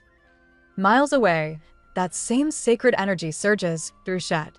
His eyes snap open, no longer concealed but shining with their true cyan color. It seems the ritual was a success, and a critical connection has just been forged. The immense backlash from the gateway slams into Duchess Esther. She stumbles back, and a stunned Blake Duke catches her just before she collapses. Though he holds the injured Duchess, his mind is elsewhere. In the ensuing chaos, he instinctively cries out for the princess. Miles away, that same sacred energy surges through Shed. His eyes snap open, their disguise gone, now shining with their true, brilliant cyan color. The ritual was a success. A powerful connection has been forged. Back at the monument, Esther coughs weakly, the relic's raw power having taken a severe toll. Blake, quickly regaining his composure, barks an order to bring the princess's physician immediately. Oliver rushes forward, demanding to know if the Emperor ordered this attack. Blake scoffs at the accusation.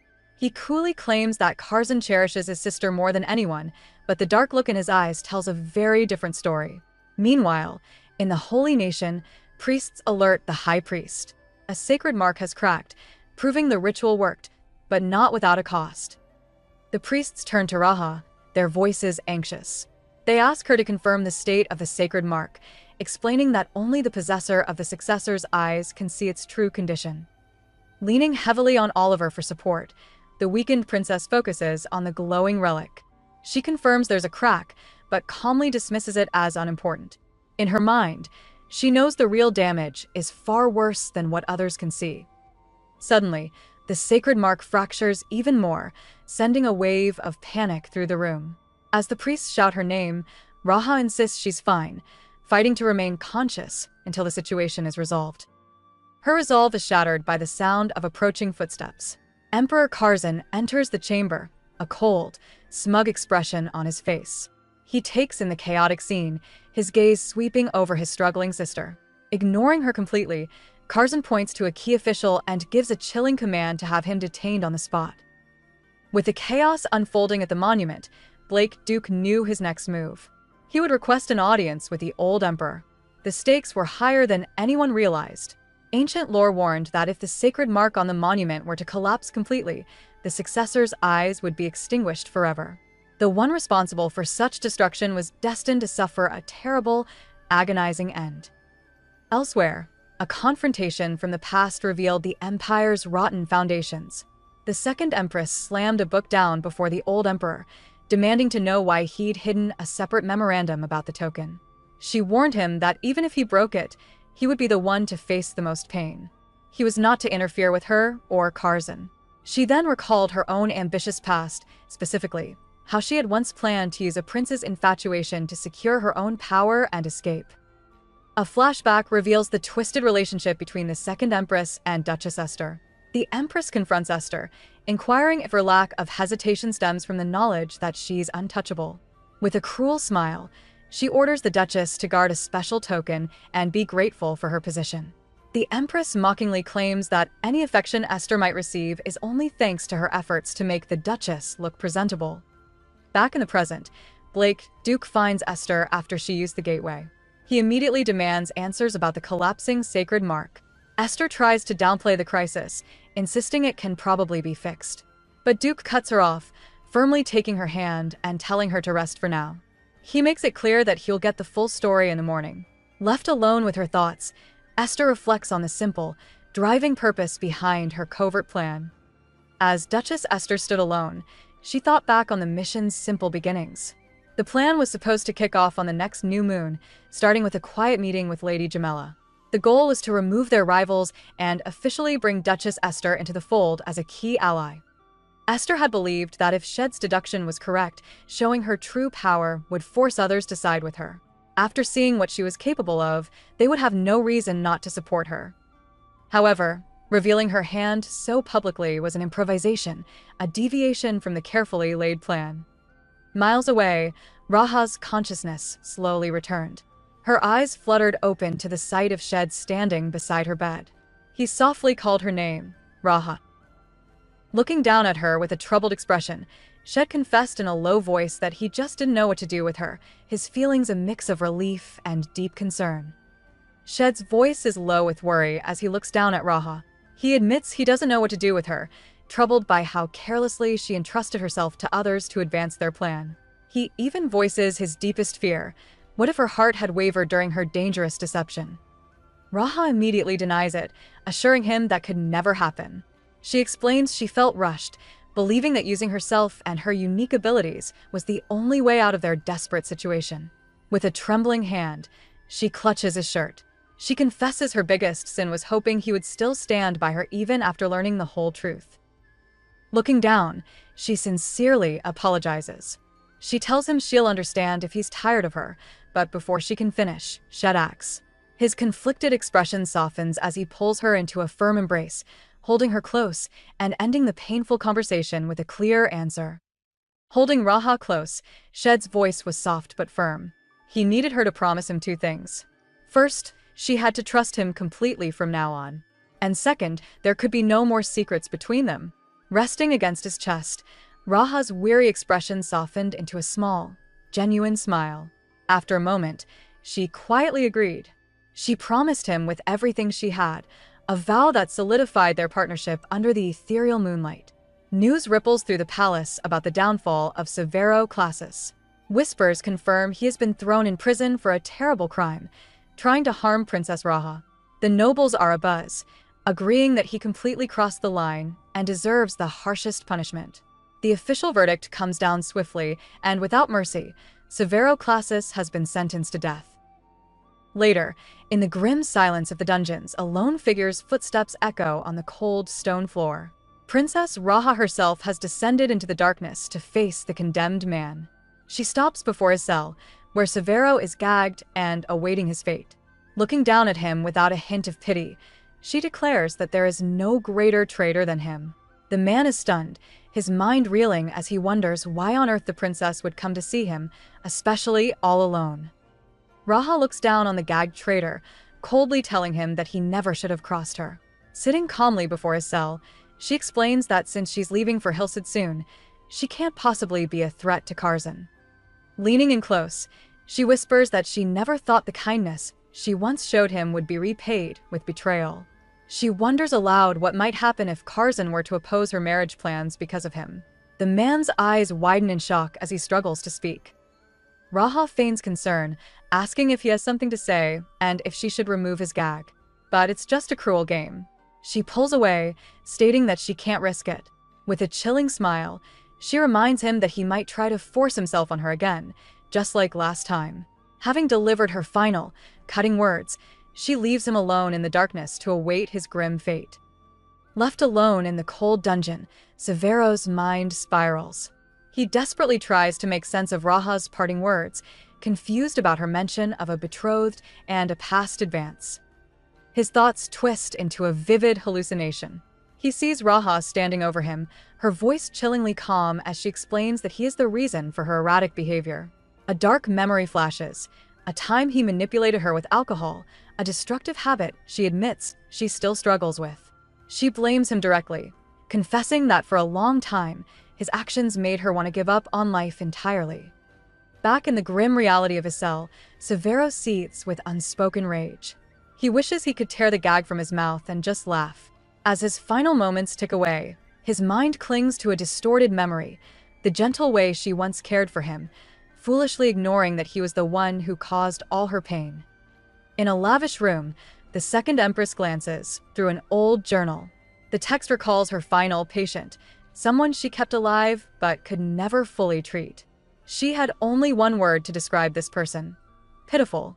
This cold entry was, of course, about her own daughter, Raha. Meanwhile, trapped in the dungeon's darkness, Severo finally breaks. He wonders if, just once, he should have cared for Raha instead of prioritizing the empire. The realization hits him hard.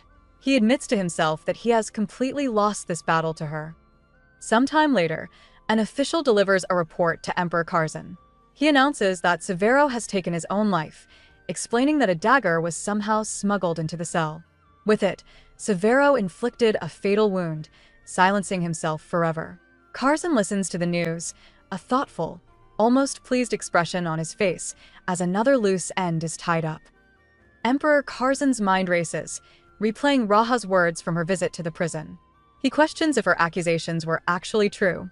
His thoughts darken, focusing on Severo's past interactions with his sister. Kazan is consumed by a possessive fury, enraged that a subordinate would dare to touch property that belonged exclusively to him. Back in his office, he decides he has been far too soft. An aide nervously asks about the status of their tower plan, but Kazan dismisses the old strategy. The delegation from Hilda's is arriving sooner than expected, disrupting his timeline. A sinister new idea forms. He muses that it might be the perfect time to reveal his hand. The scene shifts abruptly. In another chamber, officials cry out in alarm as Raha collapses. She touches her face in confusion, her eyes turn to vacant, milky white. The princess can no longer see. His rival's intended bride now has a debilitating, fatal flaw. Inside the emperor's grand chambers, Kazan relaxes with a drink. His quiet is interrupted when a guard announces the arrival of Lady Jamila.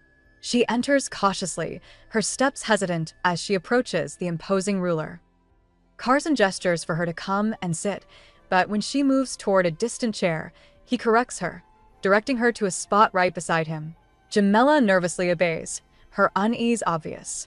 With a smirk, Kazan comments on her modest outfit. He suggests she must not want to be misunderstood for visiting the emperor's private rooms in the dead of night. Jamila quietly agrees, stating she wishes to avoid further complications. Her answer seems to amuse him. In a flash, he closes the distance between them, leaning in close from behind her. He reminds her their wedding is just around the corner, leaving the noblewoman feeling trapped and overwhelmed by his presence. He has made it clear who is in control here. Lady Jamila boldly requests that Kazan show her family some respect. The emperor scoffs, sarcastically calling her a virtuous empress. He tells her he's grown tired of calling for just any woman to his chambers, but since she bears a slight resemblance to his twin sister, she'll do. With a sudden move, he pulls her down next to him, closing the distance. Jamila is trapped. As she struggles to maintain her composure, Kazan switches tactics. He casually asks about a man named Rosanne Ridgelish. Jamila freezes, completely caught off guard. He calls Rosanne her friend, and his hand clamps down on her wrist, his grip like steel. Panicked, she insists Rosanne is just an acquaintance, trying not to let him see her fear. But Kazan smiles, his eyes full of menace. He quietly asks if she's sure about that, his tightening grip providing the real answer. He knows everything, and now he owns her. Kazan's smile was pure venom. He leaned in, suggesting her relationship with Rosanne was much deeper than just a friendship. He then held up his drink and asked a pointed, humiliating question about her past. Before Jamila could even process the insult, he tilted the glass and the cold liquid cascaded over her head. Drenched and trembling, she sat there as it dripped onto the floor. He stared at her with cold amusement, asking if she thought she looked like the princess in his eyes. He answered his own question with a flat, "Of course not," telling her that even if she changed her hair color, she could never replace Raha. The cruelty was suffocating. But then, in a sudden shift, he added that her eyes were at least tolerable to look at. He reached out, gently caressing her tear-streaked face, making it clear her dignity was his to give and take away. After the emperor's cruel display, Lady Jamila is left alone in the vast, empty room. Exhausted and humiliated, she lets out a heavy sigh. Just then, a door creaks open, slicing through the silence. She looks up, her expression turning to one of pure dread as a figure steps out of the shadows. The scene shifts to a bright, sunlit day in the palace gardens. A woman with dark hair, who is actually Raha in disguise, walks with one of Shed's royal guards. She questions why he's following her so closely, pointing out that she has her own security detail. She notes that he used to stick to Oliver, not her. The young commander explains that his orders came directly from His Highness, Prince Shed. He was instructed to watch over her carefully. Raha smirks, asking who would dare harm her inside the imperial palace. The guard admits he had the same thought, but now he understands. It's clear to him that the prince treasures her far more than anyone could have possibly expected. As Shed and a new royal guest arrive, Raha steps forward to greet them. The visiting princess, a cheerful young woman with bright blonde hair, is immediately captivated. Raha offers a formal welcome to the distinguished guest from Hilsid, maintaining her calm composure. The princess, however, can barely contain her excitement. Beaming, she declares it a pleasure to meet Raha before rushing forward and enthusiastically grabbing both of her hands. She gushes about how thrilled she is to become family with someone so lovely. Raha is visibly stunned by the sudden and intense display of affection, unsure how to react to the forwardness of their guest. The young royal, completely oblivious to Raha's discomfort, thinks to herself that her long journey to the palace was definitely worth it. A new, very eager player has just made her entrance onto the political stage. The visiting Hilsid princess is beyond thrilled. Internally, she celebrates the idea of becoming family with someone as lovely as Raha, thinking her long journey was absolutely worth it. Later, the two princesses take a stroll through the palace gardens, with Shed and a guard following a respectful distance behind them. The mood seems light, a stark contrast to the usual palace tension. After their walk, the group enjoys afternoon tea in a sunlit pavilion. The Hillsid princess chatters away happily, clearly enamored with her host. Once their guest has retired for the day, Oliver is left alone with Raha. He wastes no time pointing out that she seemed to be blushing quite a bit around the princess. When Raha feigns ignorance, asking who he could possibly be talking about, Oliver simply says, "You." It appears the visitor's straightforward affection has managed to break through Raha's carefully constructed defenses, leaving her a bit flustered. Oliver continues to tease Raha, pointing out how her cheeks turn red whenever the Hillsid princess is nearby. Raha tries to play it off, blaming the heat, but her physician isn't fooled, reminding her it's the middle of winter. Later, Shed brings up the topic again, curious about what Raha finds so interesting about her potential new sister-in-law. Raha quickly clarifies it's nothing like that, simply taken aback when the princess expressed such joy about them becoming family, admitting the forwardness felt a bit awkward. Before she can explain further, Shed decides to act. He smoothly pulls her in, closing the distance between them in an instant. The sudden, passionate kiss leaves Raha completely surprised and breathless. When they finally part, Shed looks at her with a warm smile. He admits that she drives him crazy, but in the best possible way, leaving the usually composed princess utterly flustered. Still holding her close after their kiss, Shed clarifies his feelings. He tells Raha that, to be exact, he finds her insanely cute. Her face immediately flushes red, and she asks if he's teasing her. Instead of answering, Shed makes his move, gently guiding her back onto the bed. The playful mood shifts into something far more intimate and intense. Looking up at him, Raha whispers his name, her eyes showing a mix of vulnerability and deep longing. In that moment, she gives him her complete trust, ready to let go of every wall she had ever built. What followed was a night where their emotional bond was finally met with unbridled passion, changing their relationship forever. The next day, the experience left an undeniable mark. As Raha walked through the palace halls, she was utterly lost in thought, admitting that focusing on something as simple as dinner now felt like an impossible task. After the intensity of the previous night, Raha finds it nearly impossible to focus. She prepares for a formal dinner, hearing that the high priests from the Holy Nation have finally arrived. She enters the dining hall to find Emperor Kazan waiting, who welcomes her with a cold, predatory smile.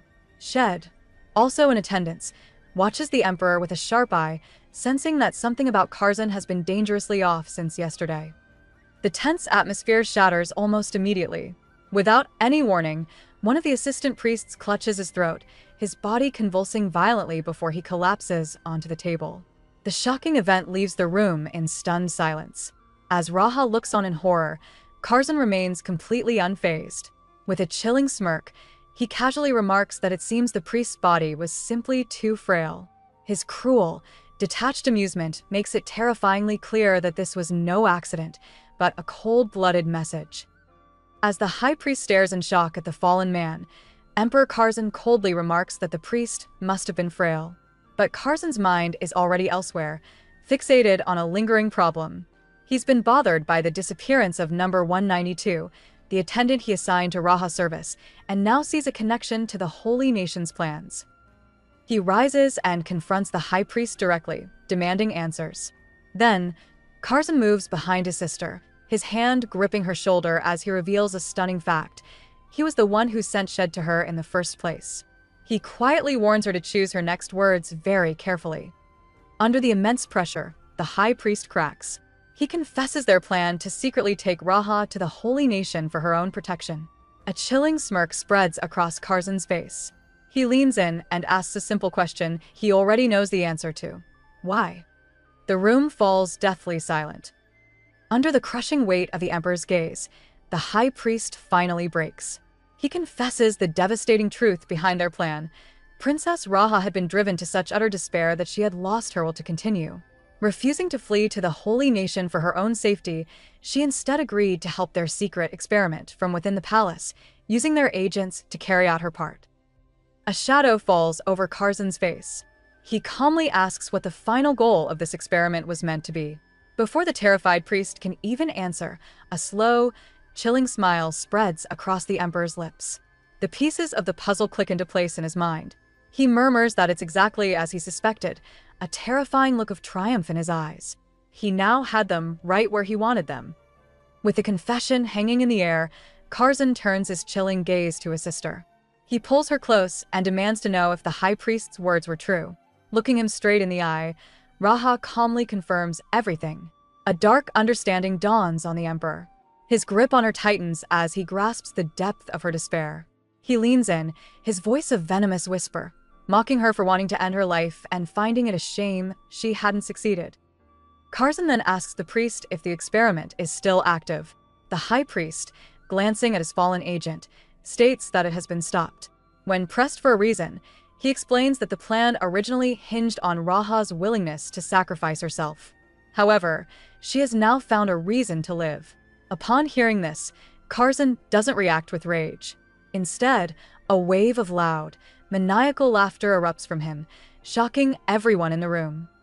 Kazan's manic laughter finally subsides, replaced by a cold, condescending sneer.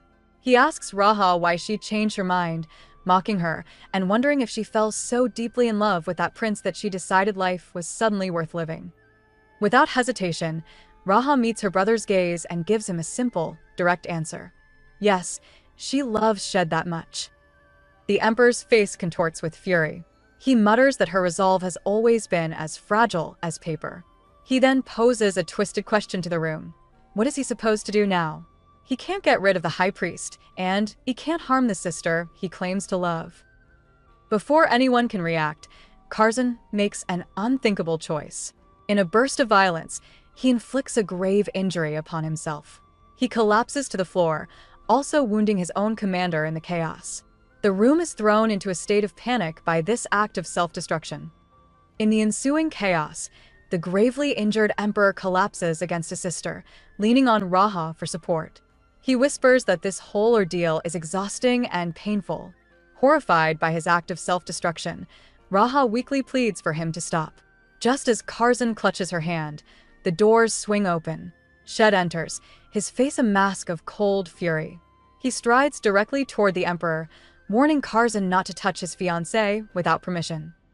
Despite his injury, a mocking smirk forms on Kazan's face as he questions Shed's authority. Shed's voice is firm and unwavering. He asks if the prince was ever meant to be so brazen, reminding the emperor of his new status. As a guard tries to step in, Shed cuts him off. He declares that Delos seems to have forgotten exactly why his nation joined them as an allied force, making it clear he now holds a position of power. Shed holds Raha protectively, reminding the emperor of the new power dynamic.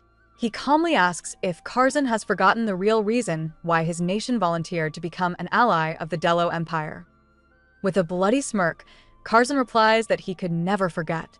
He mockingly recounts how Shed saved countless Delo nobles, all so he could claim the princess as his ultimate prize. Looking at his own injured hand, Kazan's expression turns cruel. He declares that since Shed has witnessed such an ugly scene, he will grant him a fitting reward. The emperor then taunts the prince directly, asking how it feels to be loved so desperately by his twin, the same woman who suddenly decided life was worth living because of him. Unfazed by the verbal attack, Shed looks back at the emperor with cold resolve. He states simply that his efforts have clearly paid off. Shed boldly declares his intentions to the stunned court, announcing that since he possesses Raha's heart, he will take her back to his kingdom of Hildas and remain by her side forever. Later, in a quiet moment, a worried Raha questions him about Kazan's promise of a reward. Shed calmly dismisses her fears, stating he has no interest in anything the emperor offers and will handle the matter himself. Taking her hand, he reminds her that the time to directly challenge Kazan hasn't come yet. She needs to focus on their allies.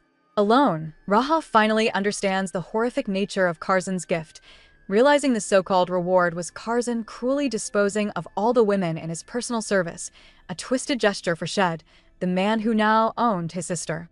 Composing herself, she notes with cold disdain that Kazan even brought Lady Jamela, turning his barbaric act into a public spectacle. With a cruel smirk, Emperor Kazan puts his arm around Lady Jamila, telling her these are essential lessons for a future empress. She must learn what to ignore and what secrets to keep. To demonstrate, he forces her into a room where the nobleman, Rosain Regulish, is waiting against his will. An advisor questions the choice, noting the Regulish family is loyal to the throne, but Kazan coldly states he needs no justification for his decisions. He cackles, remarking that it's a shame Prince Shed isn't present to witness this special event. A servant approaches Rosain and forces him to drink a vial of purple liquid. As Jamila watches with dawning horror, Kazan leans in close to her. He whispers that he has given her companion a potent substance to ensure he performs his duties for the night, a final, twisted part of her education. With a cruel smirk, Kazan watches his depraved lesson for Lady Jamila unfold. He internally notes that the substance forced on Rosain is so potent, the man will likely perish before the night is over. But to Kazan, a life already forfeit is perfect for some grim amusement. This horrific scene triggers a dark memory. A young Raha once stood in a similar room, forced by her father, the old emperor, to face an unwilling man he called her final companion. Overwhelmed by terror, Raha's divine power flared uncontrollably, a violet energy erupting from her eyes. The man had convulsed and collapsed, pulling the princess down with him. Back in the present, Rosain stumbles toward a horrified Jamila. As he gets closer, his own eyes suddenly begin to glow with that same eerie, purple light. He stares into her face, his voice a low rasp as he recognizes her familiar eyes, hinting at a mysterious connection between this tragedy and Raha's past. Overwhelmed by the potent substance Kazan forced upon him, Rosain moves toward Lady Jamila, his mind completely clouded. But the Emperor's cruel lesson quickly spirals into a tragedy. Rosain is racked by a violent cough, a fatal reaction to the drug taking hold. He stumbles forward, hand outstretched in a final, desperate gesture before collapsing lifelessly onto the floor. Jamila stands frozen, watching the grim outcome of Kazan's sick game. This brutal scene triggers something deep within her, a sense of horrifying familiarity. She whispers aloud, questioning why this is happening again. As the trauma sets in, a strange sensation creeps over her. Her vision blurs and then fades completely, plunging her into total darkness. Crying out in confusion, she realizes she can't see anything. She is trapped in a moment that feels like a horrifying echo from the past, leaving her utterly terrified and alone.